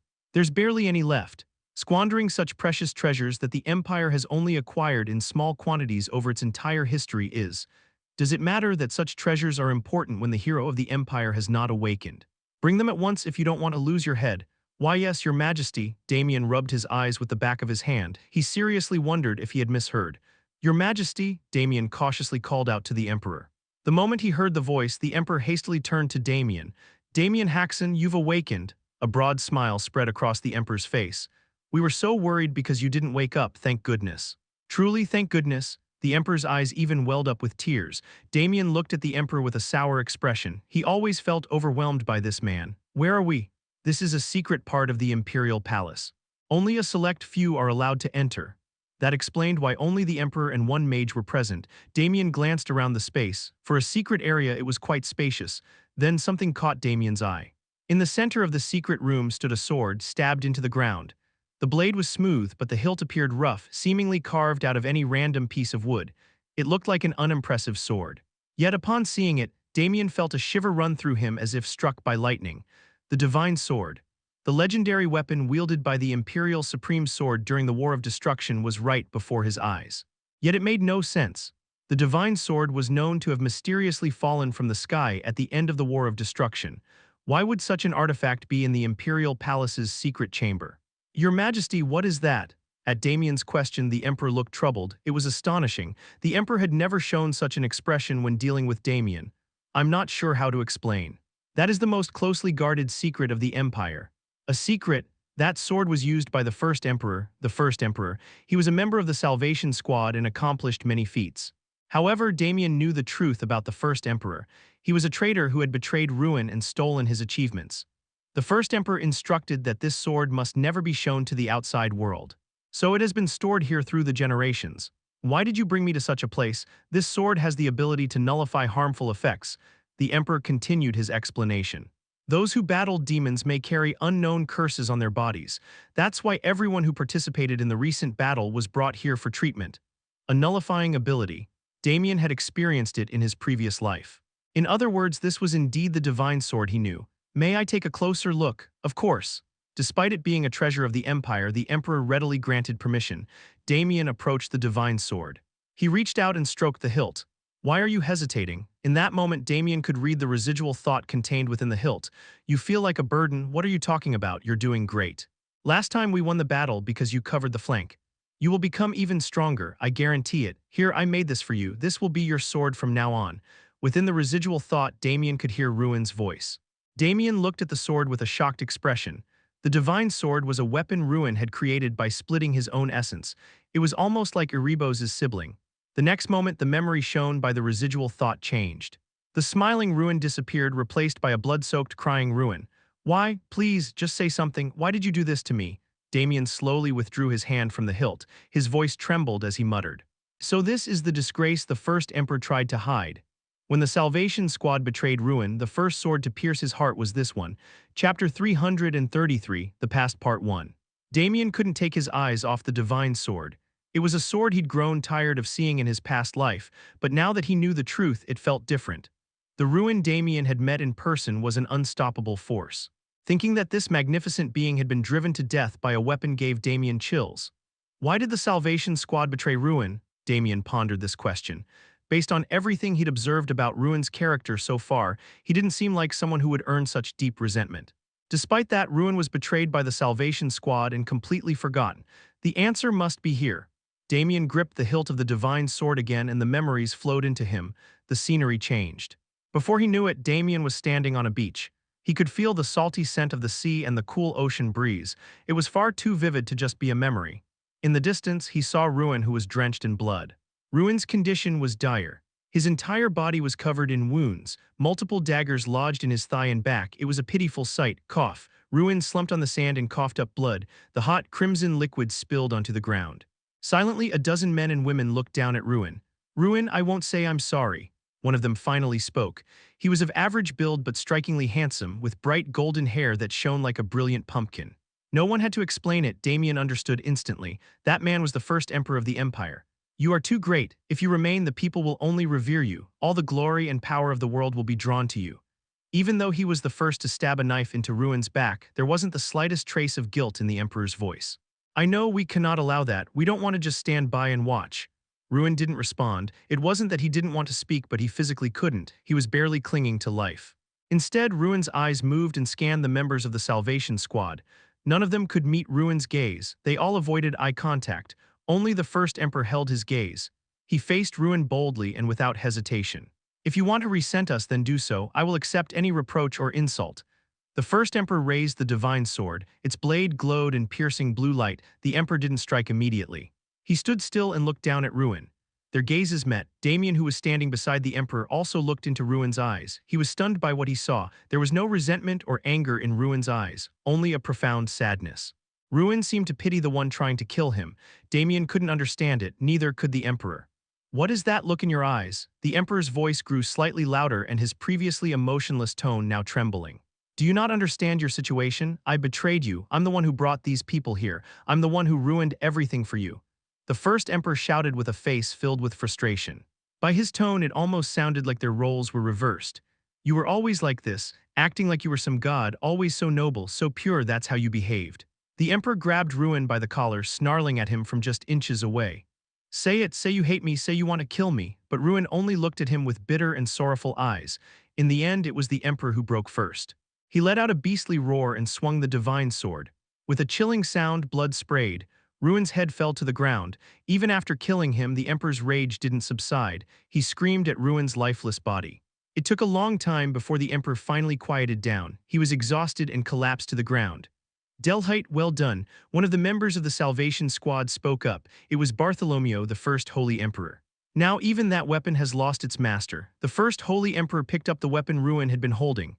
"That's..." Damien's eyes widened in shock as he stared at the weapon. Its color was different, but he recognized it. It was Erebos. As Bartholomew lifted Erebos, all eyes turned toward him. Everyone wore a greedy expression.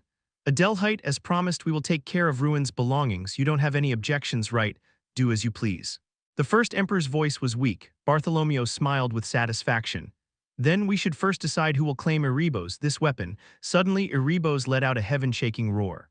It was as if tens of thousands of souls were wailing in unison. Even the members of the Salvation Squad couldn't withstand the terrible sound.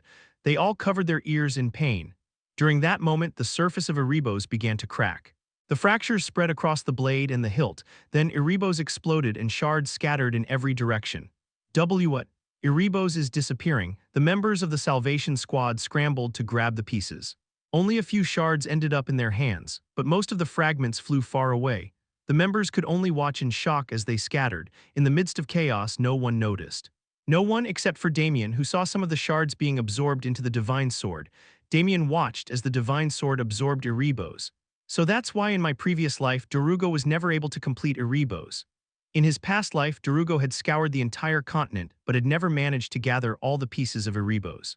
One of the reasons this had gone unnoticed was because the divine sword had absorbed some of the shattered fragments of Erebos. It made sense that no one would realize this. To think that they had been hidden within the divine sword all along. In his previous life, Damien had defeated the Imperial Supreme Sword and claimed the divine sword. But at the time, nothing had happened. That's why neither Damien nor Darugo ever suspected that fragments of Erebos were concealed within the divine sword. It must be because the divine sword's energy completely masked the presence of Erebos' shards. Just as he reached this conclusion, the first Holy Emperor suddenly shouted in a panicked voice. "Erebos, it's been destroyed. This can't be. How could this happen?"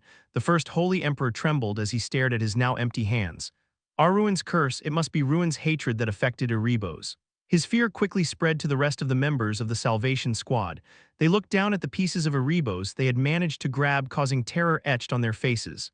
Ruin must have destroyed Erebos. As part of a plan to exact revenge on us, we have to find the pieces, find them all and destroy them completely. The members of the Salvation Squad all agreed with the first Holy Emperor's frantic words. It was a pathetic sight. Truly unbefitting their lofty reputation. "Fools!" Damien clicked his tongue as he watched them. The reason Erebos was destroyed was because of Ruin's death. Erebos was a weapon deeply and intimately connected to Ruin. Naturally, it would have been devastated by the death of its master. They betrayed Ruin, yet it seems they couldn't completely kill their fear of him. The members of the Salvation Squad had witnessed Ruin's feats firsthand. Because of that, their fear of Ruin must have been immense.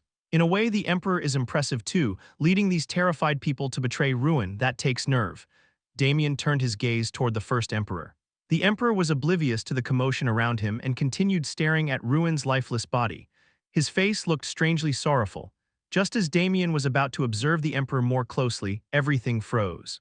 At the same time, everything in his sight began to blur. "It's time to return."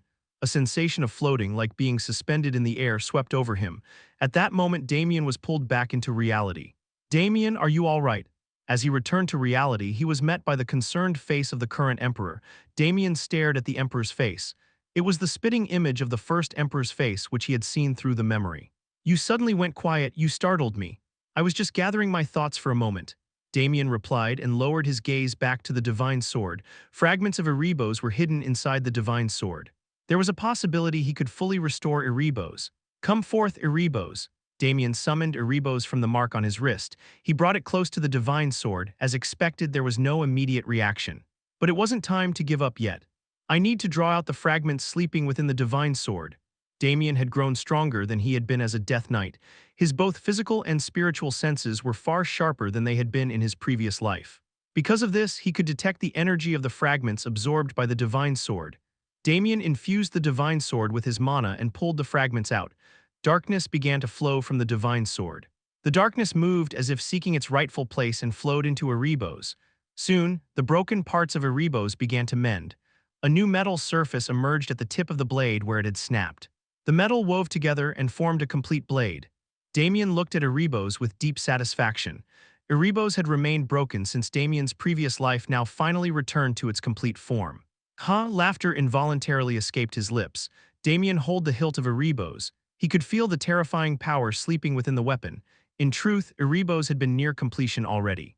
The fragment it absorbed from the divine sword wasn't particularly large. However, that small difference brought about an enormous change. The completed Erebos held a power incomparable to its previous state. Now Damien fully understood why the members of the Salvation Squad had coveted Erebos so much. For the first time in a long while, Damien felt a childlike excitement bubbling up inside him. He was eager to wield the fully restored Erebos. "Damien, what was that just now?" The Emperor couldn't help but ask Damien. Damien responded with a brief nod. "I extracted a fragment that had been dormant within the divine sword and used it to complete my weapon. It has not harmed the divine sword in any way, so I hope you can overlook it." What an odd thing to say. "How could I ever be angry with you?" The Emperor spoke with a firm voice. "If you needed it, I'd give you half of the empire. That's quite generous." Damien replied with a slightly awkward expression.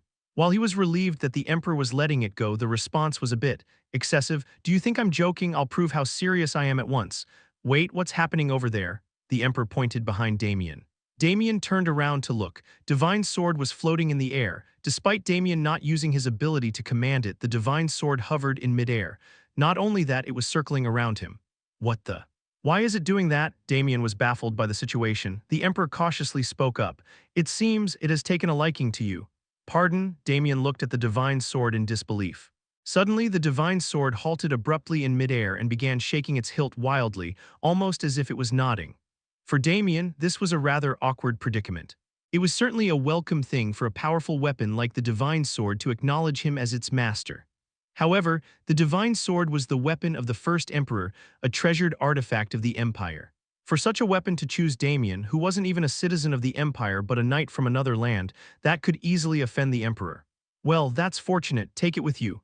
But the Emperor's reaction was the exact opposite of what Damien had expected. "What, take it with me? They say a legendary sword chooses its master. Since the Divine Sword has chosen you, there's nothing I can do. Isn't it the Empire's treasure?" "Indeed. But if it's related to you, I don't mind one bit." Damien carefully studied the Emperor's expression. He wondered if he was perhaps being tested. To his surprise, the Emperor's gaze and face showed nothing but sincerity. So I just take it," the Emperor nodded firmly. Damien was somewhat skeptical, but he decided to take the Divine Sword. "I'd love to give you a break, but I'm afraid I need your help." "Is it pandemonium causing trouble again?" Damien asked sharply. Though he had dealt with Vahel, Darugo was still on the loose. For all Damien knew, Darugo might have been plotting something while he was unconscious. "It's not that, but I do need your opinion on something." "And what might that be?" Damien asked curiously. The Emperor gestured for him to follow. "First, come with me." Without knowing what was going on, Damien followed the Emperor. They headed towards the prison within the palace. Quite well guarded. Upon reaching the prison, Damien couldn't help but be impressed. From the entrance, a series of barriers blocked all forms of magic, dark magic, and divine power. The entire interior was constructed from rare metals. In addition, numerous enchantments were in place to prevent escape. As Damien observed the formidable defenses, they walked deeper into the prison. Eventually, instead of iron bars, they arrived at a large glass window. But it wasn't ordinary glass, it was also made of rare metal. "This is why I called for you," Emperor pointed at the glass. Beyond the window was a deep pit-like space. At the very bottom, a woman was shackled in chains. She had a slender frame. Her beauty was such that even the phrase country-toppling beauty seemed fitting. The moment Damien saw her face, his eyes widened slightly. Theta, one of the four great demon kings created by Darugo. Chapter 334, The Past Part 2. Why is that here? Damien turned to look at the Emperor. Currently, not only Darugo but all four great demon kings were missing. In such a situation, finding only Theta captured was completely unexpected. I think I should explain that. A familiar voice came from somewhere. Damien turned his head. The Sword Saint was walking out from an entrance to another room. Sword Saint, you were here. I heard she's an extremely dangerous one. Eus asked me to take on the watchman role, that's why. Slurp. The Sword Saint spoke while holding up a steaming cup of tea. I heard from Eus. There was someone called Darugo behind Pandemonium, right? This woman is an undead created by that Darugo. The Sword Saint took a sip of his hot tea as he spoke. That's correct, but how did you manage to capture her? It's a bit of a long story. After you collapsed, I checked Vahel's corpse. That's when I discovered a nice thing. A nice thing? According to the mages who examined it, it's an item that creates an artificial dimension. I believe they called it Phantasmal Realm. Damien recalled the dimensional gate from which demons had poured out at Mount Carrion. He had wondered where all those demons had been hiding. It seemed this Phantasmal Realm was the answer. When we entered Phantasmal Realm, we found a ruined castle. We discovered her while searching the place.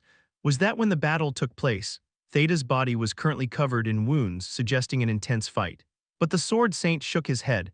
She was already injured when we found her. Her wounds were so severe that we even had to treat her. Why was she injured? I'm not sure of the details. She's been keeping her mouth shut. Damien examined Theta. He suspected the wounds might have been from when she helped Darugo escape. The demons wouldn't have let Darugo go easily. Just then, Theta raised her head and looked at Damien. Damien whispered to the Sword Saint, I think she's looking this way. Huh, that's impossible. This isn't glass, it's rare metal. She can't see inside from the out. Damien, you're there, aren't you? The Sword Saint couldn't help but be startled when Theta accurately addressed Damien. What? How did she guess that? I have good hearing. I've been listening to your conversation. The Sword Saint frowned in disbelief. She's probably telling the truth. That's impossible. There's no way she could hear our conversation from in there. Considering her abilities, it's entirely possible. Theta was an undead who utilized sound. In Ulfheim, she had even detected Damien's disguise by the sound of his heartbeat. Damien, I want to speak with you directly. At those words, Damien and the Sword Saint looked at each other. What do you think? For now, I plan to grant her wish. She might know Darugo's location. Just in case, I'll accompany you. Damien and the Sword Saint opened the door and descended to the bottom of the prison. Ah, to think I'd see you again. A smile spread across Theta's face as soon as she saw Damien's face. Where is Darugo? In contrast, Damien only questioned Theta with a cold expression. As expected, you ask that first. Just answer, I'm sorry I don't know anything. Damien's eyes turned fierce. Then Theta spoke as if to soothe Damien. It's not that I won't answer, it's that I can't. I really don't know where Mother went. Do you think that makes sense? I was tasked with being the decoy for Mother's escape. Despite Damien's criticism, Theta spoke in a calm voice. Demons have the ability to search souls and scrape out memories. So what good would it do for me to know Mother's destination? Damien had to accept Theta's explanation. Considering the demon's cruelty, they would have done anything to make Theta talk. If you don't know anything, there's no need to keep you alive. Then I'd like you to kill me yourself. I'll consider it a lifelong honor. Damien looked down at Theta with a disgusted face. He had felt it since their last encounter, but she was a very uncomfortable person. I think it's better to keep her alive for now. At that moment, the Sword Saint, who had been watching the two, suggested to Damien. She says she doesn't know anything, but this undead is the only clue related to Darugo. I think it's better to keep her alive. Damien nodded. From the beginning, Damien didn't really intend to kill her. He was just trying to pressure Theta once more, just in case. You'd better stay quiet. After warning Theta, Damien tried to leave with the Sword Saint.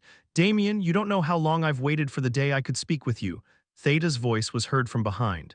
At first, Damien tried to ignore Theta's words, but he couldn't help but pause at what he heard next. You were my idol. I can still see it clearly when I close my eyes. Your overwhelming figure slaughtering enemies. Damien turned to look at Theta. He thought she might be trying to provoke him, but she wasn't. Theta was looking at him with pure eyes. On the battlefield, you were an absolute being. All who challenged you lost their lives. Even renowned knights couldn't survive. Stop. Damien could not bear it anymore and tried to stop her, but Theta didn't stop. Wherever you passed, there were only corpses. You didn't leave a single enemy alive.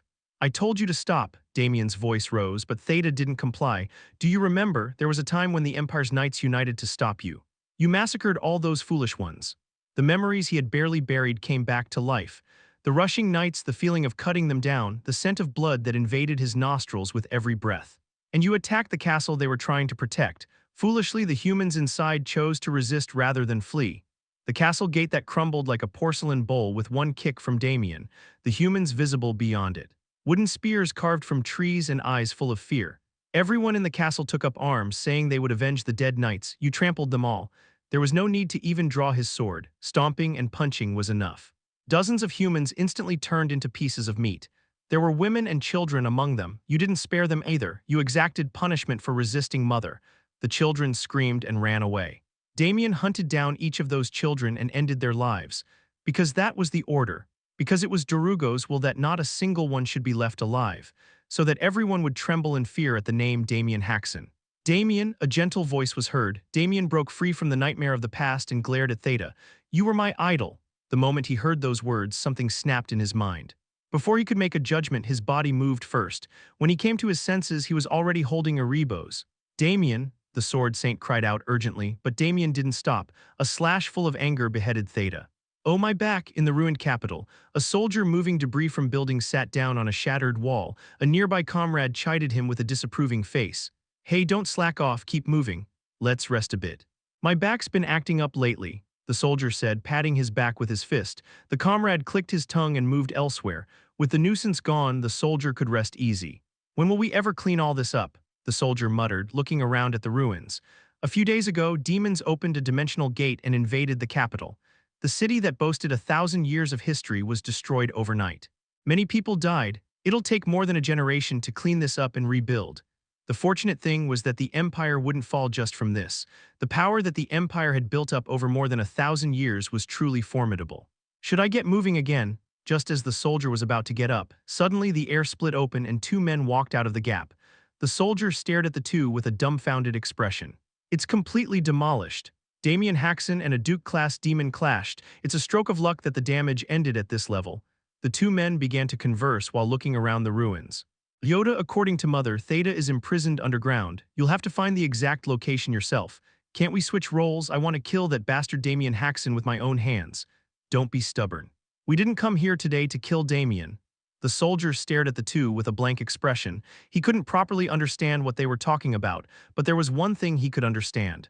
A ambush, the soldier turned and ran away. He shouted loudly so everyone could hear. Enemies have appeared, it's an ambush, an ambush. Epsilon just watched the soldiers silently. Yoda asked with a puzzled face. We don't have to kill him. Why bother killing such a small fry? And it doesn't matter if our arrival becomes known. That's true, Yoda stretched his arms high towards the sky, but it's a bit annoying. What ambush? Have you ever seen such a brazen ambush? Stop the nonsense and find Theta. All right, wings sprouted from Yoda's back. He flapped them and soared high into the sky. I should get to my task as well. Black energy billowed out from Epsilon's body. Though it looked similar to dark magic on the surface, it was a completely different power. It was the true power that was said to be wielded only by demons. Epsilon opened his palm. A symbol appeared on it. It was identical to the one on Damien's hand. Gluttony, the authority to absorb everything. All the debris of buildings scattered on the ground was sucked into Epsilon's palm. The ruins instantly turned into a barren field. Epsilon turned his gaze towards the Imperial Palace. Unlike the completely destroyed capital, the Imperial Palace maintained its form. Epsilon held out his palm towards the palace. All the absorbed debris was released at once. The released debris struck the Imperial Palace. Chapter 335, The Demon Lord Part 1. Damien, calm down. Just before Erebos could behead Theta, the Sword Saint grabbed Damien's arm. Thanks to the Sword Saint using all his strength to stop him, Erebos didn't reach Theta's neck. Damien then exerted force on the restrained arm. The Sword Saint's body began to be pushed back little by little. As this happened, the distance between the blade and Theta grew closer. He couldn't stop it with his own strength. Realizing this fact, the Sword Saint shouted urgently. If you kill this undead, we'll lose our only clue to finding Darugo. Is that really what you want? The moment he heard those words, the strength left Damien's arm. Damien pulled back his sword while cursing. Damien collapsed to the floor. He covered his face with both hands and took deep breaths. Are you not going to kill me? Theta spoke to Damien in this state. Damien gritted his teeth and shouted. Shut your mouth and stop talking nonsense. Theta obediently closed her mouth. Damien stood up and growled again. I'm warning you, never mention my past life again. After saying this, Damien came out of the prison. The Sword Saint hurriedly followed behind Damien. Are you all right? I'm fine, I'm sorry for causing you concern. Contrary to his words, Damien's complexion was pale. The Sword Saint observed Damien's expression and asked, "By the way, what did you mean by past life just now?" That's when it happened. Suddenly, the entire prison began to shake. Damien and the Sword Saint looked around with surprised faces. It wasn't a natural earthquake. It was due to an external impact. Something ominous was happening to cause an impact that could affect the depths of the Imperial Palace. Reporting, as if on cue, the prison door flew open and a knight entered. The knight shouted towards the two. Unknown enemies are attacking the Imperial Palace. The debris released by Epsilon struck the Imperial Palace. It was like a tsunami made of garbage rushing in. First, the protective barrier surrounding the Imperial Palace blocked the debris. But it was instantly shattered by the overwhelming mass of the debris. Next, the castle walls crumbled. Soon after, the debris tried to demolish the Imperial Palace. Just before that, a light flashed. The released aura blade annihilated all the debris. Oh, Epsilon looked at the knight who had blocked the debris with a short exclamation of admiration. The Imperial Supreme Sword, the Grandmaster of the Empire, was blocking Epsilon's path. This isn't an unfamiliar face. The Imperial Supreme Sword asked as he sheathed the sword he had swung. You seem to be one of the undead created by Dorugo, but something's odd. The Imperial Supreme Sword tilted his head to one side. It was a reaction that seemed quite uncertain. I'm not interested in you, hand over Damien Haksen. What nonsense, why should I listen to you? The Imperial Supreme Sword drew his sword again. A chilling killing intent was conveyed to Epsilon. If you want to meet Damien Haksen, you'll have to deal with me first. I don't have a hobby of bullying the weak. But I guess I have no choice. Epsilon drew out his true power. Soon after, his body began to change. His entire body started turning silver, then it became muscular. The Imperial Supreme Sword couldn't help but be surprised at this sight. Epsilon's true form that he had seen in Ulfheim was a giant made of metal and rock, but now it was different. Although his size increased, it wasn't enough to call him a giant. The biggest change was the presence felt from Epsilon. From the moment his body turned silver, an overwhelming pressure could be felt. The Imperial Supreme Sword swallowed hard. It felt as if an invisible hand was pressing down on his body. It wasn't this intense even when he faced Vahel. At that moment, Epsilon's body disappeared. And before he could realize this fact, Epsilon appeared in front of the Imperial Supreme Sword. The Imperial Supreme Sword felt a chill run down his spine. I can't waste time on the likes of you. Epsilon swung his fist towards the Imperial Supreme Sword. Although he recognized the incoming attack, he couldn't avoid it. It was too fast. An intense premonition of death enveloped the Imperial Supreme Sword. His life flashed before his eyes. Just before the fist made contact, the Imperial Supreme Sword's body vanished. Epsilon's fist hit the ground instead of the Imperial Supreme Sword. With a loud boom, the ground shattered. Epsilon pulled his fist out of the ground and turned his gaze. He saw the Imperial Supreme Sword and a young man standing a short distance away. Finally, we meet. Epsilon spoke to the young man with formality. Lord Damien, it's been a long time. Epsilon bowed to Damien. Don't imitate humans, you mere undead. Damien spoke as if disgusted. Nevertheless, Epsilon showed no sign of disappointment. I apologize if I offended you. Attacking the Empire while I'm here, what a daring act. It was unavoidable to meet you, Lord Damien. Damien observed Epsilon for a moment. Unlike when he saw him in Ulfheim, Epsilon was now wielding demonic energy instead of dark mana. Not only that, he was exuding an ominousness no less than, perhaps even greater than Vahel's. You've completely changed. Thanks to Mother's grace, I was able to obtain new power. Damien looked more closely at the demonic energy Epsilon was emitting. He had definitely felt it somewhere before. As Damien searched his memory, he asked casually, Don't tell me, you absorbed the body of a demon lord? Epsilon's eyes widened slightly. As expected, your insight is remarkable. As you said, Lord Damien, I absorbed a demon lord. It was all thanks to Mother's grace. Demon lord, transcendent beings said to have ruled the continent in ancient times. Despite this legend standing before his eyes, Damien focused on a different fact. Then, that means Dorugo is now at Mount Carrion. At that moment, the atmosphere around them changed. The overwhelming pressure Epsilon had been emitting suddenly vanished. The temperature plummeted as if winter had arrived in an instant. Epsilon's eyes trembled slightly. Truly impressive. You're not overwhelmed by me, even though I've absorbed the Demon Lord. Just answer the question. I asked if Dorugo is there. Yes, Mother is there. At that moment, Damien's killing intent intensified. Cold sweat trickled down Epsilon's forehead. Lord Damien, I'm sorry to say this, but you won't be able to reach Mother. Are you thinking of trying to stop me? Epsilon spread his palms. Iron filings gathered in the air and formed a large two-handed axe. Damien let out a laugh at Epsilon's response. Damien opened a subspace and drew out Dawn. As if happy to be out after a long time, Dawn trembled slightly. "Don't worry, I was planning to kill you first anyway." In that instant, Epsilon moved. His body seemed to vanish, and suddenly he appeared right in front of Damien. Epsilon swung the axe with both hands. The axe tore through the air, bearing down on Damien. Damien could only be shocked at the speed that surpassed his expectations. He blocked the axe with Dawn. His body was pushed back, carving two long furrows in the ground. Damien looked at Epsilon with a surprised face. Epsilon spoke with a composed expression. "I've absorbed all the demonic energy and authority of the Demon Lord. Even you will find it difficult to deal with me." At those words, Damien's lips twisted. "You're talking nonsense." Damien struck the ground again. Epsilon likewise charged forward. The axe and Dawn collided in midair. Both weapons were simultaneously thrown back. Damien and Epsilon quickly regained control of their weapons. Then they swung again, aiming for each other's vital points. The speed was so fast that the weapons seemed to disappear. Instead, sparks flew incessantly in the air. While exchanging blows, Damien recalled what the Emperor had told him. Just before he rushed out upon hearing the report of the Imperial Palace being attacked, the Emperor had held Damien back and said, "What I'm about to say is not to boast. We poured countless treasures of the Imperial Palace into healing you. Your body has become much stronger than before. It should be able to handle your techniques sufficiently." In the battle with Vahel, Damien had simultaneously used the Nameless Mana art and the Five-Wheel Harmonious art. It devastated his body to a miserable state. The Emperor must have known this fact and advised Damien accordingly. But there was one thing the Emperor didn't know. In the battle with Vahel, Damien gained many things. Using these, he created a new mana cultivation technique. If others heard this, they might say he was crazy. Creating a new mana cultivation method in such a short time was impossible. Even if he had created one, its stability hadn't been confirmed. Using it would be suicidal, but Damien could do it. He had that kind of ability.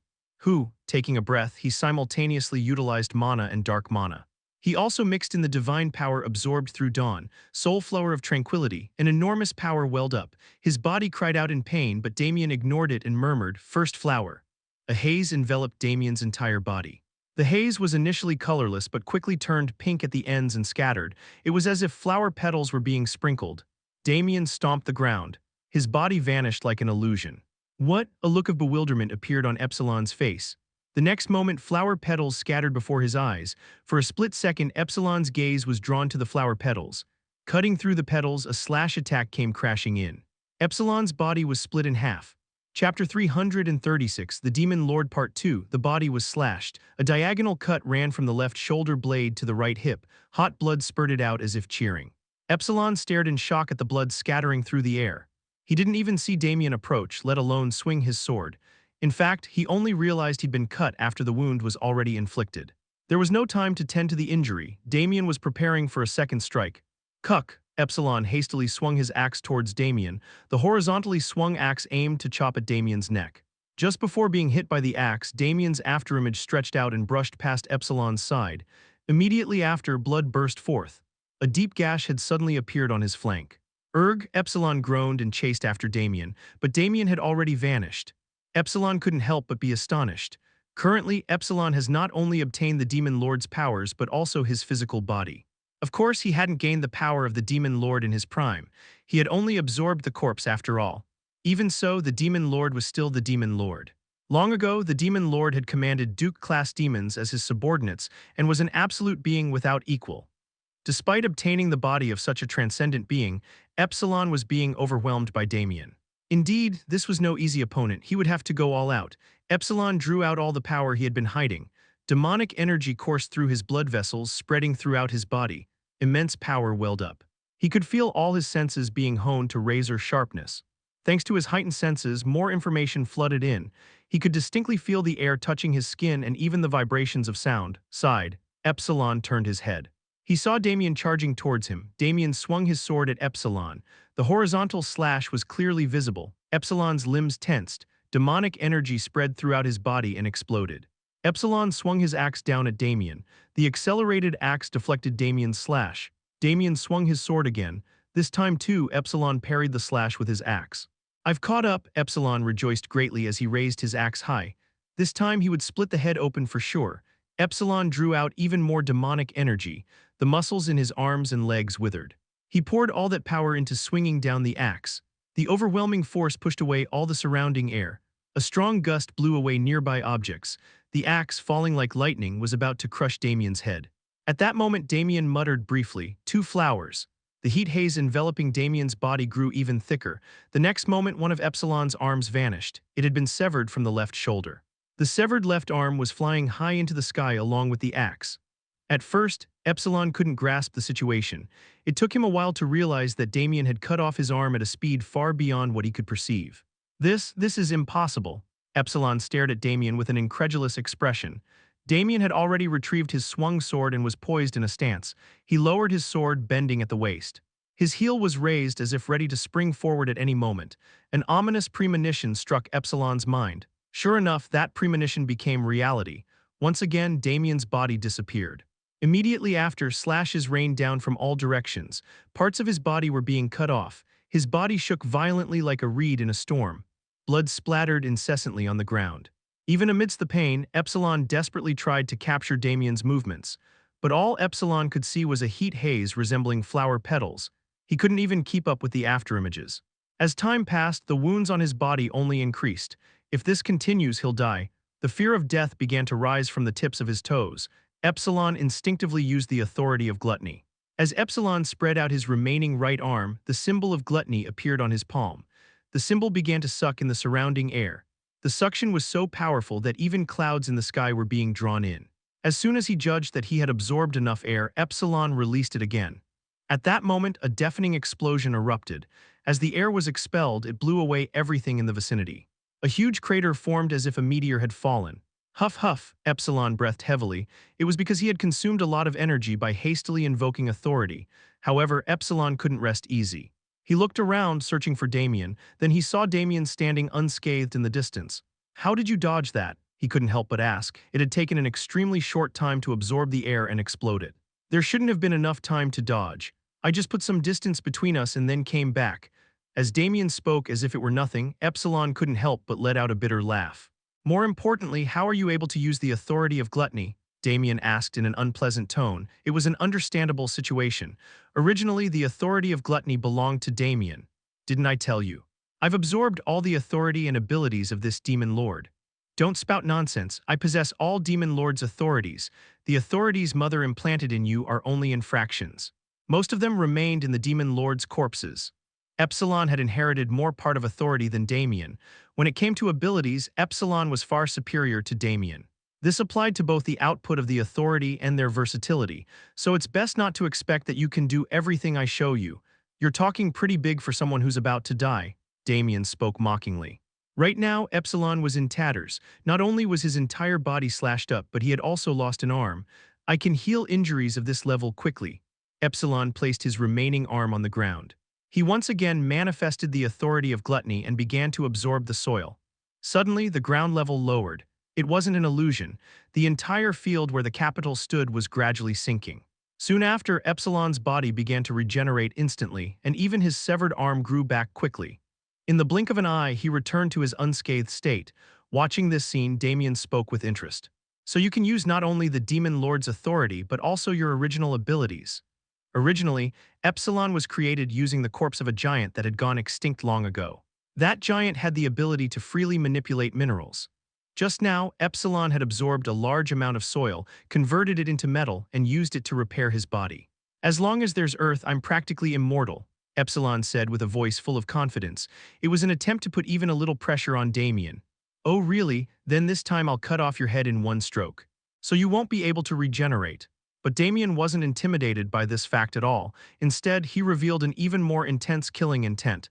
Instead, it was Epsilon who felt intimidated. Even after absorbing the demon lord's corpse, he wasn't confident he could win against Damien.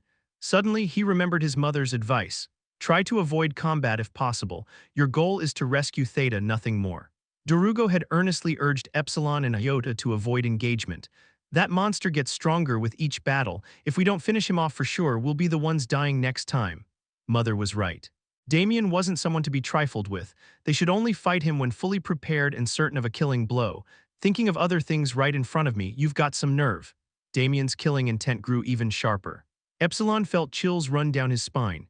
"I've detected it, I've found it." At that moment, Yoda's laughter erupted from the sky above. Simultaneously, Yoda fell from the sky. He dove towards the Imperial Palace. With a thunderous sound, the palace was smashed to pieces. The sound of the ground layers shattering followed in succession. Soon after, Yoda shot high into the sky again. In Yoda's arms was Theta. Epsilon. I've rescued Theta, Yoda shouted with an excited voice. Shall we go back now? But isn't that too much of a waste? Yoda looked down at Damien from the sky. Damien glared back at Yoda. Let's just capture Damien right here. That would solve Mother's worries too. Epsilon's heart stirred slightly at those words. He hadn't revealed all his cards yet. If Yoda joined in, they might have a chance, just as Epsilon was calculating in his mind. So there was indeed one more, Damien muttered in a low voice. Hearing this, Epsilon felt a chill. Epsilon had spread his demonic energy all around to hide Yoda's presence. However, Damien had already noticed Yoda's existence. The fact that he still engaged in battle with Epsilon meant he was confident he could win against both of them. Yoda. Retreat right now. Epsilon pulled out a fist-sized crystal from his pocket. He threw the crystal to the ground with all his might. As the crystal shattered, a purple beam of light shot high into the sky. Soon after, the sky began to distort. The distortion quickly turned into a vortex. The center of the vortex turned black. Someone walked out from within it. The person was completely covered in a robe, making it impossible to identify. Even hands were hidden by long sleeves. Darkness pooled inside the robe. Within that darkness, two glowing eyes burned. As soon as he saw the mysterious figure, Damien's lips twisted. This saves me the trouble of having to go look for you, Damien muttered with a sneer. Dorugo, it's disgustingly good to see you again. Chapter 337, The Demon Lord Part 3. Damien felt his blood boiling at Dorugo's appearance. His blood was so hot it felt like it might scorch. An enormous amount of killing intent erupted from his eyes. Dorugo silently observed Damien. Then she slowly raised both hands. As her hands rose, the sleeves naturally fell. At that moment, Damien couldn't help but take another look. The exposed hands were covered with skin. Those aren't bones, Damien muttered in a low voice. Soon after, Dorugo grabbed her hood with both hands and pushed it back. The moment her face was revealed, Damien's eyes widened as if they might pop out. As soon as she removed her robe, silver-colored long hair flowed down like waves. Underneath, blue skin and prominently visible blood vessels could be seen. It wasn't a skull. There was flesh and blood was flowing in veins. Damien was speechless at this shocking sight. Seeming quite pleased with Damien's reaction, Dorugo wore a mocking smile. Quite a sight, isn't it? Was my regaining of flesh so shocking? Only when he heard the familiar voice could Damien break free from his shock. You regained your flesh? Not completely, but yes. Dorugo grabbed the collar of her robe with both hands and tore it. This revealed her complete body. The skeletal body Damien remembered was nowhere to be seen. It was covered with adequate muscles and blue skin. Ah, and it's not just my appearance that's changed. Dorugo raised her head. In that moment, Damien felt as if his entire body was being crushed. An enormous pressure with no visible limit pressed down on Damien. Damien looked at Dorugo with an astonished face. Damien Haksen, do you understand now what kind of being I am? Not even Vahel could emit such pressure. The same went for Epsilon, who had allegedly absorbed the body of Demon Lord. An ominous premonition arose in Damien's mind. Damien asked in doubt, Don't tell me you've acquired the full power of a Demon Lord. A bit different. I didn't acquire it, I regained it. Damien couldn't fully understand Dorugo's words. Regained, what did that mean? As much as I'd like to settle things with you here, that's not why I came. Dorugo withdrew her pressure. With that, the pressure crushing Damien also disappeared. I've rescued Theta, so I'll be leaving for today. Mother, what are you saying? If Epsilon and I join forces, we can. Dorugo made a gesture. With that, Iota's body disappeared. Damien couldn't help but be surprised again. What Dorugo had just used was the authority of pride. Using the authority of pride allowed one to manipulate space. However, to handle space requires a great deal of knowledge. That's why even Damien couldn't properly use the authority of pride. Yet Dorugo had used the authority of pride to move Iota to another location so easily. Have you absorbed the Demon Lord of Pride? Not just that one. A question appeared on Damien's face again. In the meantime, Dorugo made another gesture. This time, Epsilon disappeared. Damien Haksen, if you want to kill me, come to Mount Carrion. I'll be waiting for you there. Saying this, Dorugo raised both hands. It seemed she intended to disappear using the authority of pride. Why should I follow your words? At that moment, Damien spoke with a sneer. At those words, Dorugo tilted her head. You don't intend to come to Mount Carrion. Surely you're not scared of me. Scared of you? Damien raised his mana. At the same time, an intense killing intent burst forth. This was enough to cause even Dorugo to flinch even after regaining the power of Demon Lord. I'm saying I'll just kill you right here. Damien employed the soul flower of tranquility. An immense energy began to build up inside Damien. Third flower. Damien's energy raged even more fiercely. Damien channeled all his mana into Dawn. The power contained in Dawn was so enormous that it distorted the surrounding space. Damien grasped Dawn with both hands and lowered it. The tip of Dawn nearly touched the ground. "I'll kill you." He swung Dawn with the determination to deal a fatal blow. The sword's tip drew a diagonal line from bottom to top. The immense power contained in Dawn was released all at once. A straight line began to appear in the empty air. The line advanced relentlessly, splitting the sky, and it tried to cut down Darugo as well. Even in this situation, Darugo showed no particular reaction. Instead, she raised one index finger. At that moment, the line being drawn in the air collided with something. With a sound like a mountain collapsing, the whole world shook. "No matter what you do, you can't harm me," Darugo said and lowered her index finger. Just now, Darugo had blocked Damien's slash by sealing off space. This was a technique only possible for Darugo, who had fully absorbed the authority of pride. "So cool your head and withdraw, so that's how you block it." Damien took his stance again. Once more, powerful energy gathered in Dawn. Seeing Damien like this, Darugo frowned. "I told you it won't work." Ignoring Darugo's words, Damien swung Dawn down. "Foolish one." Darugo again used the authority of pride to seal off space. An invisible wall blocked Damien's slash. But this time, the result was different. If the first slash contained the will for a fatal blow, this time was different. Sword God, a realm that could cut anything, everything, sliced through space. And what the slash cut wasn't just space. A line appeared on Darugo's neck. Soon after, her head fell down. Darugo's head fell down with blood. A long stream of blood trailed behind. Darugo had been killed, however, Damien felt no sense of victory. Instead, he only had an ominous premonition. Damien didn't withdraw his killing intent and remained vigilant of his surroundings. That's when it happened. Darugo's falling head rose back up into the sky. The blood streams did the same. They shot upwards and were sucked back into the wound. As soon as all the blood streams were absorbed into the body, the head reattached itself. "You crazy bastard." Darugo was totally dumbfounded, cutting through space. And against the authority of a demon lord at that, even with Ruin's talent.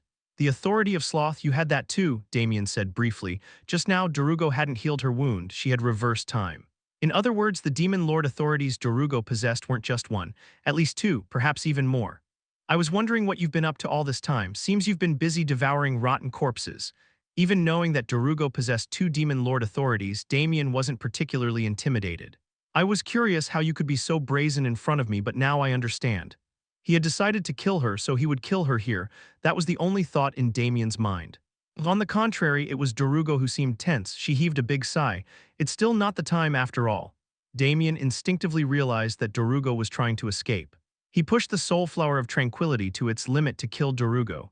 If the enemy had the authority of sloth, he just needed to kill her before she could use it. Just as Damien was about to leap towards Darugo, Darugo manifested the authority of sloth. A strange wave spread throughout the world, and in the next moment Darugo's figure disappeared. Damien quickly scanned his surroundings, but not only was Darugo's figure gone, he couldn't even sense her energy. There was no way she could escape so cleanly against Damien. She must have stopped time and in that interval opened a dimensional gate to escape. "Damn it," Damien cursed as he sheathed Dawn. Hatred for Darugo and anger at letting the enemy escape mixed together. Damien gritted his teeth. "Mount Carrion, was it? Next time we meet, I'll definitely kill you." Damien stared in the direction of Mount Carrion. His face was contorted like that of an evil spirit. It's still not the time after all. As soon as Darugo said this, she immediately manifested the authority of sloth. She stopped the world and used the authority of pride to escape to Mount Carrion. Although it was an extremely short time, Darugo's back was drenched in cold sweat. She had been worried that Damien might stop her. "Mother," as soon as she arrived at Mount Carrion, her children came running. Darugo looked at the four great demon kings with eyes full of affection. "Theta, are you all right?" "I'm fine. Don't lie. I can see exactly what state you're in." Theta flinched at Darugo's words. "Actually, all my internal organs are damaged. I shouldn't have left you in Phantasmal Realm after all." "I'm sorry. No, I'm glad I could be of help to you, Mother." Darugo looked satisfied with Theta's answer. "Don't worry, I've already prepared the procedure for you. You'll gain the same power as your siblings." "Thank you, but Mother, why did you leave Damien Haksen behind?" At Theta's question, Darugo gave a bitter smile. "It's not time yet." Darugo had absorbed 3 demon lord bodies. The demon lord of pride, the demon lord of sloth, and her original body, the demon lord of lust. Darugo hadn't yet fully absorbed all the demon lord bodies. She needed more time to stabilize them. In fact, her original body had been reduced to almost nothing. This was because in the past, when Darugo performed large-scale memory manipulation, she had sacrificed her body as the price. The problem was with pride and sloth. These two were unparalleled powerhouses even among the demon lords. It couldn't be easy to absorb the power of such demon lords simultaneously. Theta, don't worry. Everything is going according to my plan, Darugo said with a smile. Theta looked at Darugo with a worried face. Whether that worry was for Darugo or for someone else, only Theta herself could know. Chapter 338. Mount Carrion Part 1. As soon as Darugo vanished, Damien coughed up blood. He had overexerted himself by continuously using Soul Flower of Tranquility. Damien. Are you injured? The Imperial Supreme Sword rushed over to support Damien. Damien wiped his mouth, insisting he was fine. At that moment, a dimensional portal opened in the sky. An elderly man with snow-white hair emerged from it. The old man slowly descended, landing before the two. Jurg, is His Majesty safe? Imperial Supreme Sword asked. Jurg nodded. Fortunately, he's unharmed. The Sword Saint evacuated him in time. Imperial Supreme Sword sighed in relief at Jurg's words. Are you the master of the White Tower? Damien asked Jurg. During the War of Destruction, Damien had clashed with Jurg a few times. He was the master of the White Tower and the highest-ranking mage in the Empire. He was also the Empire's foremost expert on dimensional portals. Indeed I am. It's an honor to meet the Empire's hero like this. Jurg extended his hand to Damien. Damien shook it and said, we don't have time for this. We must pursue Darugo immediately. Please open a dimensional portal to Mount Carrion. Mount Carrion, Jurg said with a troubled expression. I'm sorry, but I can't grant your request right away. May I ask why? Mount Carrion is at the edge of the continent. Opening a gate to travel that far requires considerable preparation. This was terrible news from Damien's perspective. There was nothing to gain by giving Darugo more time. In fact, during his brief disappearance, Darugo had already used the Demon Lord's corpse to strengthen herself and the four great demon kings. Who knew what schemes Darugo might be plotting now? He needed to pursue her as quickly as possible. Isn't there any way? It's no use rushing. The cost of dimensional portals increases with mass and distance. If we ignore that and force it open, your body will disintegrate while passing through. There was no mage in the Empire more skilled than Jurg. If he said it couldn't be done, there truly was no way. Balhard was really something else. Balhard used to open dimensional portals effortlessly without any preparation. Moreover, according to Balhard, dimensional magic wasn't even his specialty. As expected of a dragon, Damien was again impressed by Balhard's capabilities. I'll have to ask someone else then. Where's Balhard? Damien asked Imperial Supreme Sword. Balhard? Ah, you mean that red dragon. He went out for a bit and said he had somewhere to go. He went out at a time like this. Damien reacted with disbelief. Going for a walk when the world was in danger because of Darugo, no matter how he thought about it, it was unacceptable. When he returns, I should rip off his wings. Ease up on that expression. Someone might have a heart attack if they see you. Was it that bad? It was indeed. The Imperial Supreme Sword nodded and added, I tried not to let him go, but there were circumstances. You'd understand if you heard them. What do you mean? Well, you see, there he comes now. The Imperial Supreme Sword pointed at the sky. A dragon with red scales was flying towards them.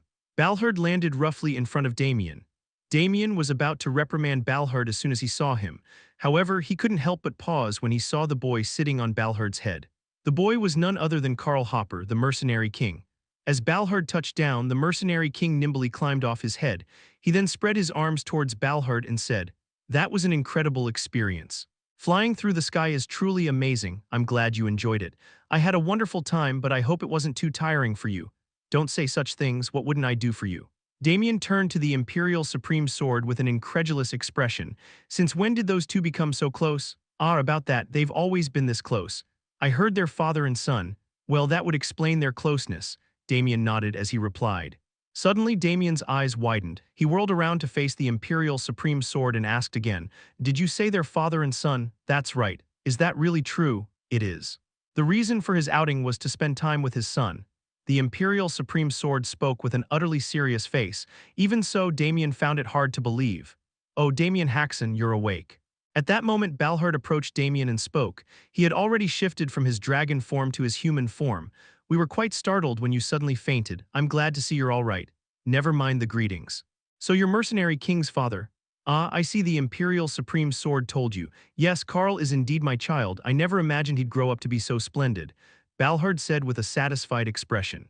Damien asked again, his face still showing disbelief. But you're a red dragon. The Mercenary King uses lightning, not flames. It's common for offspring to inherit different traits. At this point, Damien had no choice but to believe it.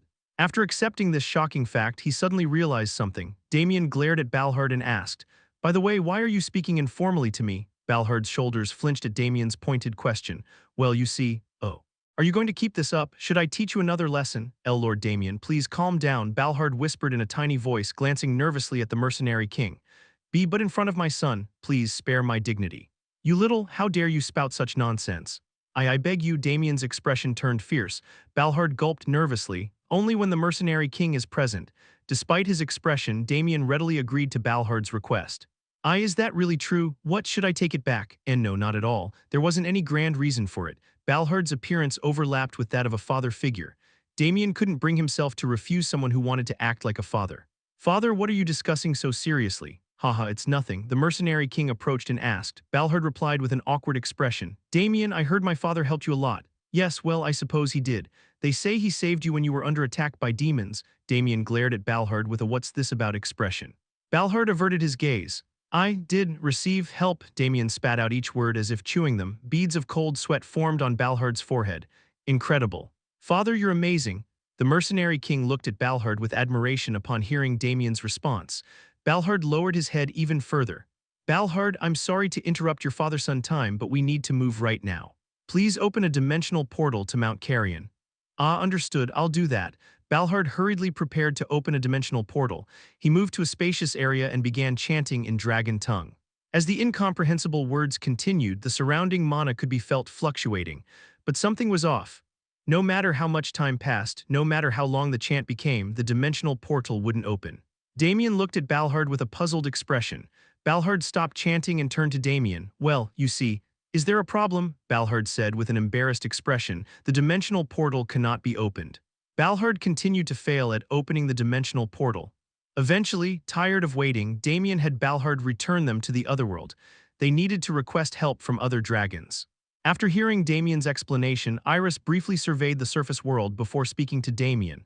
The coordinates around Mount Carrion are completely distorted. The coordinates are distorted? Damien asked, his face showing incomprehension at Iris's explanation. Yes, it's a method used to protect specific locations. Otherwise, one could easily come and go using dimensional portals. So it wasn't Balhard's fault. Didn't I tell you so? Balhard said in a sulky voice. Damien beat Balhard for being incompetent as soon as they entered the otherworld. From Balhard's perspective, it was an unfair situation. Then we'll just have to open a gate near Mount Carrion. Damien ignored Balhard and asked Iris. That should work, but we'll have to travel quite far, I'm afraid. What do you mean? Iris used magical particles to draw a map of the continent in midair. Not just Mount Carrion, but the coordinates of the entire surrounding area are distorted. Damien examined the map. It covered an area almost as large as the Empire. Can coordinates be distorted so easily? No, it's impossible. It takes an enormous amount of mana and effort to distort the coordinates of even a single room, to interfere on this scale, Iris said with a tense expression. It's an act no different from the power of a god. Damien pondered as he stared at the map. It was truly befitting of the demon lord's power. He could understand why the ancients had revered them as gods. Then we have no choice but to open a portal as close as we can and travel there directly. Do you have a suitable means of transportation? I do, a very useful one at that. Saying this, Damien turned to look at Balhard. Balhard was greatly flustered. Me? Yes, you stop dawdling and let's get going. Damien leaped onto Balhard's head. Balhard heaved a deep sigh and spread his wings. Yes, we're departing. Balhard used dragon tongue to open a dimensional portal, then he flew into it. As Balhard passed through the gate, they emerged not in the otherworld but in a field on the surface. Hold on tight. I'll fly with every ounce of strength I have. Don't worry about me, just hurry up. Balhard flapped his wings. His massive body shot forward like an arrow. He pierced through the wall of air like cleaving the sky on top of Balhard's head. Damien opened a subspace and took out potions. These were provided by the Emperor before he left for the otherworld. They were all potions to restore his body. Damien drank all the potions. He could feel the internal injuries caused by using Soul Flower of Tranquility rapidly healing. My body still can't keep up with my skills. It was a problem arising from the overwhelming strength of the enemies Damien had to face. To confront them, Damien had no choice but to push himself beyond his limits. There's not enough time. If he had time, he could have developed a body strong enough to withstand Soul Flower of Tranquility. But his enemies wouldn't give him that time. Damien couldn't help but regret this. To find a solution, I'll have to meet him again. Damien drew a rebos. He held it with both hands and concentrated. When he opened his eyes, Damien was face to face with Ruin's thought form. Ruin's thought form glared at Damien with lifeless eyes.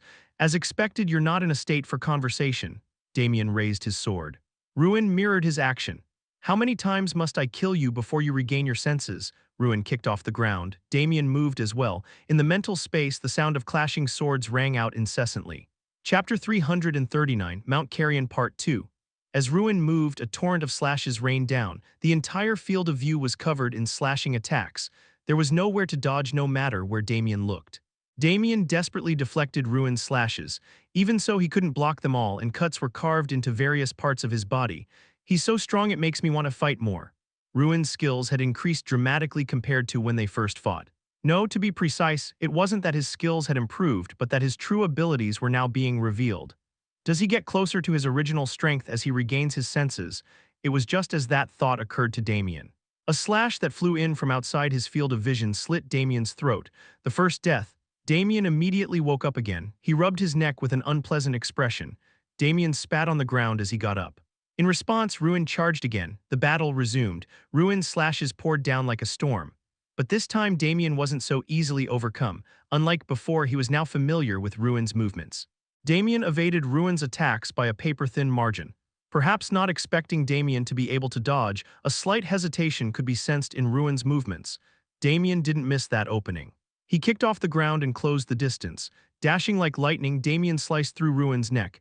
As his head was severed, Ruin vanished on the spot. Huff huff, Damien exhaled heavily, but his face was very bright. When he first met Ruin, he had died thousands of times, but now he had achieved victory after dying only once. It was truly remarkable progress. Just then, Ruin's thought form materialized again. Damien fired up his fighting spirit to battle Ruin once more.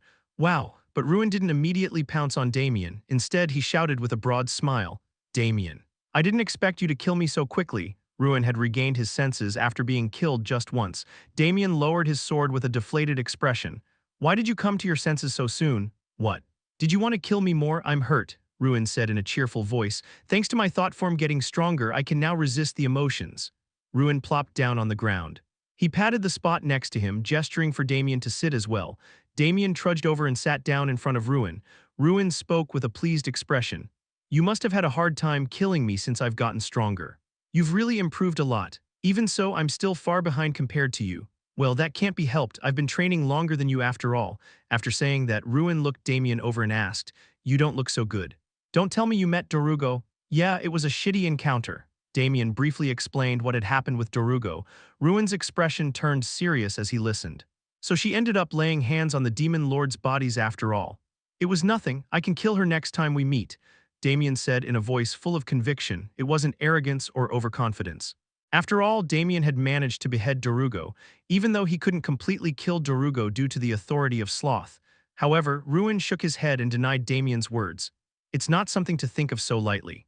The four great demon kings couldn't properly absorb the bodies of the demon lords, but Dorugo is different. She was a demon lord himself after all. If she was a demon lord, then she'd be able to make all that immense power her own. It certainly would be dangerous." "Wait, Dorugo was a demon lord?" Damien asked Ruin back in shock. Ruin replied with wide eyes, "Huh, you didn't know? You never told me." "Ah, that's right." Ruin scratched the back of his head sheepishly. "Dorugo was the demon lord of lust. Then she abandoned her demon body because of me. To be precise, she burned it." "Burned it?" Dorugo's power was brainwashing. She used that power to carry out widespread memory manipulation so that no one would know about her past. Ruin continued speaking with his arms crossed.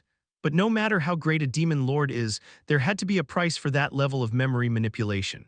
So Dorugo paid with her own body. That's why only dregs remained of Dorugo's main body." Damien listened to Ruin's words with a shocked expression. "She discarded even that cleanly in order to be with me. That's how Dorugo abandoned her demon body and became human." Ruin stared into space with a complicated expression. After pondering for a moment, Damien asked Ruin, "Why did Dorugo go that far?" The Dorugo that Damien knew was an extremely selfish and cruel individual, but the Dorugo he was hearing about from Ruin was different. She seemed devoted to the point of foolishness. "We were engaged to be married." "Ah, engaged? What?" Damien's eyes grew even wider. Ruin tilted his head and said, "Huh, I didn't mention that either." "No, you two were, like that." Ruin lowered his face as if embarrassed. His cheeks were tinged slightly red. "Anyway, Damien, you shouldn't take Dorugo lightly." Ruin deliberately changed the subject. Damien decided to let it slide. In truth, Damien hadn't fully recovered from the shock either. "You said Dorugo handled space and time, right? Dorugo would have absorbed her main body and the bodies of other demon lords. That means she has at least 3 demon lord powers." Of course, Dorugo's main body was just dregs. The problem was the other two demon lords. Time and space, pride and sloth were the strongest among the demon lords. Even I had a hard time killing them. Since they're corpses, she won't have their full power, but if she absorbs both, she could surpass pride or sloth at their peak. Right now, Dorugo was an even more powerful being than a demon lords in their prime. Considering the legends of the demon lords, even Damien found it hard to guarantee victory. I don't care if she's a demon lord or whatever, I'll stop Dorugo even if it costs me my life, Damien said firmly. But Ruin shook his head. Even that won't be enough. We won't know until we try. You feel it too, don't you, that you can't use your full abilities with that body, Ruin said, pointing at Damien's body. Your body is too weak compared to your skills. Even if you fight prepared to throw away your life, you'll die before your opponent. Damien could only close his mouth at the cold assessment. In reality, Damien had suffered serious internal injuries just from briefly using the Soul Flower of Tranquility. Even now, methods to make the Soul Flower of Tranquility even stronger were constantly occurring to him. But he couldn't use them because his body couldn't keep up. I have no choice but to do it anyway, Damien said without hesitation. Ruin let out a deep sigh. If that's your decision, then there's nothing I can do. But don't try to die. If you die, it would be too pitiful for those left behind. Ruin's words pierced Damien's heart like an arrow. The faces of those left behind, his family, came to mind. What if Damien used the Soul Flower of Tranquility to maximum power and died together with Dorugo? The world would become peaceful, but his family would not. Why are you giving me advice? I intend to kill your lover. It was something Damien had been curious about all along. Even knowing that Damien planned to kill Dorugo, Ruin had not held back his advice. Because you're going down the wrong path, Ruin said without hesitation. Damien was at a loss for words. He was newly struck by what kind of being Ruin truly was. Just then, Ruin suddenly spoke with a mischievous expression. But it seems you're aware that you're receiving help from me. How admirable. Why so quiet? Don't tell me you're embarrassed. I am aware. When Damien reluctantly answered, Ruin's smile deepened. Then will you grant me one request? If you do actually manage to defeat Dorugo, Ruin's words trailed off. After hearing Ruin's full request, Damien couldn't help but frown. Are you out of your mind? Asking me to grant such a request? If you really don't like it, you can ignore it. Damien fell into thought for a moment, then he spoke with a displeased expression. Fine, I'll grant your request. Really, but only that far. Don't ask for anything more. Of course not. Just then one of Ruin's eyebrows trembled slightly. His eyes had already begun to turn black. Time's up, shall we fight again? At Ruin's words, Damien gripped his sword and said, All right, I'll learn a thing or two. Ruin's eyes turned completely black. Soon after, the battle began again. Damien opened his eyes in reality. Balhard was still flying through the sky. Strong winds whipped at Damien's hair and clothes. Damien looked up at the sky to gauge the time. Only a few hours had passed since Balhard began flying. Despite fighting Ruin endlessly in the mental realm, not much time had passed in reality. He gets noticeably stronger with each death, Damien complained as he touched the places where Ruin had cut him. He thought the gap had narrowed, but it was just an illusion. There was still an immense gap between them. Is it really true that we have the same talent? It was just as Damien was thinking that. The smell of blood wafted through the air. Damien spoke to Balhard. Hold on, let's go over there. Balhard was puzzled by the sudden order but still changed direction.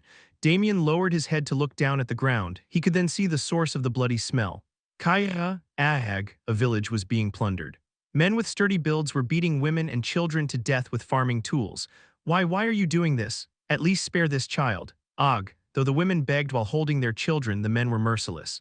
Going to Mount Carrion was urgent, but he couldn't just pass by after seeing this. Damien leapt down from atop Balhard's head. As he landed on the ground, all eyes focused on him. Damien looked back and forth between the men and women.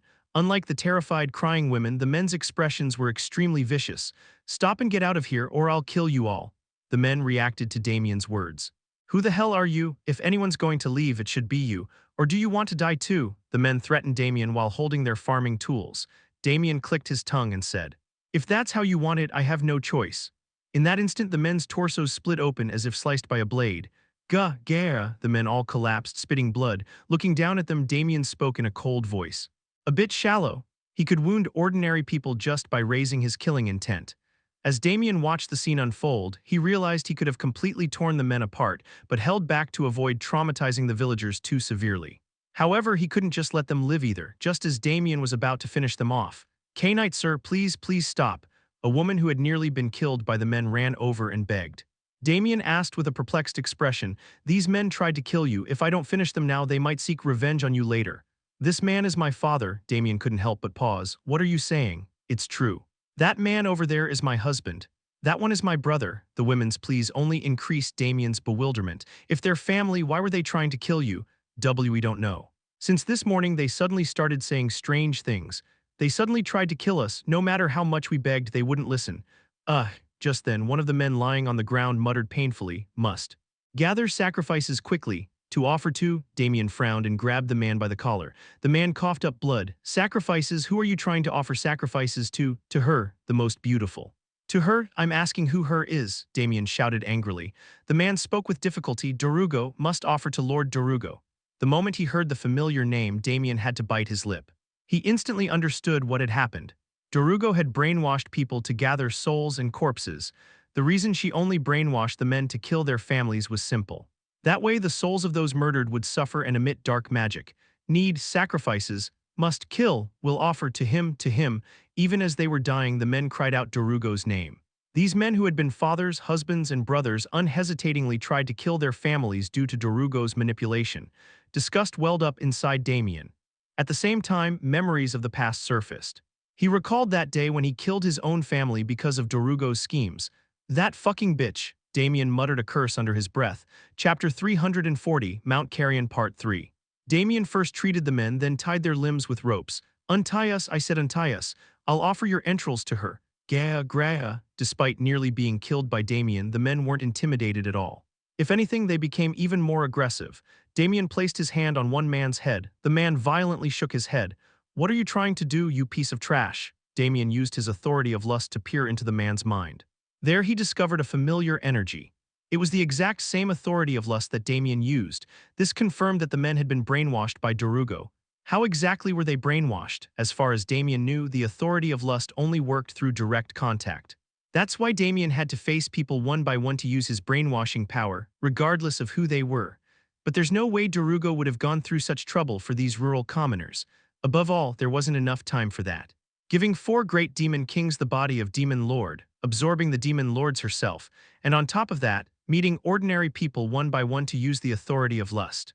That's nonsense. Suddenly, a hypothesis popped into Damien's mind. Damien shook his head. No matter that Darugo was the demon lord of lust, such a thing couldn't be possible. Graa. Jaya, the man opened his mouth wide as if to bite Damien's hand. Damien slapped the man's cheek. The man fainted without even screaming. Darling, a woman behind them cried out in shock. Damien dusted off his hands and said, he was trying to bite me. That's, but still. Damien grabbed the unconscious man's head again. He used his brainwashing power to undo the man's brainwashing. While at it, he also brought him back to consciousness. The man regained consciousness with a groan. As he lifted his head and saw his hands tied with rope, he shouted in surprise. What is this? Why am I tied up? Darling. Do you recognize me? What are you talking about? Why wouldn't I recognize you? The wife burst into tears and hugged her husband. The husband could only look confused. I should wake up the rest. Damien rolled up his sleeves and looked at the other men. The men bared their teeth and growled as if to say he didn't stand a chance. Don't you dare come near me. How dare you erase her blessing? What are you doing? Her divine punishment will fall upon you. What are you on about? Damien knocked each man unconscious with a single blow. He could have undone the brainwashing without knocking them out. However, he deliberately made them faint because he didn't want to hear them praising Darugo. Damien grabbed each man's head one by one and undid their brainwashing. Why am I here, Dad? Are you back to your senses? Oh, my head, why does my head hurt so much? Ivan, you're back to normal. The women hugged the confused men, overjoyed, but some weren't so fortunate. What are you saying? I killed my mother, Derek, my son, where is he? By the time Damien had arrived, many people had already died. The men who realized they had killed their own family members with their own hands wore blank expressions. Damien looked at them with a troubled face. Don't talk nonsense. Why would I kill my mother with my own hands? You bastards, you're all lying to me, right? That's it, right? Some couldn't accept reality and started to act violently. Unable to stand by any longer, Damien lifted his foot and stomped on the ground. With a heavy sound, the whole world shook. Everyone present froze in place. Everyone calmed down. Dissatisfaction appeared on the men's faces. But no one dared to shout at Damien. I have something to ask you all. Do you have any idea why your families changed like this? It was clear that Darugo was the cause, but he couldn't figure out how she had brainwashed people. First, he needed to know her method. At Damien's question, the villagers looked at each other's faces before speaking, and nothing happened. So you're saying they suddenly changed like this? All the villagers nodded. Damien's expression became even more serious. Oh, come to think of it, when I went to the city, I heard some strange rumors. A young man spoke up in a loud voice. Damien turned his gaze to the youth. Strange rumors? Yes, they said all the nobles had changed strangely and told us never to go towards the inner part of the kingdom. This village was on the edge of the Zelato kingdom. Going towards the inner part of the kingdom would bring one closer to Mount Carrion, but the strange phenomenon had spread from there to this village. Suspicious. After pondering for a while, Damien said to the villagers, "You all need to leave the village immediately." Why are you saying that? If you stay here, strange things will keep happening, so get as far away from the kingdom as possible. Damien opened his subspace and took out a handful of gold coins. This should be enough for expenses. Go and prepare for your journey, hurry. At Damien's shout, the villagers started moving in a fluster. Shortly after, the villagers received the gold coins Damien offered and left the village. Once all the villagers had left, Balhard descended from the sky. "Lord Damien, I've returned." Worried that the villagers might be cower at the sight of Balhard, Damien had separately ordered Balhard to patrol the surroundings instead of coming down. "Good work, did you find anything?" At Damien's question, Balhard made a strange expression and said, "I think you should see it for yourself." Balhard carried Damien towards the inner part of the kingdom. Seeing the events unfolding there, Damien was left speechless. "Kill them, kill, don't leave a single one alive. This war is blessed by Lady Dorugo." A war was raging in the fields. The problem was that there were no distinct sides. Over 1,000 people were swinging weapons indiscriminately, friend or foe, as if murder, not victory, was their goal. Sacrifices, offer sacrifices. Lady Dorugo desires it. Elsewhere, human sacrifices were taking place. The troubling part was that this was happening at a branch of the church. The once devout priests and paladins were now praising Dorugo while extracting people's hearts. As they got closer to the capital, people's behavior became even more extreme. Need blood, not enough blood to offer to Lady Dorugo. Upon reaching the royal palace, they saw the king swimming in a pond made of blood. Around him were countless beheaded corpses. "I can't bear to watch anymore." Even as a dragon, Balhard found the sight too horrific, but Damien was relatively calm. He had already experienced this in his past life. During the War of Destruction, such acts were commonplace in lands ruled by dark mages. "My thoughts were correct." Damien looked up at the sky. While others couldn't see it, Damien could, the authority of lust covering the sky. The reason for people's madness was simple. Dorugo had manifested her authority of lust on a massive scale. This is absurd. The Zelato kingdom was quite far from Mount Carrion. To think she could brainwash people so far away was hard to believe, even seeing it with his own eyes. Even more frightening was that Dorugo had lost most of her physical body. He couldn't even imagine how strong she must have been when alive. "Lord Damien, what will you do?" At Balhard's question, Damien fell into contemplation. Damien had a way to undo their brainwashing. But there were too many people to save. He couldn't spare time for them when he needed to face Dorugo. Then there was only one solution: to defeat Dorugo as quickly as possible. Then her authority would disappear and people would return to their senses. "Let's go to Mount Carrion." At Damien's command, Balhard flew towards Mount Carrion. The surrounding scenery rushed by. "Balhard, let me ask you something." Suddenly, Damien spoke to Balhard. "Please do. If someone brainwashed you and ordered you to kill me, what would happen to the Dragon's Oath contract?" The deeper they went, the stronger the authority of lust became.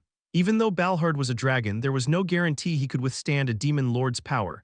Even so, the Dragon's Oath contract would not be broken. Balhard answered without hesitation. Damien asked again. "What if the brainwashing was so powerful it surpassed the oath?" "I'm not sure such a case exists, but if it did, I would probably lose my life." "Really?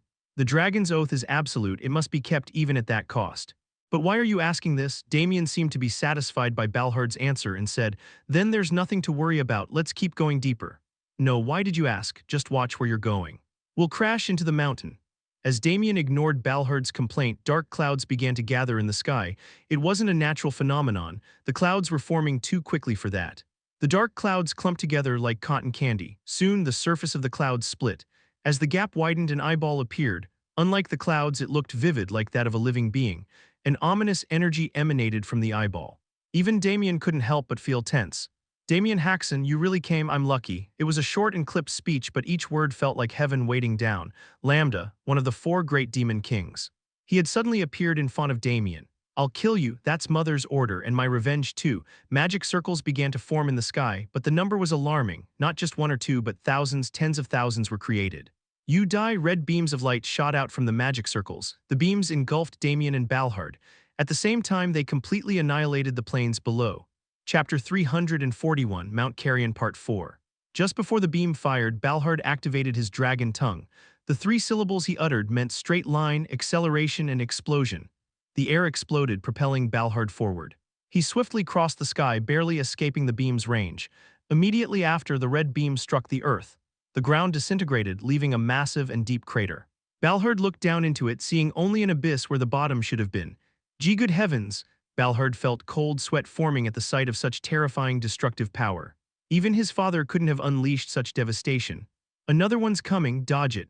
Damien perched atop Balhard's head. Suddenly magic circles appeared around Balhard. Countless dark spells poured out from the circles. Balhard quickly maneuvered to avoid them.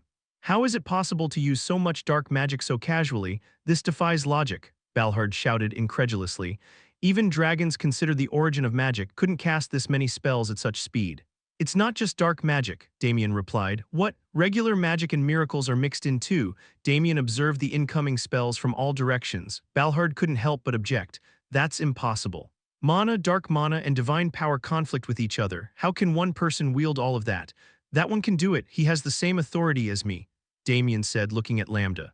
The authority of envy had the ability to change the nature of specific energies. Lambda was currently using the authority of envy in real time to simultaneously wield magic, dark magic, and miracles. But that wasn't all. Lambda had even created doppelgangers using the authority of envy. He created energies optimized for himself and then imbued them with souls. To think he could utilize the authority of envy like that. This is quite impressive. Even Damien was amazed by such an ingenious application. However, he also found it strange. Going to such lengths to prevent my arrival. It seems Darugo needs to buy time. The corner of Damien's mouth twisted. He couldn't bear to play along with Darugo's intentions any longer. Lord Damien, I can't dodge anymore, Balhard cried out urgently. Magic circles had suddenly surrounded them on all sides. The circles began to glow simultaneously. Just before the magic activated, Damien extended his hand. The mark on his wrist disappeared and a sword materialized. It wasn't Erebos, it was the divine sword, the sword that Ruin had created for the first emperor. This was the first time Damien had drawn the divine sword in actual combat, but it posed no problem. After all, he had seen the Imperial Supreme Sword use it countless times in his previous life. Damien raised the divine sword high as if to pierce the sky. The sword emitted a dazzling light. In that instant, all the surrounding magic circles were erased. They weren't destroyed or annihilated, they all reverted to demonic energy. Damien Haksen, what is this? I don't understand, Lambda said in a bewildered voice. But Damien had no intention of explaining anything to Lambda right now. Is this your way of rebelling? Then I'll have to use my full power. Magic circles appeared before Lambda, circular magic formations stacked upon each other. The circles started small but grew larger towards the back. Penetration, amplification, increased destructive power. Red beams gathered in the first magic circle. Fire. The red beam was launched. It amplified as it passed through each circle. Lord Damien, it's coming, watch out, Balhard shouted dramatically. Damien punched Balhard on the head. Be quiet, I can't concentrate. Damien glared at Lambda with cold eyes. The reason Damien was flying through the sky with Balhard was because he couldn't open a dimensional gate. The Lambda before them was just a doppelganger.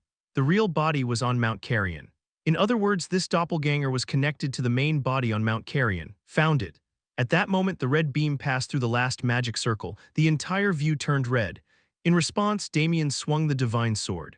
The blade emitted a dazzling light. The light collided with the red beam. Instantly, the red beam dispersed into energy. Lambda's eyes filled with dismay, but the real surprise was yet to come. The slash of light cut through Lambda as well. The black cloud composing Lambda's doppelganger, along with its eyes, was cleaved in half. Arg! With a scream, Lambda's doppelganger vanished. Only a dimensional rift remained where it had been. Damien had forcibly cut through the connection between the main body and the doppelganger. The rift was very small and closing rapidly. Damien immediately ordered Balhard, let's go quickly. Balhard swiftly flew towards the rift. Just before entering, Damien said to Balhard, from here, return to the Empire. Go tell the Imperial Supreme Sword that I'm entrusting my family to him. Surely you're not planning to go alone, Lord Damien, Damien nodded.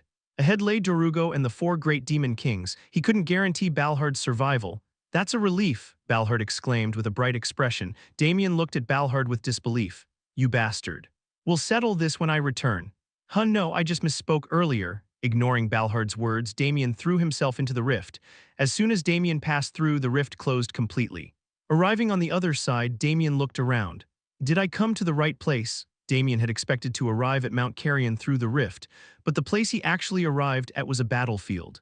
Soldiers wearing Imperial armor lay dead. Their spilled blood had completely stained the field. Damien walked among the soldiers and examined them. Then he suddenly noticed something. There was a figure standing atop a mountain of corpses. The knight had a massive build that seemed inhuman. Clad in thick armor, he looked like a giant. Damien stared at the knight. His eyes trembled slightly. He couldn't help it. That was himself. Now I remember. This was the battlefield where Damien had first been deployed. It was where he had first received orders from Darugo as a death knight. It was Damien's first massacre. His stomach churned. He felt nauseous. Suddenly the scenery changed. It was another battlefield. Again, countless soldiers lay dead.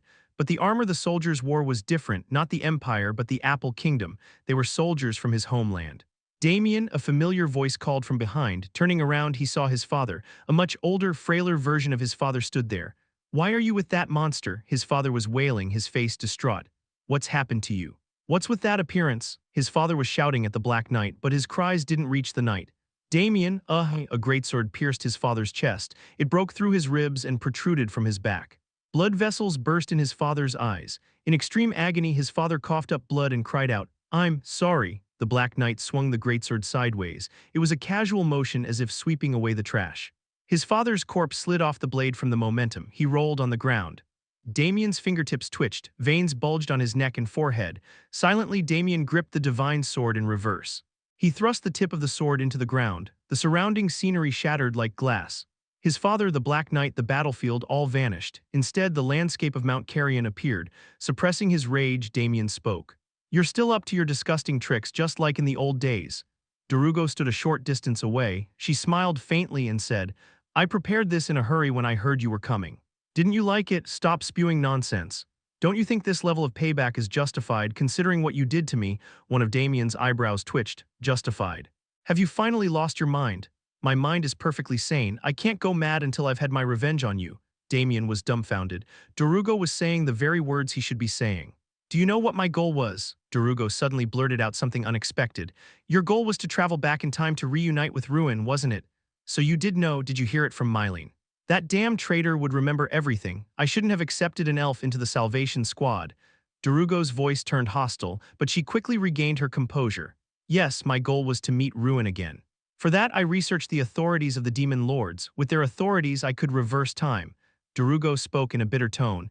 "It wasn't easy research. I failed countless times. There was so much to study, but a human lifespan was too short. In the end, I had no choice but to abandon my body."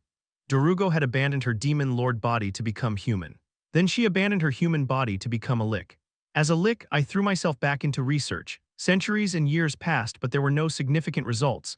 All I realized through my research was the reality that time reversal couldn't succeed. Darugo's voice was heavy with fatigue. Even for a Demon Lord, dedicating over hundreds of years to fruitless research was exhausting. Do you know why? There was no soul powerful enough to wield all the Demon Lord's authorities simultaneously. I managed to obtain the souls of dragons and Marquise-class demon beings to try, but they all failed. They were all destroyed, unable to withstand the Demon King's powers. The light faded from Darugo's eyes. "In the end, I had no choice but to give up. I didn't want to, but I had no other option, so I changed my goal. I decided to destroy the empire that killed him instead." Darugo's voice regained its strength. Her hatred for the empire seeped through heavily. "That wasn't an easy path either. The empire was too strong and I had no power. The Demon Lord's bodies was in Mount Carrion, but I had no way to open it. The key was destroyed when Ruin was attacked." Damien recalled the key that Vahel had possessed. It must have been destroyed when Ruin's body was mutilated. "To take revenge on the Empire, I spread dark magic, trained dark mages, and created pandemonium. But it was far from enough. I thought I'd never be able to topple the Empire. Then one day, you appeared." In his previous life, Damien had joined a mercenary group after being exiled from his family. And during one of the mercenary group's missions, he encountered Darugo. "When I first saw you, I saw hope to destroy the Empire. Your talent was truly extraordinary. I knew that if I modified you into a Death Knight and trained you, you'd become the dagger to bring down the Empire." After that, Damien was modified into a Death Knight by Darugo's hand. During that time, Darugo realized something. "While modifying you, I belatedly realized that you had inherited Ruin's talent. At first, I couldn't believe it. I didn't know Ruin's talent could be passed down." Darugo's voice gradually brightened. It even became passionate. "You can't imagine how happy I was when I realized that. The final piece needed for time reversal had fallen into my hands. I could meet the real Ruin again." Darugo lowered her gaze to look at Damien. Madness swirled in her eyes. I stored all the powers I had gathered in your body. On the day I would complete my revenge by destroying the Empire, to use all that power to turn back time, Darugo's voice rose. A broad smile spread across her face. My plan was perfect. I killed the Imperial Supreme Sword and toppled the Empire. I made the people of this era who had forgotten ruin pay the price by killing them all. All that was left was to return to the past. All I had to do was meet ruin again. Anger gradually filled Darugo's voice. But who ruined that plan, my waiting, the reward for my hatred? Who ruined it, I ask you? So you're saying it's my fault? Of course it is, Darugo shouted in a burst of anger. You used the immense power I gathered over hundreds of years to turn back time by mere decades. Because of you, all my plans were ruined. How can you say that's not your fault? Darugo screamed as if throwing a tantrum. Damien wore a cold sneer. You stupid whore. I can't stand to listen anymore. Damien raised the divine sword. Darugo's eyes became languid. Right, I've talked too much. I should subdue you quickly and go meet ruin. Suddenly, Darugo seemed to move far away. It wasn't that Darugo had moved. The space between them had suddenly expanded. Damien tried to chase after Darugo. At that moment, powerful energies exploded. Lord Damien, we can't let you go any further. Cannot pass. Face us first. Kehehe, I finally get to have my revenge on you. The four great demon kings, Darugo's children, were blocking Damien's path. Right, I had forgotten about you a lot. Black armor appeared from thin air and covered Damien's body. Then he drew Erebos. Holding the divine sword and Erebos in each hand, he said, no matter how urgent it is, I can't ignore filth like you. Chapter 342, The Final Battle Part 1. As Damien drew out Erebos, the four great demon kings immediately unleashed their true forms. Their bodies began to rapidly expand, transforming into massive figures the size of several humans combined. It wasn't just their size that changed. One turned into metal, another was covered in scales, and someone sprouted tentacle-like appendages resembling jellyfish. Originally, the true forms of the four great demon kings were monsters, not humans. This was because their base bodies were demons and dragons, or extinct giant race. However, the true forms of the four great demon kings that Damien now saw before him were different. Though still monstrous, their appearances were closer to that of humans. This change was undoubtedly due to their absorption of the demon lord's flesh. Why is everyone hesitating? We need to offer him to Mother quickly. Among the four great demon kings, Iota was the first to move. Iota's original form had been that of a massive dragon, but not anymore. Now he had a huge body that looked like three humans combined, with dragon scales and claws protruding from it. The term dragonoid perfectly described his appearance. I'll pay you back for everything you've done to me right here. Iota opened his mouth wide. Crimson flames gathered in his throat. At that moment, a symbol appeared on Iota's forehead. It was none other than the authority of wrath. The authority of wrath had the ability to amplify anything. It was a simple but powerful authority.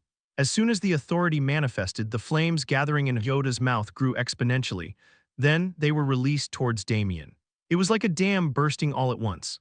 A massive tidal wave of fire engulfed everything in its path. Even Damien had no choice but to exert himself to block a breath attack of such magnitude. Damien concentrated his mana into Erebos. A jet-black aura blade enveloped Erebos. He swung Erebos towards the oncoming tidal wave of flame. In that instant, a slash rose from the ground and cleaved the tidal wave. It was as if a black wall had blocked the tidal wave. The red tidal wave was split in two. Damien retrieved Erebos, which had been raised towards the sky. At that moment, blue lightning struck from above. This was no natural lightning. It carried an ominous power. Damien leaped away as he pushed off the ground. The lightning struck where he had been standing. The lightning exploded and a storm of electrical current blew away everything in the vicinity. Damien looked up at the sky. A human with an enormous head like a light bulb was looking down at him. When Lambda pointed his index finger at Damien, the demonic energy he emitted transformed into an electrical current. Blue lightning filled the sky. It gathered at a single point and then struck down towards Damien. This time it wasn't just a single bolt, it fired repeatedly. Damien dodged the lightning by moving here and there. As expected, they're troublesome opponents. Both were formidable adversaries. If the battle continued like this, it wouldn't be good for Damien. Damien Haksen, why are you only running away? Iota began gathering flames again. In the sky, Lambda was raising his lightning power. This is annoying. Dealing with the four great demon kings wasn't difficult. The problem was Darugo. Right now, Damien's body couldn't properly withstand the Soul Flower of Tranquility. He couldn't use the Soul Flower of Tranquility against the four great demon kings in this situation. If he did, his body would collapse when it came time to fight Darugo. But now wasn't the time to conserve his strength. I'll use up to the first flower. Damien activated the Soul Flower of Tranquility. As the mana throughout his body ignited, an immense power welled up. First flower, Damien's figure disappeared. He closed the distance in an instant and appeared in front of Iota. Iota was greatly surprised by his sudden appearance. What? How is he so fast? Damien's hands moved. The divine sword and Erebos moved simultaneously. The two blades drew countless slashes. So many slashes that they were hard to count cut into various parts of Yoda's body. However, no blood flowed, not even a wound appeared. It was because of the symbol that appeared on Yoda's body. The authority of gluttony, the authority that could absorb anything, had completely sucked in Damien's slashes. You're being annoying. As soon as the words left his mouth, the symbol flashed. The authority of gluttony released the slashes it had absorbed. Damien leaped back to avoid the slashes. Yoda, how many times have I warned you that we need to work together? Epsilon stood next to Yoda and scolded him. Yoda dusted off his body as he replied. I was counting on you. What a sweet talker. Yoda placed his hand on Epsilon's shoulder. As he did, the symbol of wrath appeared on Epsilon's forehead. This time, let's crush him for real. We can't kill him. Mother wants Damien Haksen captured alive. Yoda and Epsilon moved simultaneously. The authority of wrath amplified their speed. The movement of the two suddenly became much faster. Yoda moved frantically, swinging both fists. Damien used his dual swords to parry the force of the blows. Suddenly, Yoda flattened himself against the ground. In sync with his movement, Epsilon swung his axe widely. Damien crossed his dual swords to deflect the axe. At the same time, he slashed at Epsilon's side, but no wound appeared on Epsilon's body. Once again, the authority of gluttony had absorbed the slash. I didn't know that would be such an annoying authority. I'll take that as a compliment. As soon as the words left his mouth, Yoda closed in. Damien avoided all of Yoda's attacks while slashing at various parts of his body, but this time too, they were sucked into the authority of gluttony. At that moment, a sharp sound struck Damien's eardrums. No, not just his eardrums. Damien's entire body was vibrating. Theta, Damien instinctively realized. It was the sound waves that Theta had sent that were causing this, but it was strange. Damien's body was protected by the soul flower of tranquility. Even if Theta was skilled with sound, she shouldn't have been able to shake Damien like this. The authority of greed, you obtained insight. With insight, one can analyze and see through anything. It would have been easy to figure out how to shake Damien's body. Yoda and Epsilon didn't miss the opening Damien showed. Lord Damien, we'll end it with this. The authorities of gluttony and wrath appeared simultaneously on Yoda's axe. Yoda swung his axe towards Damien. The authority of gluttony spewed out all the slashes it had been absorbing until now. The released slashes were further strengthened by the authority of wrath. A storm of slashes engulfed Damien. Countless gashes were carved into the ground where the storm had passed. In the midst of it all, Damien lay fallen and covered in blood. As expected, I knew you would withstand it. Epsilon looked down at Damien with admiration. Damien glared at Epsilon with eyes full of killing intent. Normally, it would have been frightening, but not now. Who would fear a dying enemy? Kaihaha, you fool, this is what happens when you challenge us with such pathetic skills. Yoda raised his foot and pressed it firmly on Damien's chest. Cough, Damien coughed up blood. Yoda's expression grew even more satisfied. Yoda, step back, it was Theta. Yoda looked puzzled at Theta's words. Why are you being so prickly? After everything this damn bastard has done to us, we should at least be able to vent a little. I told you to step back, didn't I? Theta's voice lowered. Yoda reluctantly removed his foot. Damn. Why are you only picking on me? Lambda, let's move Damien Haksen. We need to present him to Mother. Understood, I'll do that. Lambda, who had been floating in the sky, descended. He used magic to levitate Damien's body. At that moment, Lambda hesitated and looked at Damien with a puzzled expression. He examined him from various angles. This is impossible. It can't be. Lambda, what's wrong with you now? Stop acting like an idiot and bring him here quickly. Yoda spoke in an unpleasant voice. It seemed he intended to take out his frustrations from Theta's rebuke on Lambda. This is not him, this isn't. Damien Haksen, what nonsense are you? Suddenly a blade protruded from Yoda's chest. Yoda coughed up blood and looked behind him. He saw Damien, who had stabbed him in the back. That's one down. Damien swung his other sword. He sliced off Yoda's head. Yoda, Epsilon was startled and rushed towards Damien. Damien spread his palm towards Epsilon. A symbol appeared on his palm. The authority of gluttony that Damien manifested spewed out slashes. Countless slashes flew towards Epsilon. This is what I released earlier. Epsilon immediately manifested the authority of gluttony. He reabsorbed the slashes that Damien had released. As expected, you can only use it in one direction. At that moment, Damien's voice came from behind. Epsilon turned his head in surprise. Before he could react, Damien's sword sliced through Epsilon's neck. Epsilon's head fell to the ground. How? Epsilon's fallen head cried out with a shocked expression. Epsilon survived despite having his neck severed. It was thanks to the Demon Lord's robust vitality. How did you copy the authority of gluttony so perfectly? I learned by watching, Damien said nonchalantly. Epsilon's face went blank at those words. Don't talk nonsense. The authority you inherited is only a small fraction. You can't possibly imitate me with that. Oh really? It seemed to work when I tried it. Damien spoke casually. Epsilon was at a loss for words. The same goes for that doppelganger. I made it by copying what that fat one was doing. Damien pointed at his own corpse lying at Lambda's feet as he spoke. It was a doppelganger created by using the authority of envy to alter energies. He had adapted it after seeing Lambda create doppelgangers. Impossible, it's not that easy, Lambda spoke with an unbelieving expression. Damien replied with an annoyed tone. Maybe for you lot. As they said, the Demon Lord's authority that Damien had obtained wasn't all that impressive. But Damien's talent transcended common sense. He could utilize even that meager authority to perfection. More importantly, aren't you curious why I'm rambling on like this? What do you, After suddenly appearing in front of Lambda, Damien kicked him in the stomach. Then he held swords to both Lambda's and Theta's throats simultaneously. Don't move or I'll slice through your very souls. Theta and Lambda's bodies stiffened at Damien's fierce warning. Darugo. Are you going to just watch these ones die? Damien shouted towards the sky. Suddenly the air rippled and Darugo appeared. She glared at Damien with a sour expression. It would have been better if you had just quietly let yourself be captured. I can't do anything that would please you. Damien swung both swords simultaneously, cutting off Theta's and Lambda's legs. They collapsed to the ground. Don't think about running away. If you do, I'll kill everyone here. Don't worry, I have no intention of running. Darugo raised her demonic energy, her entire body writhed. I intend to capture you with my own hands.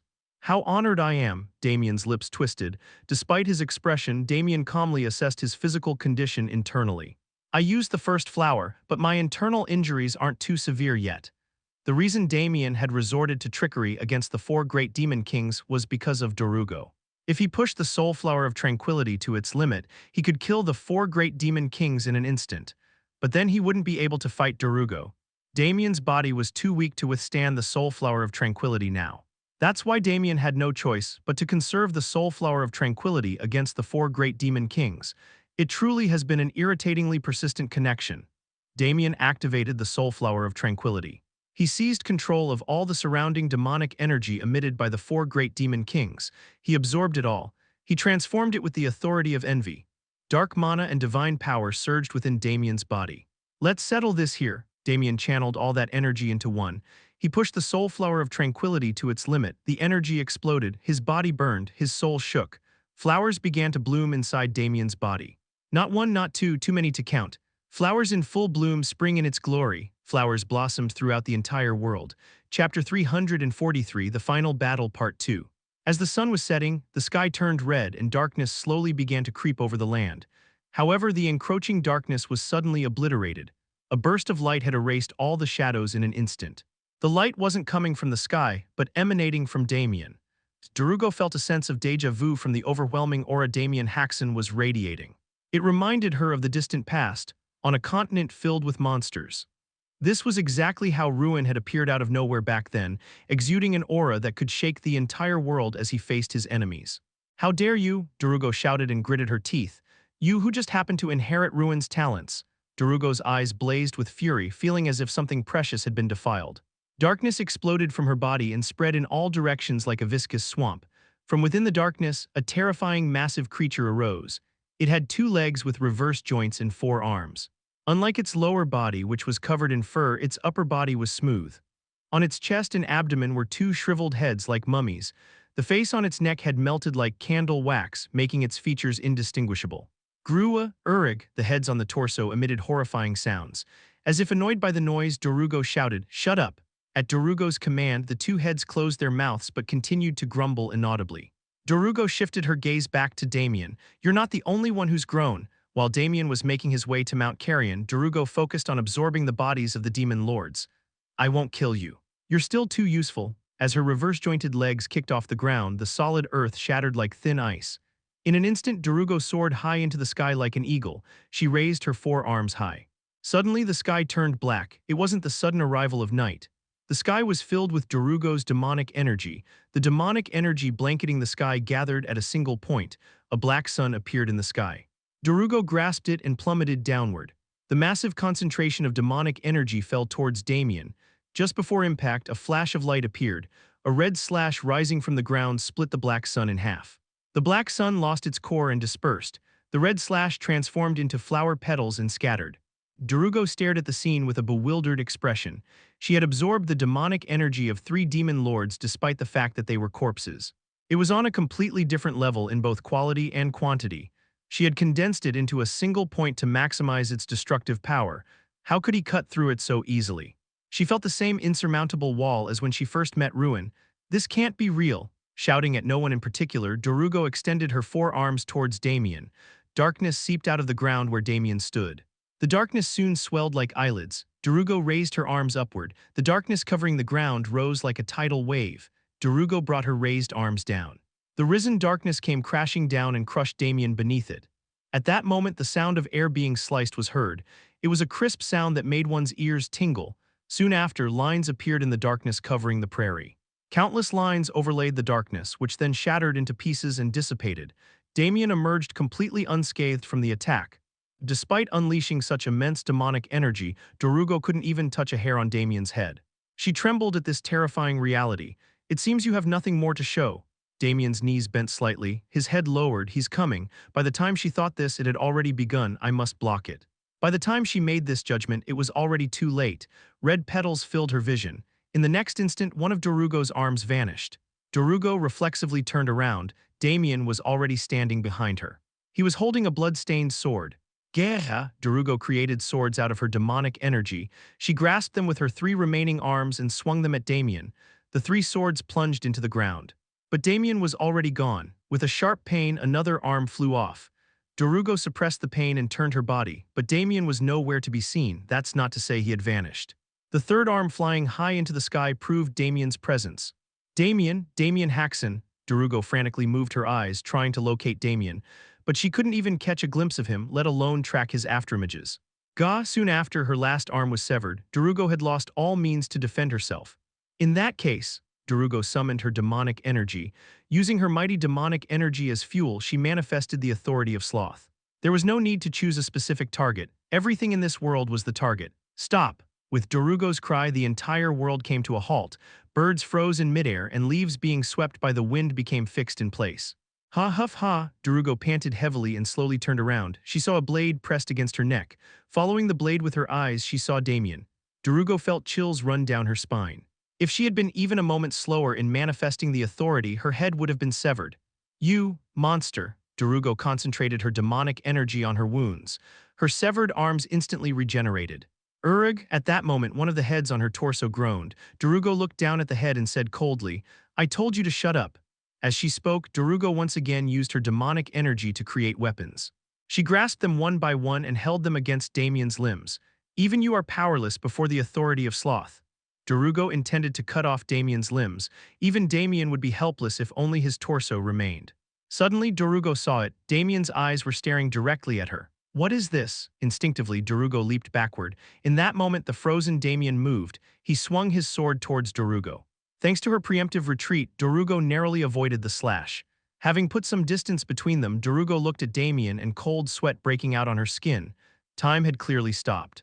The world remained frozen in place, yet Damien was moving as if nothing had happened. How? Well, with that short word, Damien prepared to charge again. Darugo once more manifested the authority of Sloth. She tried to stop Damien. In response, Damien slashed the air with the swords in both hands. The authority Darugo had manifested instantly vanished. Darugo's eyes widened in disbelief. You cut through a demon lord's authority. Darugo couldn't finish her sentence. Damien charged at her again. Sloth doesn't work. Lust would likely be the same. In that case, Darugo manifested the authority of pride. She completely distorted the surrounding space. Due to the distortion of space, Damien appeared in an unexpected location as he charged towards Darugo. Having barely bought some time, Darugo gathered her demonic energy once more. She twisted the space around Damien. No matter where Damien ran, he would return to his original position. He would be unable to escape from his current location. She had trapped Damien in a prison made of space. I didn't want to use this. Darugo's goal wasn't to kill Damien, it was to capture him alive, but now wasn't the time to be sparing with her methods. At this rate, she might be the one to die first. Please just stay alive. Space began to compress around Damien. The compressed space was so complex that not even light could escape. Pitch-black darkness pressed in on Damien from all sides. The abyss created by the compressed space tried to crush Damien, but the abyss didn't dare encroach upon Damien's domain. It was because of the white sword Damien Haksen held in his hand. The divine sword was pushing back the abyss.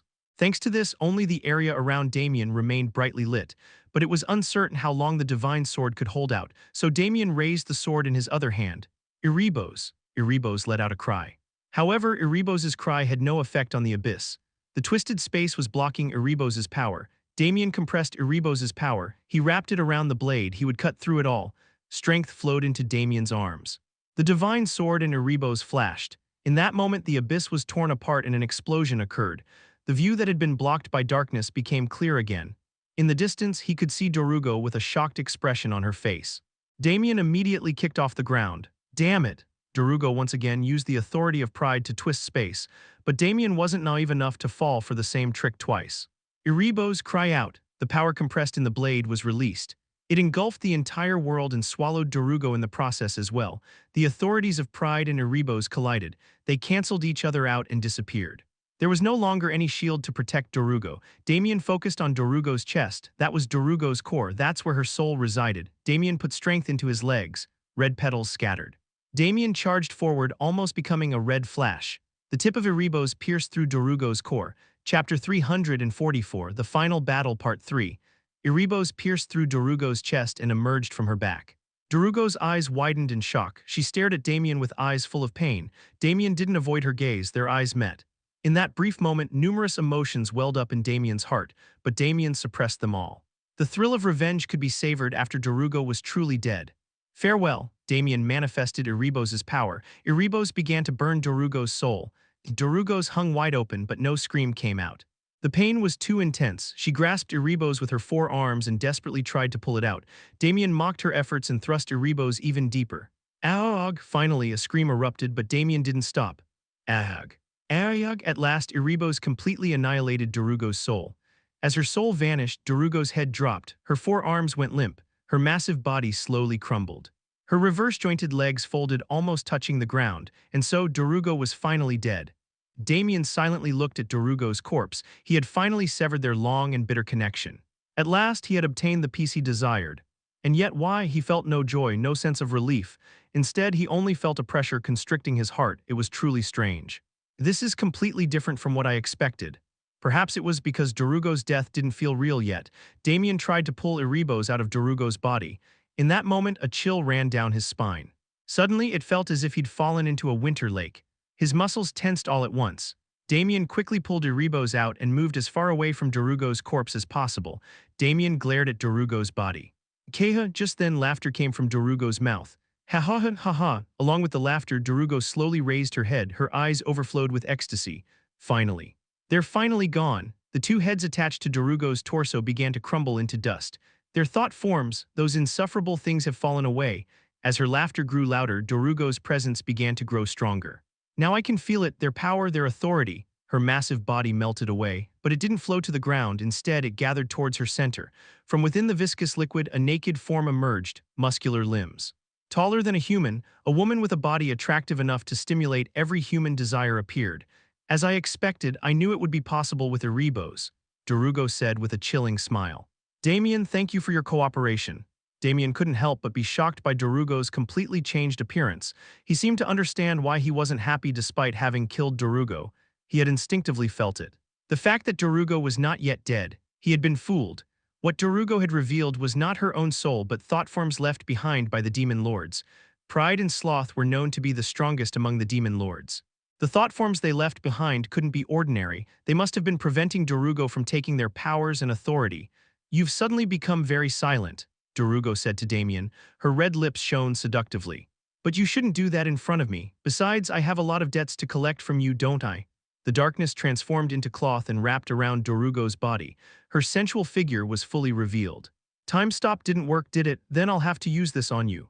Damien's vision began to shake violently. He couldn't distinguish up from down, let alone sky from ground. When he came to his senses, Damien was floating high in the sky. Cough. Before he could grasp the situation, a sharp pain surged through his abdomen. Blood burst from his mouth. Only then did Damien realize. Darugo had kicked him at a speed so fast that Damien couldn't even notice, but this much was okay. The soulflower of tranquility had withstood the shock.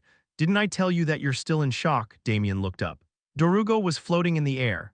Looks like I'll have to hit you a few more times to bring you to your senses. As soon as she finished speaking, Darugo's figure split. It was as if numerous mirrors were reflecting Darugo's image. This wasn't a doppelganger technique, they were all real bodies, she had merely extended her form by distorting space. Grit your teeth. Countless Darugos moved simultaneously, fists and kicks came flying from all directions. Innumerable strikes were delivered simultaneously. Damien's body flailed about in midair. The attack that had continued for a long time suddenly stopped. Damien's battered body fell to the ground. Ahaha, Darugo laughed, throwing her head back. She didn't mind at all that her beautiful face was distorted grotesquely. Did you see? This is my power, now you're nothing. It means you're less than an insect. Damien, who had been lying on the ground, suddenly got up. Darugo saw this and asked incomprehensibly, "How are you still alive?" The simultaneous attacks delivered by distorting space were not something Damien should have been able to withstand. All the bones in his body should have been shattered, and his internal organs should have all burst and spilled out. Yet Damien was not only conscious but even getting up. Darugo glared at Damien with narrowed eyes. Then, as if she had realized something, she exclaimed, "I see, you absorbed my attacks with the authority of gluttony. I didn't expect you to have completely mastered Epsilon's technique in such a short time." That was correct. Damien had absorbed Darugo's attacks with gluttony and then repelled them by releasing them again. But you couldn't block them all, could you? That was also correct. It was impossible to block all the attacks. The attacks that he failed to block had destroyed various parts of Damien's body, making it difficult for him to even stand. Damien spat and spread both hands. Erebos and the divine sword which he had dropped on the ground flew into his hands. "Don't tell me you still intend to fight?" Darugo asked with an incredulous look. The technique Darugo had just shown was nothing. It was just simple punching and kicking. If Darugo wanted, she could turn someone like Damien into dust. Don't resist futilely and surrender quietly. I probably don't need to tell you this, but suicide is useless. It's very easy to keep your soul trapped in your body. You're annoyingly noisy. Damien opened his mouth for the first time. His pronunciation was unclear due to the blood filling his mouth. "Stop talking nonsense and come at me. This time I'll really kill you. You don't want to show weakness even in this situation. You're irritatingly arrogant." Darugo clicked her tongue, then Damien spoke again. "I won't say it twice. Come at me?" A fierce light burst from his eyes on a face covered in blood and dust. Seeing that look, Darugo couldn't help but hesitate. Damien's words were neither bluff nor provocation. He truly intended to kill Darugo. From Darugo's perspective, it was an absurd attitude. However, Darugo couldn't laugh at Damien. Because the only person she had ever loved had acted exactly like Damien. Because he had never fled from any irrational battle. Because he had ultimately achieved victory. This can't be. Darugo dismissed her sentiments. "You are not Ruin, you're just an ordinary person who inherited Ruin's talent." However, there was a reality that didn't change no matter how much she denied it. It was clear that Damien had no intention of backing down from this battle. Despite being shown an overwhelming difference, he didn't back down. He was even trying to fight her seriously. From Darugo's perspective, it was an attitude that was hard to forgive for its insolence. "If that's how you want to be, I'll thoroughly break you, your pride, your dignity, everything." As Darugo waved her hand in the air, the 4 great demon kings lying on the ground all disappeared. She had used the authority of pride to send them to another place. Next, Darugo created a large dimensional portal behind her. It was too large for just one Darugo to pass through. It was as if she was showing it to Damien. As the dimensional portal opened, it revealed scenery. The moment he saw it, Damien couldn't help but be shaken. The world beyond the dimensional portal was Spring Castle. Spring Castle, where his family resided and the busy servants could be seen. He could also see his father and mother taking a walk in the garden. "I'm going there now," Darugo said with a sneer. "I'll go and torture your family. In a way that will make what happened in your past life feel like child's play. Stop. When everything is over, I'll open the dimensional portal then, so you can watch your family's demise with your own eyes," I said. "Stop," Damien said in a trembling voice, but Damien's words didn't reach Darugo. "Until then, you stay here and wait." "I told you to stop." Damien pushed the Soulflower of Tranquility technique to its limit. He rushed to kill Darugo, but Damien couldn't get close to Darugo. Darugo had stretched the space between them like taffy. No matter how much he ran, he couldn't reach Darugo. Damien's eyes turned red. Meanwhile, Darugo moved towards the dimensional portal. As soon as Darugo passed through, the gate closed immediately. When Darugo disappeared, the space returned to normal, but by then, the dimensional portal had completely vanished. Chapter 345. The Haksen Family Part 1. Damien stared vacantly at the spot where Darugo had disappeared. The words Darugo had said just before leaving kept echoing in his mind. No, his family was in danger. It wasn't just a matter of their lives being at risk. In Damien's mind, the torture methods Dorugo frequently used kept flashing incessantly. And now Dorugo was full of thoughts of ruining his family. She would inflict tortures even more horrific than what Damien could imagine. No, not my family, but Damien had no way to stop it now.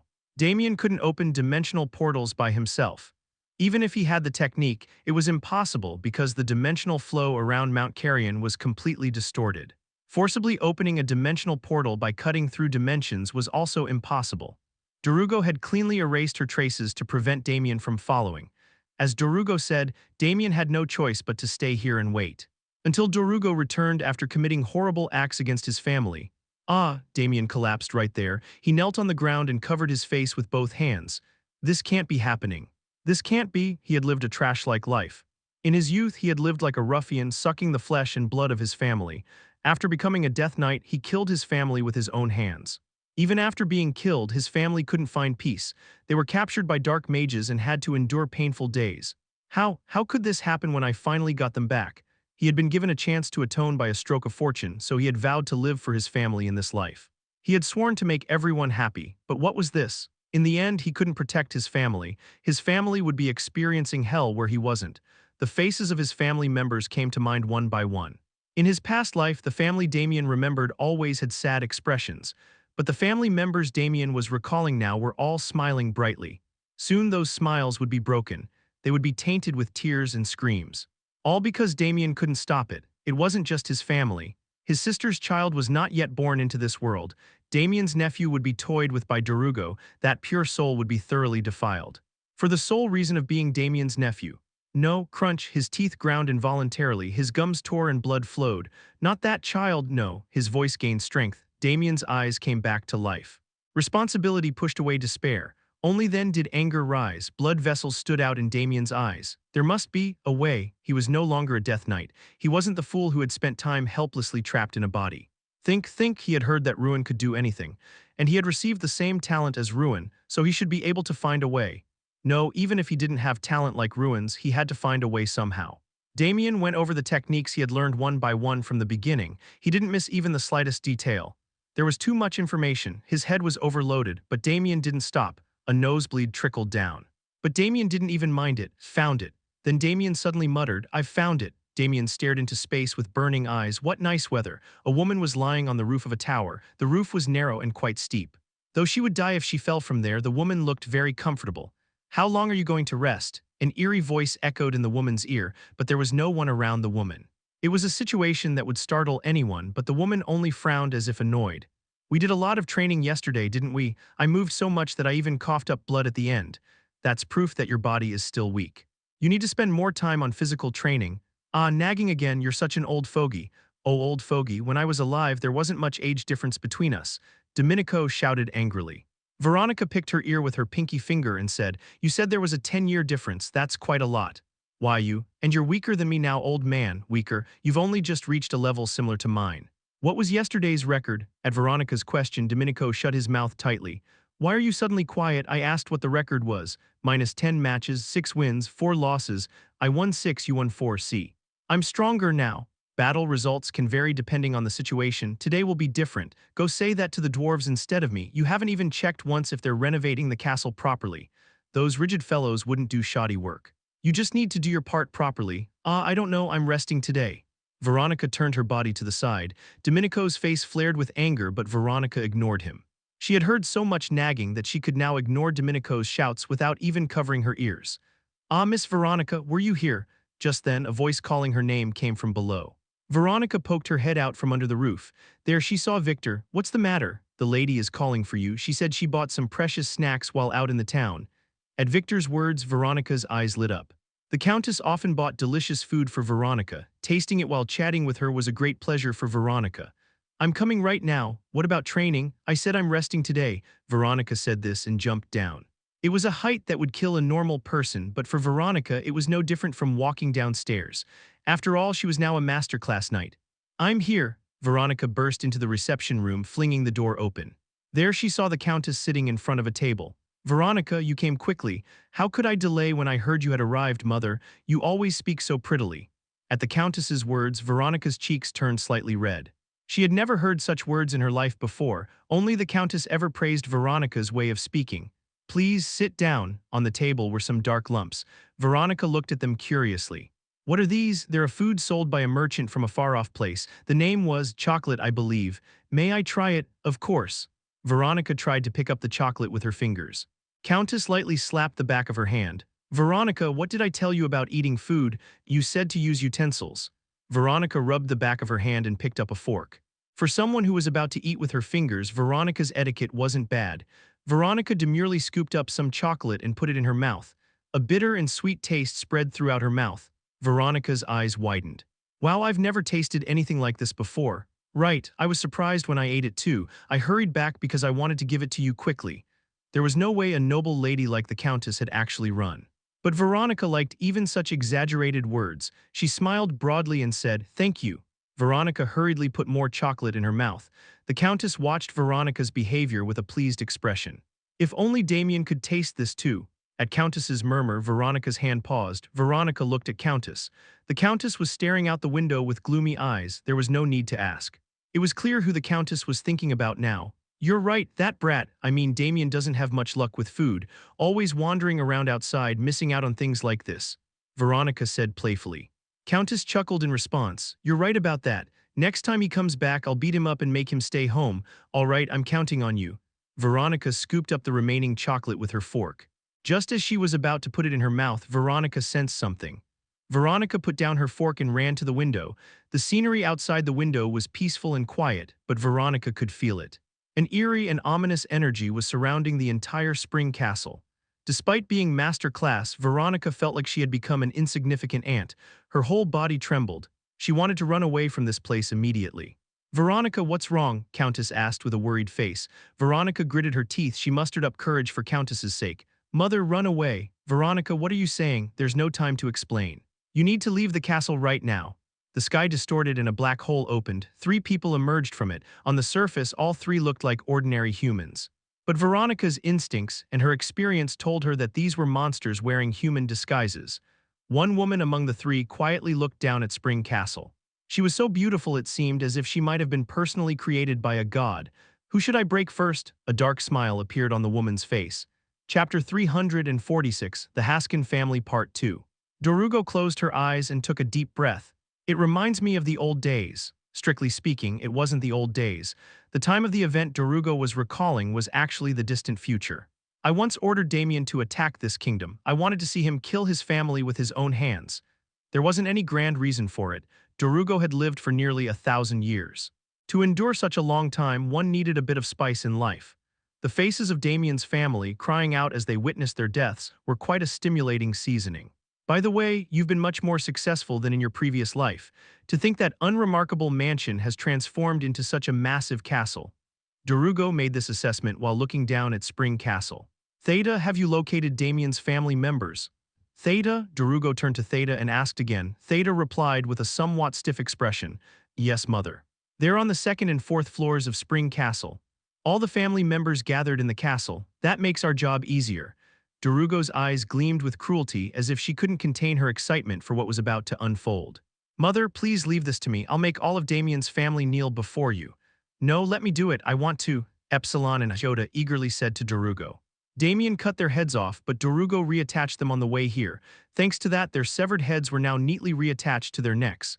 No, I'd like to handle this personally. As Dorugo said this, she turned her palm downward. The ground trembled and skeletons rose up. These weren't ordinary skeletons. Their bones were pitch black. The aura emitted by the skeletons caused the weeds and trees to wither. This was a sign that they were no ordinary skeletons. Usually such powerful skeletons could only be summoned on battlefields strewn with corpses. But that was irrelevant to Dorugo now. At present, she could summon even more powerful undead at will. Go and capture Damien Haksen's family members. You can kill the rest. At Dorugo's command, the skeletons let out a unified cheer. It was only natural for the dead to crave the living. The skeletons, their eye sockets gleaming with greed, swarmed towards Spring Castle. A black wave surrounded Spring Castle. The castle was surrounded. Veronica bit her lip. Although hidden by the castle walls, she could sense it. The undead were closing in from all directions. Escape was impossible. There was only one option left. Hey, are you there? Come out quickly. Veronica, what are you talking about? I was just about to come out anyway. Eek, Countess shrieked and stepped back. A short man had suddenly appeared between the two women. A dwarf, Countess looked at the dwarf with disbelief. Although she had never seen one in her life, his distinctive appearance made him instantly recognizable. I'll take care of them, madam. However, they know how to use dimensional portals. They might quickly catch up to our prepared escape route, so, the dwarf's voice trailed off. Veronica quickly grasped what he was implying. I'll hold those guys off. You just focus on the madam. If she gets even a scratch, I won't let you off easy. Don't worry, I'll evacuate the madam even at the cost of my life. Veronica approached Countess, who was looking at her with trembling eyes. Veronica, what on earth is going on? Mother, please don't ask anything right now. There was no time for explanations. Veronica spoke with an earnest voice. For now, please follow his instructions. The others should be receiving guidance from dwarves as well. Dwarves were scattered throughout the mansion, ready to assist family members in case of emergency. I'll do as you say, but you must stay safe too. Don't worry about me. You know how strong I am, Veronica said with a smile. Countess left the mansion with the dwarf. Veronica kept watching the door until Countess was gone. Are you done with your farewells? Domenico's voice came from behind. He was already standing at Veronica's back. Let's move, they're breaking through the castle walls. All right, Veronica picked up the twin swords she had leaned against the wall. They were weapons made by the dwarf, tailored specifically for Veronica. Despite holding such extraordinary weapons, she couldn't feel at ease. But where's Damien and what is he doing? As if trying to forget her fear, Veronica complained in a deliberately cheerful tone. Skeletons are coming, the soldiers guarding the castle walls cried out in terror. There were fewer than 50 soldiers defending Spring Castle. In contrast, the number of approaching skeletons easily exceeded several thousand. It wasn't just their numbers. The ominous aura and intimidating presence emanating from the skeletons were overwhelming. This was beyond what ordinary soldiers could handle. They were trembling while clutching their weapons. Damn it. Everyone, grab your bows. Don't let them get close. A few soldiers who managed to maintain their composure fired arrows at the skeletons. But a few arrows were not enough to stop the skeletal horde. They're trying to break down the gate. The skeletons surrounding Spring Castle began pounding on the walls and gate with their weapons. The castle shook as if hit by an earthquake. Soldiers screamed and clung to the walls. It's collapsing. The gate was the first to give way. It shattered with a pitiful crunch and the skeletons rushed in. The soldiers' faces turned pale. The fear of death paralyzed their minds. That's when it happened. Just as the skeletons were about to pass through the gate, an iron door fell. The weight of the iron door crushed the skeletons. Those behind were baffled by the sudden appearance of this new gate. Kijek, Krujek, the skeletons tried to break down the iron door too, but no matter how hard they pounded, it didn't budge. What's going on? Was there a second gate? The soldiers were equally confused. They stared at the suddenly appeared iron door in bewilderment. That's when it happened. Suddenly, the entire castle wall began to glow red. Then a shockwave erupted. The shockwave obliterated all the skeletons. Black bones littered the ground. The soldiers watched the scene with dazed expressions. You-ha-ha-ha-ha! Suddenly, laughter erupted. The soldiers were startled and looked up. Short dwarves were now standing among them. How do you like that? The arcane magic of our Hammerfell city. We call it the Boom Boom Wall. Chief Kilo, can we please change that name? The soldiers stared at the noisy dwarves with blank faces. Who are you guys? Us. We're your allies. Allies? Yeah, the eldest son of your count asked for our help. The leader of the dwarves, Kilo, said with a hearty laugh. This is no time for laughter. Kilo looked up at Darugo with a very serious expression. Being undead himself, he could tell, he knew just how absurdly monstrous the being floating in the sky was. Is this how an ant would feel facing a human? Kilo unconsciously clenched and unclenched his fists due to the extreme tension. He wanted to run away, but he couldn't. A dwarf had to keep a promise once made, especially a promise made to a benefactor, and Kilo had promised Damien. He said he would protect his family. Boys, Kilo shouted, trying hard to suppress his fear. The day has finally come for us to use our inventions to our heart's content. Yes, Chief, his subordinates shouted loudly. They weren't unafraid either. But for the same reason as Kilo, they didn't run away. Good, then activate the devices. Let's show those bastards all the secrets of our Hammerfell clan. At that moment, the monster floating in the sky raised its index finger. A sphere the size of a marble floated above the finger. It looked unremarkable, but Kilo could sense it. Even a volcano rumbling beneath the earth was but a candle flame compared to the power contained in that sphere. Defend. No, run away. The marble-sized sphere flew towards Kilo. The next moment, the gate and walls of Spring Castle were completely obliterated. Dwarves, you were employing some unusual servants. Darugo muttered, looking down at the shattered Spring Castle. They're decent pawns, but such things can't stop me. Darugo descended with the 4 great demon kings. She walked in, stepping on the shattered debris. She could have flown over the walls, but she wanted to enter on her own feet. It was the victor's right after all. Inside, she saw the corpses of soldiers. Of course, there were dwarves too. Being undead, they hadn't died, but they seemed to have taken a severe shock. Darugo ignored the dwarves. They weren't even worth finishing off. Come forth. At Darugo's command, skeletons formed again. Darugo pointed at the castle and said, "Go and capture Damien's family." Darugo ordered the remaining skeletons. The skeletons rushed towards the inner castle. That's when it happened. A slashing attack came out of nowhere, cutting down all the skeletons. Darugo looked with a puzzled expression at those who had cut down the skeletons. A knight in black armor and a lightly dressed woman stood holding swords. "How dare you invade our lord's castle? Why are these skeleton bastards so tough?" A strange light flickered in Darugo's eyes as she looked at the two. They were no ordinary swordsmen, they were master-class warriors. "Hey, you bastard, I don't know where you came from, but stay right there. I'm going to separate your bones from your flesh," Veronica shouted, pointing at Darugo. Darugo smiled amusedly at Veronica, who wasn't intimidated despite sensing her aura. "You've brought quite fierce dogs to guard your home." She had thought Damien would have made separate preparations to protect his family, but she didn't expect him to prepare two master-class warriors. "Let's see how skilled you are." Darugo gave orders to the skeletons. Hundreds of skeletons rushed at the two, but the skeletons couldn't get close to them. Suddenly, weapons sprouted from the ground. White skeletons popped out. All had auras attached to their weapons. Dozens of middle-class skeletons. It was too early to be surprised. The shadows of the black skeletons wavered and dozens of wolves leapt out. The wolves tore apart and shattered the black skeletons. Then they merged into one entity. Someone jumped from the roof of a building. An androgynous girl burned all the skeletons to ashes. Woo-oh, yap. Muncha and Mia stood in front of Domenico and Veronica. Well, Darugo looked at the undead with a surprised expression. Two master-class warriors, two undead nearly as powerful, and dozens of skeletons that had reached middle class. Even among the giant evils of Pandemonium, none had such military strength. "For someone who hates me, you've made good use of dark magic," Darugo said as she twisted her lips. "Mother, let me. I'll destroy them all. I told you to stay put." Darugo rejected Iota's plea with a single word and stepped forward. "Damien Haksen's efforts are commendable. But I can't be held back by such insects." Darugo stretched out her hand towards the undead army.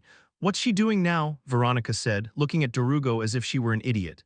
Darugo twisted one corner of her mouth at her mockery. They couldn't even imagine that the space around them had become blades aiming at them. Insects should be swept away in one go. Darugo clenched the hand she had stretched out. Invisible teeth tore the undead army to shreds. Chapter 347, The Haksen Family Part 3. The dwarf led Countess to an underground food storage in the inner castle.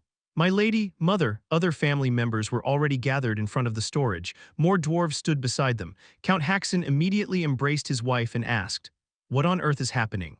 "Suddenly these dwarves appeared and brought us here." "I'm not sure either. Some monsters appeared outside. Where are Olivia and Ballad?" "We're here, mother." Countess sighed in relief, seeing her daughter-in-law and son-in-law safe.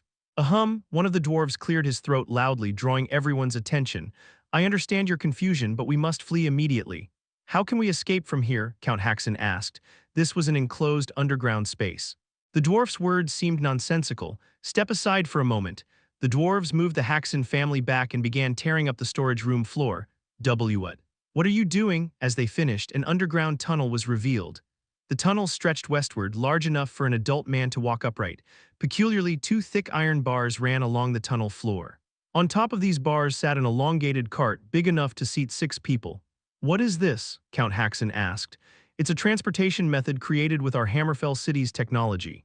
We call it a subway." "Subway? It's still in the testing phase, so there are some issues. Well, no one's died riding it. Broken necks maybe, but no deaths." Despite the dwarf's nonchalant tone, the Haksen family's faces turned pale. "This subway leads towards the capital's water supply. Go there and request help." "If we go, what will happen to you? Do you have another means of escape?" The dwarf gave a bitter smile at Count Haksen's question. "We must remain here. Why can't you escape with us? Those monsters arrived through dimensional portals. There's nothing stopping them from using those to catch up with the subway.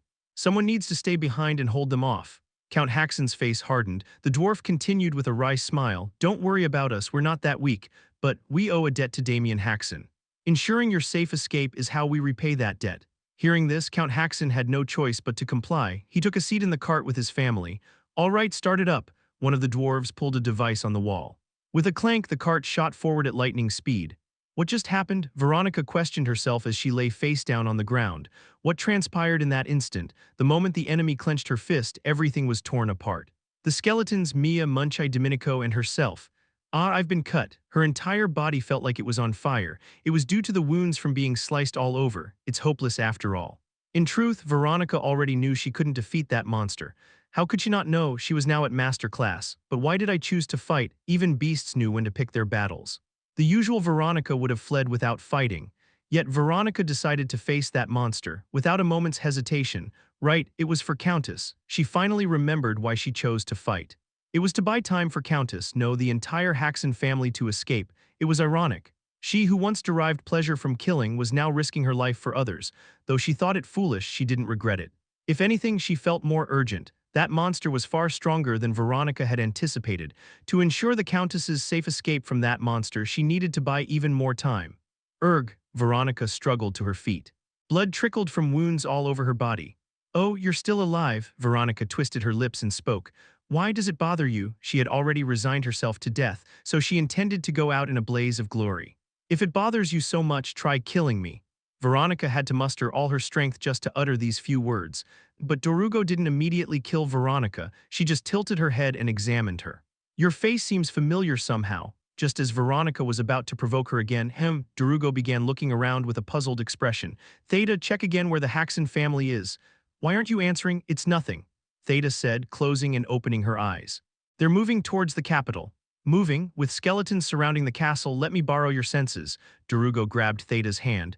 Instantly, everything Theta felt and saw was transmitted to Dorugo. Ah, I see, Dorugo said, looking towards the capital of the Apple Kingdom. They're moving underground. Those dwarves must have pulled some tricks. Dorugo turned to Veronica with a smile.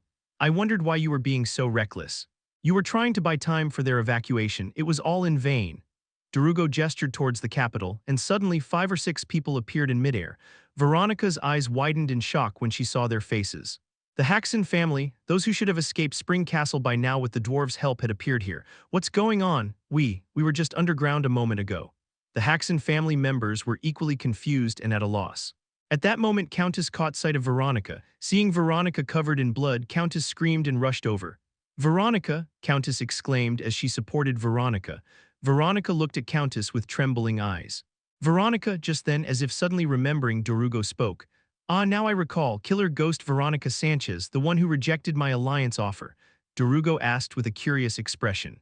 Why is a serial killer who gets pleasure from murder protecting the Haksen family? Veronica couldn't understand what Dorugo was saying at all. Just as she was about to retort, Count Haksen stepped forward and spoke.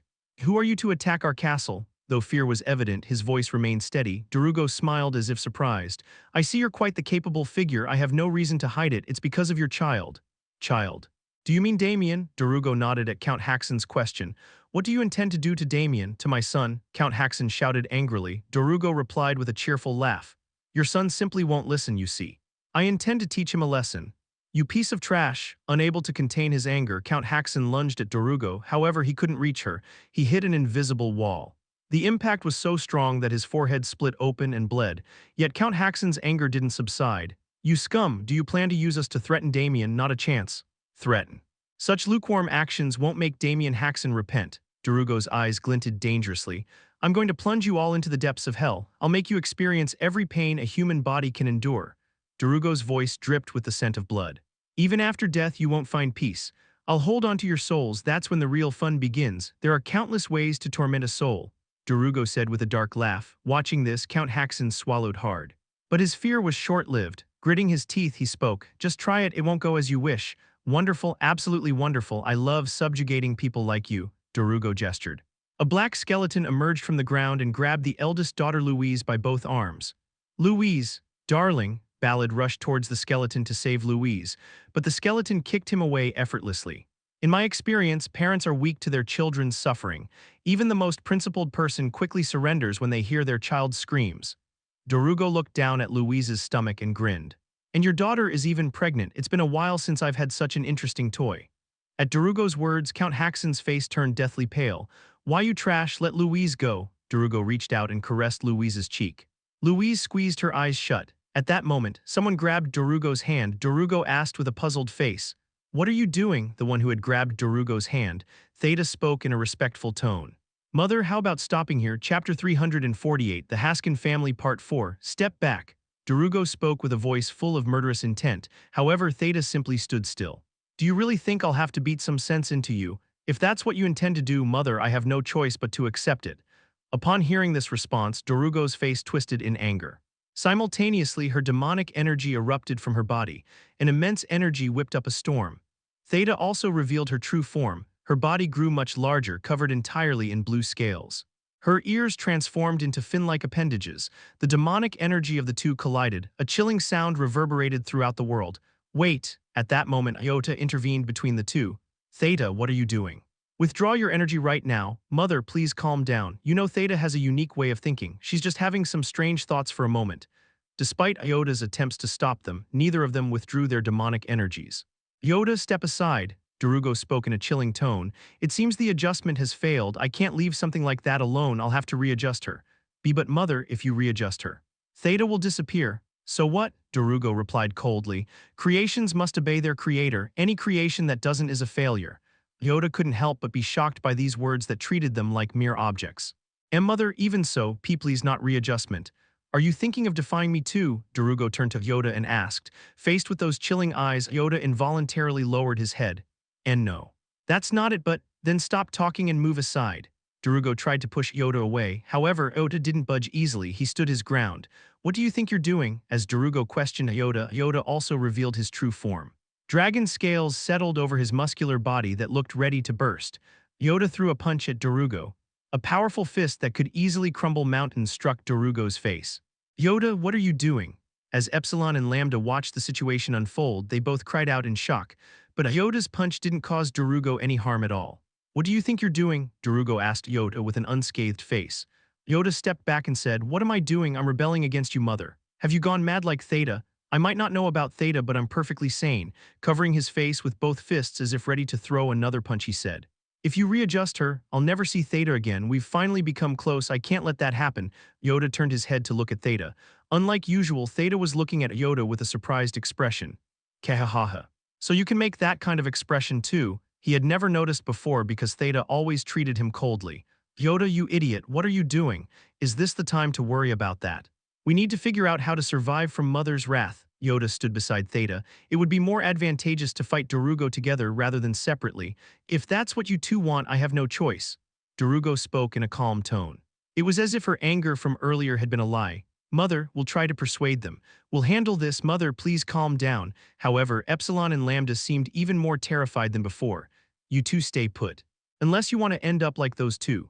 Darugo spoke in a sharp tone. Epsilon and Lambda immediately shut their mouths. If you're going to defy me to the end, I have no choice. I'll have to disassemble you both and reassemble you. Theta and Yoda involuntarily swallowed. At that moment, Darugo's form disappeared. Theta quickly shouted, Mother's coming. From the left, thanks to her power of insight, she was able to predict Darugo's movement. However, predicting and responding were two different matters. Darugo appeared from the left and plunged her fist into Yoda's abdomen. Yoda's abdomen burst open and his spine shattered. Darugo's fist protruded from Yoda's back. Kuh! Even as he screamed, Yoda tried to grab Darugo, but Darugo had already shaken off Yoda and approached Theta. Theta swung her sword at Darugo. Darugo easily caught the longsword with 2 fingers. You're still using this thing? I told you to get rid of it. As Darugo applied force with her 2 fingers, the sword shattered. Then she swung her hand towards Theta's waist. Theta's waist was cleanly severed. Theta fell to the ground with her body separated. Epsilon Lambda, hold these two. I plan to disassemble them later. Saying this, Darugo turned around. At that moment, something caught her ankle. She looked down and saw Theta was grabbing her ankle. Please, let go, at least. His family, Darugo looked down at Theta with an incredulous expression. Why are you going this far? Even Theta couldn't clearly answer that question. Darugo was an absolute existence to Theta. No matter how much she admired Damien Haksen, it was unthinkable to disobey her mother's orders. Nevertheless, Theta was resisting Darugo even at the risk of death. Damien, you don't know how long I've waited for the day I could talk to you. Suddenly, she recalled the time when she was captured by the Empire. All of Theta's words were sincere. She admired Damien Haksen. She took up the sword, captivated by Damien's fighting style. She learned swordsmanship, wanting to emulate him. Even now, when I close my eyes, I can vividly recall it, your overwhelming presence as you slaughtered your enemies. But Theta could never get close to Damien, because he was a death knight, because he had long lost his sense of self. On the battlefield, you were an absolute existence. All who challenged you lost their lives. That's why she rejoiced when she regained her memories in this life. She could finally have a conversation with the Damien she had longed for. Damien, you were my idol, but Damien was different from Theta. Even when she sincerely expressed her admiration, he didn't accept it. He showed endless anger. He tried to kill Theta. Theta could hardly understand this. Perhaps it had hurt her because she kept thinking about it. I don't know, she didn't know why had Damien been so angry with her, but I do know this. If his family dies, Damien will hate her even more. That, I think. I wouldn't like that. Theta gripped Darugo's ankle even more tightly. It was to hold on for even a moment longer. Seeing you still spouting nonsense, it's clear you really do need readjustment. But Darugo coldly shook off Theta's grip.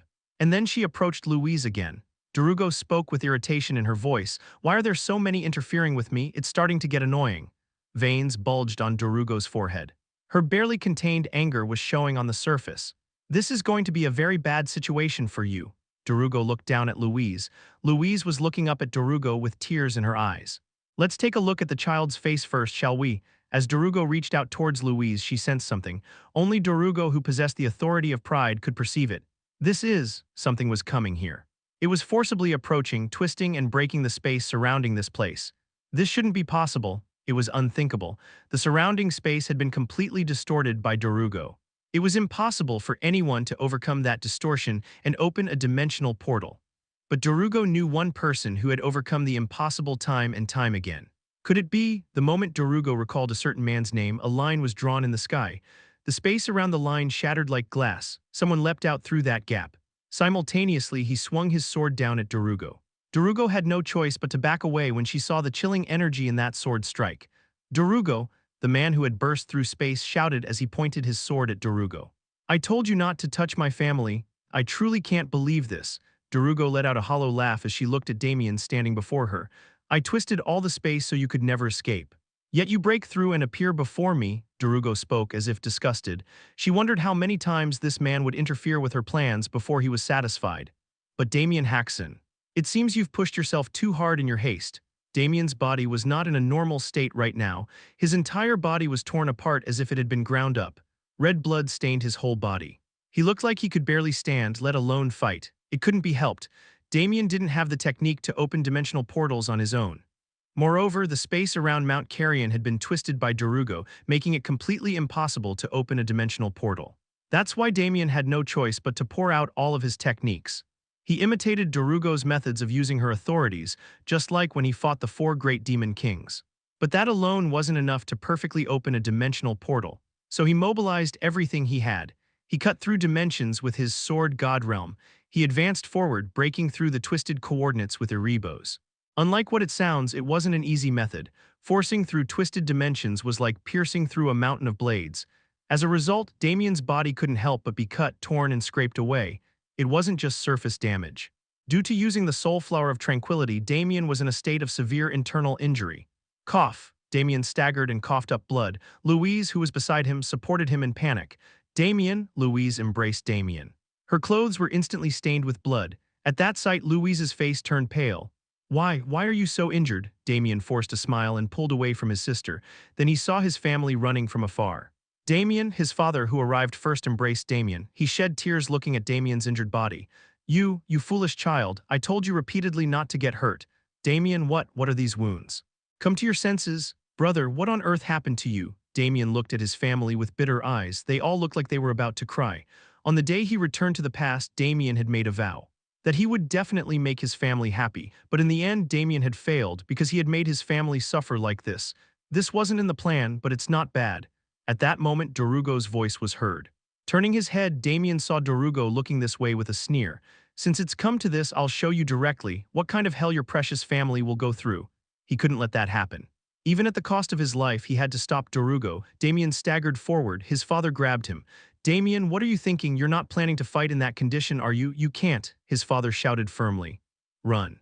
Run away, leave us behind and save yourself. I can't do that. Damien shook his head without a moment's hesitation. His father's face turned bright red. Just listen to me for once, his father shouted angrily. Damien was momentarily speechless. Please, I'm telling you to run away, at least you should live, Damien chuckled and said. Father, don't say such foolish things. What? Do you think she'll let me go? She'll never let me go. Damien lifted his head and looked up at the sky. It was this bright on the day he was driven out of the family too. Father, do you know something? I'm a terribly bad person. Count Haksen's face went blank. There was a look on his face as if he didn't understand what Damien was saying. Because of me, many people died, so many that it's hard to count, so very many died. In his past life, Damien alone had toppled kingdoms and trampled the empire. In that process, the number of humans he killed directly with his own hands exceeded billions, and the number of people killed by the dark mages who took over the fallen kingdoms was even greater than that. They were truly terrible days. All the sensations felt by the body were transmitted to Damien as well. How helplessly human flesh was cut away, how noisily bones shattered, how easily heads burst, it felt like he would go mad. He wanted to die, but he couldn't. He wanted to resist, but it was impossible, because Damien's mind was trapped in that body. Maybe that's why I hesitated. Damien desperately needed a body strong enough to withstand his talents. But even though he already knew how to obtain that body, he kept hesitating to execute it, because returning to that time was so frightening and nauseating to the point of vomiting. I'm sorry. Because I hesitated, we've come to this situation. Damien rolled up his sleeve. 7 symbols engraved on the back of his hand glowed. The moment she saw that, Darugo's eyes widened. It can't be, cracks appeared in Darugo's composure. Anything but that, Darugo stomped on the ground. She reached out to stop Damien. Just before that, the scenery Damien saw changed, a dark space. Something like tree roots stretched out before his eyes. What looked like tree roots was Damien's life.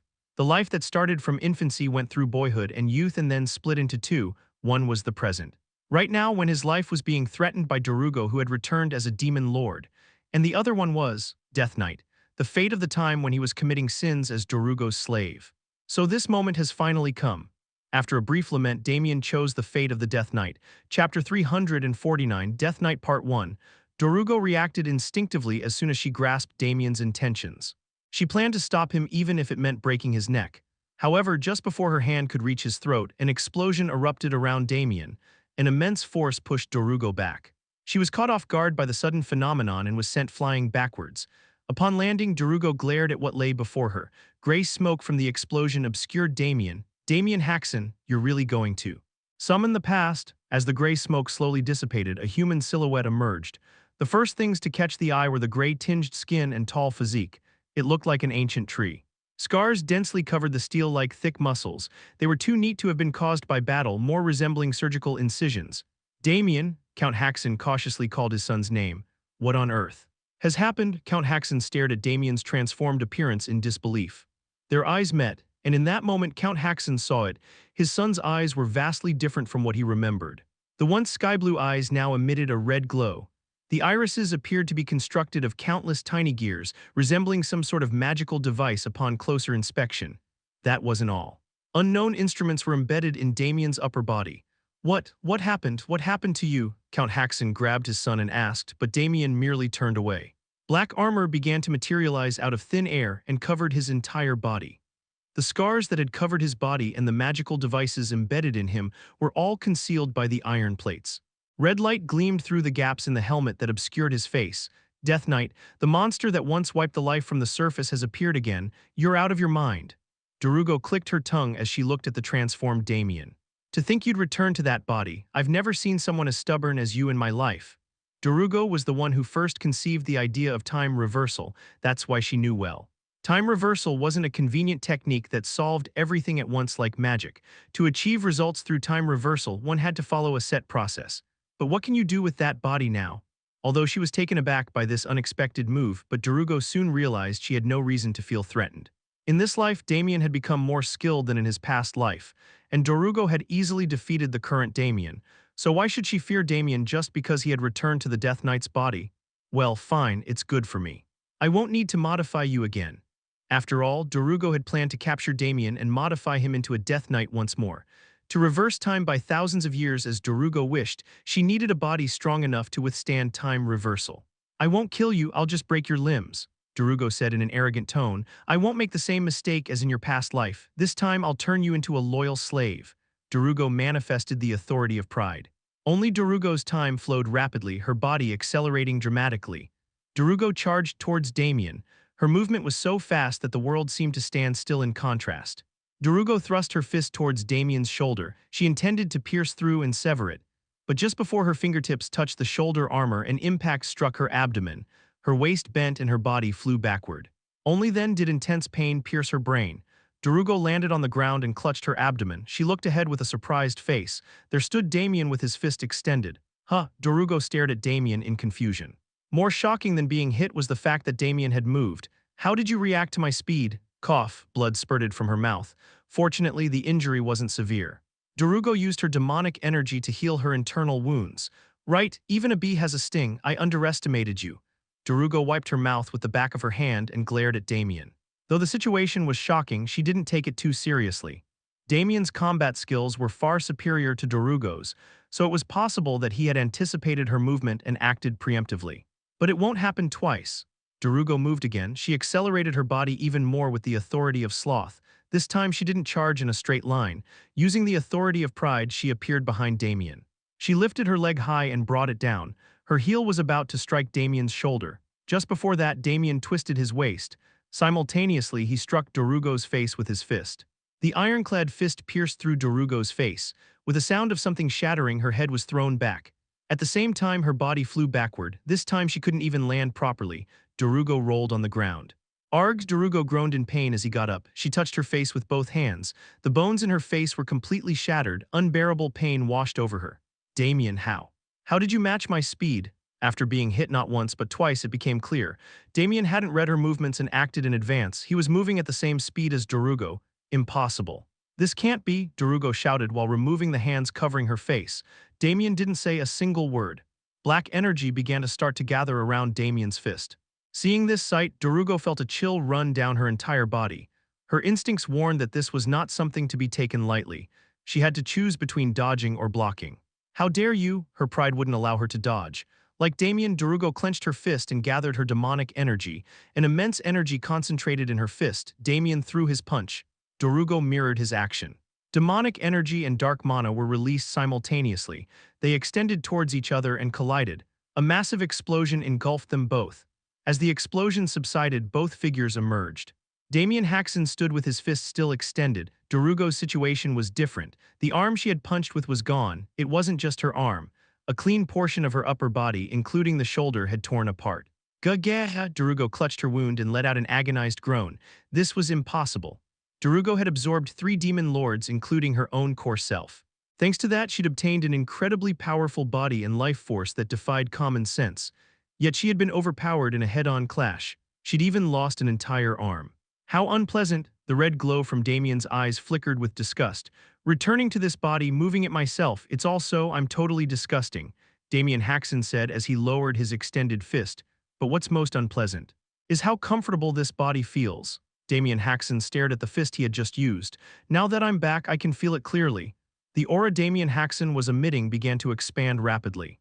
How extraordinary this body was. Like pouring oil into the fire, Damien's aura engulfed the entire world in an instant. How meticulously you modified me. It was so intense that it was difficult to look at directly. It was as if the sun had descended to Earth. Darugo blinked repeatedly, wondering if she was seeing things wrong, but no matter how many times she looked, nothing changed. You. Could it be? Suddenly, a hypothesis flashed through Darugo's mind. In his past life, Damien's ego had been sealed. Because of that, his mind and body had to move separately, but now it was different. His mind and body were in perfect unity. Not only that, Damien was much stronger than in his past life. Strong enough to defeat a Duke-class demon and easily handle one of the 4 great demon kings who had absorbed a demon lord. If my thinking is correct, then, originally, the Death Knight's body was created for time reversal. To create that body, Darugo had to use all the best materials she had collected until then. A soul that had reached the Supreme Realm had obtained the Death Knight's body. Darugo couldn't fathom what level Damien, who had perfectly met all conditions, would reach. With this body, I won't have to worry about pushing it too hard. The ground where Damien Haksen stood began to burn. Crimson flames covered the ground in an instant. The whole world was engulfed in flames. The flames wavered in a distant wind. Sparks flew high into the sky like scattering flower petals. Darugo, Damien Haksen reached out into the air. Erebos materialized in his grasp. As he gripped Erebos, Damien's presence became even sharper. Darugo felt a chill run down her spine at that eerie aura. Let's settle this. The red glow flickered within the black armor. Chapter 350. Death Knight Part 2. Settle this. Darugo used the authority of sloth to accelerate time around herself. The parts of her body that had been destroyed by the explosion regenerated in an instant. You mere undead I created. How dare you speak to me so insolently? Darugo's face twisted with rage. Before you met me, you were nothing but a third-rate mercenary. Darugo's words were true. When Darugo kidnapped him, Damien belonged to an unknown mercenary group. I cultivated your talent, I created that body of yours, it was all me, I practically raised you, and yet you dare. You dare repay my kindness like this. Are you done talking? The killing intent radiating from Damien through the air grew even stronger. He was about to move. Darugo could read Damien's intentions within that killing intent. She wrapped space around her entire body. Despite being invisible, it was like wearing the world's strongest armor. Simultaneously, she manifested her authority of sloth and accelerated her own time. How do you plan to attack? In the accelerated world, Darugo focused on Damien's movements. At that moment, Damien appeared right in front of her. Despite being so cautious, she had lost track of his movement. She hadn't noticed until he was this close. Damien swung Erebos down. Darugo had no time to dodge and blocked with both forearms. The space wrapped around her forearms collided with Erebos. With a heavy impact, Darugo's body was pushed back. A mere undead, a look of humiliation appeared on Darugo's face. Darugo tried to counterattack by pushing her body forward again, but before she could move, Erebos came flying towards her face. Darugo blocked Erebos with her forearms again. Once more, a powerful shock shook her entire body, but she managed to endure it. However, no opportunity for a counterattack came. As soon as Darugo blocked, a third attack was launched. Cuck! She couldn't fully withstand the third attack, her body was pushed back slightly. Immediately after, a barrage of slashes rained down. Darugo frantically blocked the attacks.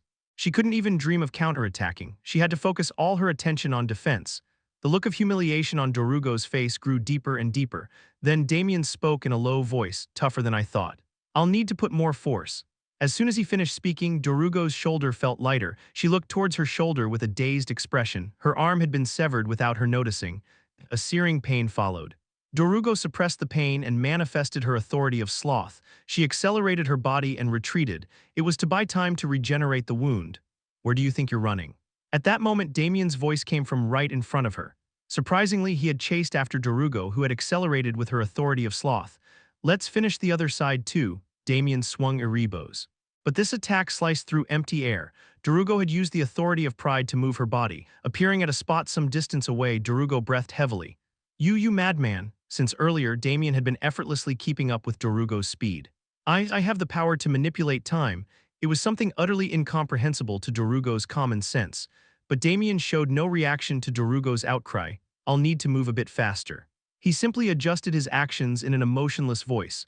Darugo felt chills at his mechanical demeanor. Stop, acting so arrogant. Darugo stretched out her arm, which had finished regenerating. She opened her palm and manifested the authority of pride. The space around Damien was sharpened. Invisible blades surrounded him. I'll tear you limb from limb so you never defy me again. Darugo clenched her outstretched hand. Like a beast closing its jaws, the space pressed down on Damien. The sharp blades tried to crush Damien's body. Be crushed under the weight of the world. She felt her words catch in her throat as she shouted excitedly. Damien was standing there without a single scratch. Crimson flames surrounded Damien and completely blocked Darugo's attack. The blades Darugo had created by carving space stopped and were unable to penetrate the flames. Damien took a step forward. As he advanced, he broke through the space that was pressing down on him. Darugo could only be astonished at this brute display. You're breaking through this. Darugo hastily used the authority of pride again. She grasped the space surrounding Damien with both hands. As Darugo twisted her hands, the space enveloping Damien began to grind together like millstones. Even he shouldn't be able to avoid being crushed by space. She intended to separate Damien's upper and lower body like this. At that moment, Darugo's hands suddenly stopped. As if caught on something, they wouldn't move any further. Darugo looked at Damien with a bewildered expression. Only then did she realize Damien was withstanding the spatial distortion with just the power of his main body. You, monster, Darugo couldn't help but speak. It was that much of a situation beyond common sense, a bit heavy. Saying that, Damien lifted his foot. The crimson flames spread on the ground and gathered beneath his feet. With that, he stomped down hard on the ground. The crimson flames exploded and blasted away the authority of pride. The space pressing down on Damien was completely shattered. Damien raised Erebos. Flames began gathering around Erebos. At that moment, Darugo sensed it, the fact that she could not possibly avoid this attack. But she couldn't just give in. Darugo manifested the authority of pride once more. Suddenly, Darugo's body multiplied into hundreds, thousands, and millions. It was created by distorting space. The millions of Darugos were all illusions yet real at the same time. Despite Darugo's numbers suddenly increasing, Damien didn't waver in the slightest. Quite a lot of you. Instead, he simply swung Erebos through the air. It was a careless motion as if swatting away insects. The next moment, Darugo's neck split open. No, not just her neck, cuts appeared all over her body. Cuck, millions of Darugo simultaneously bled and writhed in pain. Though the sword was swung only once, millions of Darugo were simultaneously slashed. As the authority of pride dissipated, Darugo returned to a single form. She coughed a mouthful of blood and shouted, "Realm." It was Realm. Master Class demonstrates supernatural abilities without learning magic. One can cut objects at a distance or turn their body into smoke. What Damien did was no different. He cut millions of Darugo simultaneously with a single sword strike. It was the same with keeping up with her speed. He surpassed the authority of pride using Realm. The wounds must regenerate quickly. Darugo accelerated time with her authority of sloth, but the wounds carved all over her body barely regenerated. "What did you do to my body?" Darugo shouted at Damien. Damien didn't answer Darugo's question. He simply approached with erebos lowered. A knight in black armor walking and wreathed in flames. Seeing this figure like the Grim Reaper, Darugo felt the hair all over her body stand on end. If this continues, she'll die. Just like in her past life, she'll lose her life to Damien and be unable to meet ruin. That alone, absolutely cannot happen. It was then, two people appeared behind Damien. "Mother. Run away, we'll hold him off here." It was Epsilon and Lambda. The two rushed at Damien, prepared to die. The moment she saw this, Darugo thought of a way to survive. "Epsilon, Lambda, Mother. Don't worry about us, both of you self-destruct." At those words, Epsilon and Lambda's eyes wavered, but the two had no time to question this heartless order. Suddenly, the area around their hearts began to heat up intensely. "Mother," the moment Epsilon cried out desperately and both of their bodies exploded. A massive explosion engulfed Damien. As expected, they were useful after all. She never expected the function implanted in case the four demon kings rebelled would be used like this. Darugo used the authority of pride to hide in a spatial rift. This wouldn't be enough to kill Damien anyway. This was just to buy time. Damn, this hurts like hell. Darugo focused her energy on the wounds. Even so, they regenerated slowly. "Just what did he do to my body?" Fortunately, this was a place no one could find. It didn't matter how long it took. After recovering here, she would face Damien again. A chill. Suddenly, a shiver ran down her spine. Darugo looked around with a trembling face. "It can't be." No sooner had the words left her mouth than space was torn apart. Erebos thrusted through that gap and pierced Darugo's heart. As Erebos was pulled back out, Darugo was dragged along with it. Having been thrown out from the spatial rift, Darugo rolled helplessly on the ground. "Cuck, cuck." Damien approached Darugo as she coughed up blood. "Did you think you could escape from me?" Damien looked down at Darugo and spoke in a cold tone. Darugo looked at her own chest. Blood was pouring from a large wound. Even so, Darugo didn't try to stop the bleeding. She knew well it would be futile. When her heart was stabbed, her soul was pierced simultaneously. As her soul was destroyed, her life force was pouring out. This was a wound that could never be healed. "You damn bastard," Darugo spat out curses as blood flowed from her mouth. "To someone like you, a lowly creature, for me to end up like this." She couldn't contain her resentment. Tears fell from her eyes. "I just wanted to see ruin again. And you ruined it all." Damien remained silent despite Darugo's outcry. That behavior further fueled Darugo's anger. "You ungrateful savage." Just as Darugo was about to scream, all life force drained from her soul. Death arrived when her soul was emptied. The moment she faced death, darkness enveloped Darugo's vision. Not a speck of light could be seen. She couldn't tell left from right, up from down. Is this what death is like? As a dark mage and former demon lord, she had killed many people, but this was Darugo's first time experiencing death herself. The death Darugo faced was more peaceful and boring than she had imagined. Am I going to stay like this forever? It was then that Darugo had that thought. "Lily," a voice came from somewhere. It was a familiar voice, but one she hadn't heard in a long time. And Lily, there was only one person in this world who could call Darugo that, the lover she had missed every single day. "Where are you looking?" "I'm right here." Darugo hurriedly turned around. Under the light pouring from the sky stood Ruin. "I've missed you so much all this time," Ruin said with a smiling face. Darugo asked in a trembling voice, "Is this a dream?" "No. You've never appeared even in my dreams." "I'm truly hurt. Can't you tell if I'm real or fake anymore?" Ruin said playfully. Only then did Darugo realize that the Ruin before her eyes was real. "Ruin!" Darugo ran towards Ruin. She spread her arms to embrace him. "That won't do." At that moment, a cold voice was heard. A blade that thrust out from behind pierced through Darugo's body. Chapter 351, Death Knight Part 3. Cough. Darugo coughed up blood and looked down at her chest. A familiar blade had stabbed her in the back. Darugo gritted her teeth and turned around and saw Damien's face. "Damien Haksen!" Darugo shouted with hatred, but Damien's eyes weren't focused on her. "Ruin, as you requested, I arranged a meeting with Darugo, but this is as far as it goes," Damien added in a cold tone. I won't allow any closer approach or further contact beyond this point. Despair washed over Darugo's face. She cried out desperately while grabbing the blade. No. You can't. Darugo gripped the blade and tried to push it out, attempting to remove it from her body. Her fingers were cut and bleeding, but she paid no attention to it. Ruin, I'm right here. Ruin, the blade began to slowly pull out of her body. That's when Damien twisted the blade. Blood gushed from Darugo's mouth. Stop your futile resistance. Damien growled while grabbing Darugo's head. I'm going to kill you like this. I won't allow you to reunite with Ruin or return to the cycle of reincarnation. Crimson flames began to consume Darugo's body. She felt her existence fading away. Ah no, but that fact wasn't important to Darugo. Just give me just a little more time. All that mattered was that her beloved was right before her eyes. I finally met Ruin. Even just 1 minute would be enough. Please let me talk to Ruin. No. However, Damien flatly refused Darugo's plea. Silently pay for your sins. The flames completely consumed Darugo. No trace remained where Darugo had been. After Darugo was completely wiped from existence, Damien planted his sword in the ground. Then he looked at Ruin and asked, "Was that really you, not just a thought form?" If it had been just a thought form, Darugo wouldn't have failed to recognize it. After all, as a dark mage, Darugo was far superior to Damien. Why did you hide that fact from me? It wouldn't have made much difference, Ruin said with an awkward expression. When I was killed by my companions, I was shattered into pieces. The fragment containing Ruin's existence seeped into Erebos, but most pieces were scattered. Ruin continued speaking calmly. Some of those pieces dwelled within humans as what they called divine power. And the remaining pieces slowly merged back together over a long time and were reborn as a human. There was no need to ask who that reborn human was. He was standing right in front of Ruin. What exactly are you? Well, I've never thought deeply about it, so I'm not sure. Ruin avoided giving a direct answer and quietly stared at where Darugo had disappeared. He looked on the verge of tears.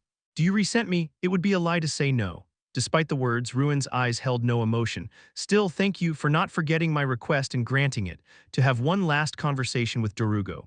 That was the request Ruin had made to Damien.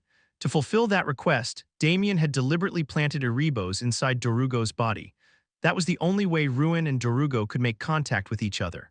Why did you take my side instead of Darugo's? Ruin was Darugo's lover, yet Ruin had never once taken Darugo's side, because I understood why you were angry. Ruin let out a brief sigh. Lily created dark magic and killed many humans. Still not satisfied, she tried to exterminate humanity. How could I take Lily's side? Ruin paused briefly before speaking again. Even if it was all done to meet me again. Hearing this answer, Damien could say nothing. Silence fell between them for a moment. Now that Lily's gone, I should go too. As soon as the words ended, Ruin's body burst into flames. Simultaneously, Ruin's presence began to diminish. The person known as Ruin was disappearing from this world. Aren't you afraid? If you disappear like this, you won't be able to reincarnate either. Dead people are reborn after a long time passes. However, no one knows whether they'll be human or animal, but if a soul is destroyed or damaged, it can't be reincarnated. That was why dark mages were objects of fear. Not at all. My only lingering attachment just disappeared. Ruin slowly spread both arms. Flames engulfed Ruin's entire body. Damien, congratulations on completing your long journey. With those final words, Ruin completely vanished. Just like his lover Darugo. After parting with Ruin, Damien opened his eyes to reality. At his feet lay Darugo's body, which was nearly reduced to ashes. While the soul left no trace, the body was different. Compared to your evil deeds, this is a peaceful end. Damien trampled Darugo's corpse with a disgusted expression. The barely intact body was completely shattered. Though Darugo was dead, there were still matters to settle. Taking a step forward, Damien walked over to Theta and Iota. Both had severely damaged bodies. Thanks to the remarkable vitality unique to demon lords, they were still alive, but recovery on their own seemed impossible. One puzzling point was why these two were left in such a destroyed state. The forces Damien had stationed at Spring Castle shouldn't have been able to handle even one of them. Damien Haksen. You bastard! Just then Iota shouted at Damien as if about to lunge at him. How dare you kill Mother? You, at least you, I'll definitely, Damien stabbed Erebos into Iota's body without hesitation and burned him with crimson flames. The 4 demon kings had absorbed the power of the mighty demon lords. They would surely become a major threat if left alive. That's why they had to be killed. Just taking their lives wasn't enough. Their bodies had to be completely destroyed too. If their bodies fell into the hands of dark mages, it would surely bring great calamity to the world. Next, Damien approached Theta. Theta looked at Damien with lifeless eyes. Lord Damien, you succeeded, Theta said with a faint smile, but Damien had no intention of listening to Theta's words. He was about to behead Theta with Erebos when Theta spoke again. I'm glad I could help. Those words made Damien pause. He stopped mid-swing and asked Theta, "Don't tell me you fought against Darugo." Theta slowly nodded. Even Damien couldn't help but be startled. "Why did you do that?" "I wanted to be helpful." Damien looked down at Theta with a puzzled expression. He couldn't understand why she, one of the four demon kings, would help him. "Was I helpful?" Theta asked carefully. Her eyes were filled with anxiety. Damien fell into thought. After a moment of internal conflict, he spoke. "Yes, thank you." Only after hearing those words did Theta smile brightly. "That's enough then, please end it." Damien swung Erebos and beheaded Theta. Theta's headless body collapsed. Soon after, crimson flames consumed both head and body. Damien lowered Erebos and slowly exhaled. Suddenly, intense fatigue washed over him, but Damien's tasks weren't finished yet. Damien slowly turned around. He saw his family standing some distance away. His father, mother, sister, and younger brother all were staring at Damien with stiff expressions. During his time as the Death Knight, humans always looked at Damien with such faces. Unfamiliarity, dread, terror, eyes mixed with other indescribable emotions. From Damien's perspective, these were very familiar gazes. But for some reason, now he wanted to hide somewhere, even though he was wearing thick armor. Then his father approached Damien. The rest of the family followed. Damien froze at the sight. He could barely breathe as his father drew near. His father reached out and removed his helmet. The gray-tinged skin and eyes replaced with magical implements were exposed to the world again. His father gently caressed Damien's cheek. Both hands were trembling. His father's touch stopped at Damien's nape. The nape was covered in dense marks that looked like they were made by large needles. These were scars from when Darugo had injected numerous drugs to rapidly grow Damien's body. His father couldn't continue speaking. Only after swallowing a sob did he manage to speak. "Just how much pain did you have to endure?" At those words, Damien felt something welling up inside him. During his time as the Death Knight, no one had ever comforted him. No one had understood his pain, so this was essentially the first time. The first time someone had acknowledged his wounds. He wanted to cry but couldn't. His body was modified into a Death Knight, so he had long lost most human physiological functions. "I'm fine." At those words, his father finally burst into tears. The rest of the family did the same. "Really, I'm fine." This wasn't just said to comfort his family, it was sincere. Right now, Damien wasn't just fine, he was happy, he was overjoyed, because unlike his previous life, he had protected his family. That alone made Damien feel compensated for all his hardships. Damien, brother, all his family members clung to Damien. Damien embraced his family. Thanks to his large build, he could hold all of them at once. Chapter 352. Epilogue. A week had passed since Darugo, the worst disaster in history, had struck the imperial capital. During this time, the emperor focused on rebuilding the ruined capital alongside his officials. However, no matter how much time they invested, the situation showed no signs of improvement. The damage to the empire had been that catastrophic. While they still had a long way to go, another headache-inducing issue emerged for the emperor. It concerned Damien Haksen. "Your Majesty, you must not tolerate Damien Haksen's existence." The emperor looked at the nobles who had suddenly visited him with a disgruntled expression. He had planned to visit injured citizens today, but these uninvited guests had barged in. Though it was unpleasant, he couldn't ignore them because they were all high-ranking nobles representing the empire. "Lord Aldair, what do you mean?" The man leading them was particularly problematic. Aldair Bonal, he was one of the few dukes in the empire. "Your Majesty, according to our investigation, Damien Haksen has transformed into a Death Knight. While we couldn't determine how this happened, this information is certain." Duke Aldair spoke in a firm tone. "That's not all. There are numerous undead actively operating in Spring Castle where Damien Haksen resides." "What could this mean?" Duke Aldair's eyes sharpened. "It means Damien Haksen has betrayed us. How can we leave such a dangerous individual unchecked?" The other nobles nodded at Duke Aldair's words. The emperor asked with a somewhat bewildered expression, "Damien Haksen has helped our empire eliminate Pandemonium's dark mages multiple times. He even went as far as helping the elves alongside the Imperial Supreme Sword." Though going to help Ulfheim was the Imperial Supreme Sword's unilateral decision. The Imperial Supreme Sword hadn't hidden his actions and reported everything to the Emperor. This included everything about Damien, of course.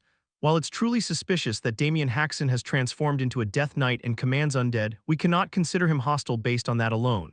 "Your Majesty is being deceived." What nonsense was this now? The Emperor's eyes widened. Dark mages are cunning people. All of Damien Haksen's actions were nothing but tricks to deceive the Empire. The Emperor felt a headache coming on. He suppressed his emotions and addressed Duke Aldair. "Duke Aldair, those enemies inflicted mortal wounds on Imperial Supreme Sword and devastated our capital. If they had wanted to, they could have destroyed the Empire. Why would they bother with such troublesome schemes?" Though shameful to admit, the monsters who attacked the capital this time far exceeded the empire's military strength. Many nobles and knights, including the emperor, had prepared themselves for the empire's downfall. I don't know about that, you don't know. How could I possibly know what goes on in the minds of dark mages? But surely there must be some horrifying plot we can't even imagine. The emperor felt his headache intensifying. Your Majesty, Lord Alder speaks true. If Damien Haksen truly has no connection to the dark mages, then how do you explain someone who was human until recently becoming a Death Knight? Having a Death Knight's body and commanding undead. How can we tolerate such a dangerous element? What guarantee do we have that the Empire won't be attacked again like this time? We must strike before our capital suffers damage again. The nobles who came with Duke Alder chimed in one after another.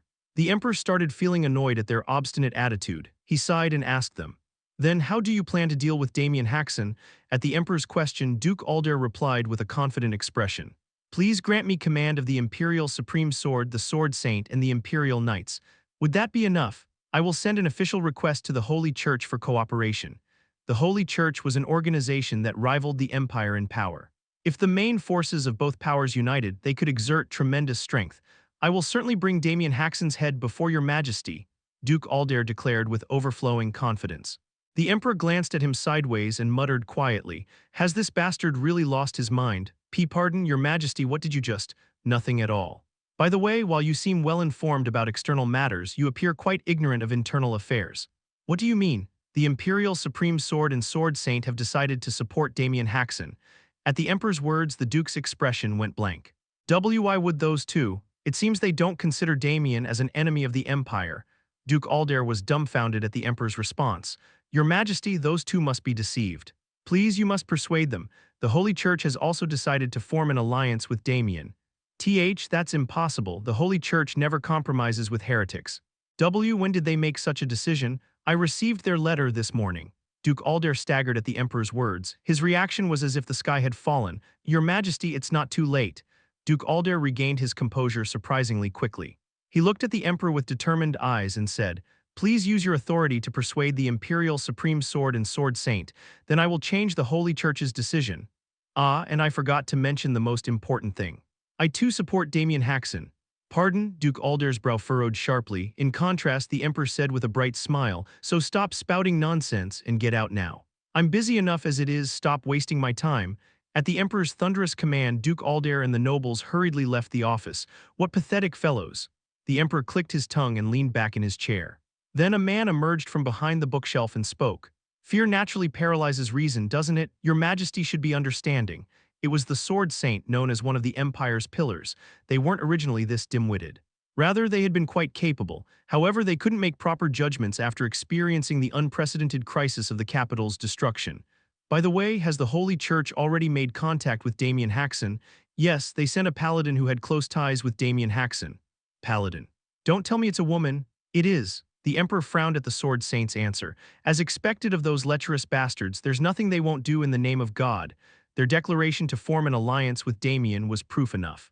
They usually went around proclaiming they would never compromise with heretics, yet they changed their stance as easily as flipping their palm. "I heard that due to the Holy Empress and Qinjiam strongly pushing for the alliance with Damien Haksen, the opposition within the Holy Church couldn't exert any influence."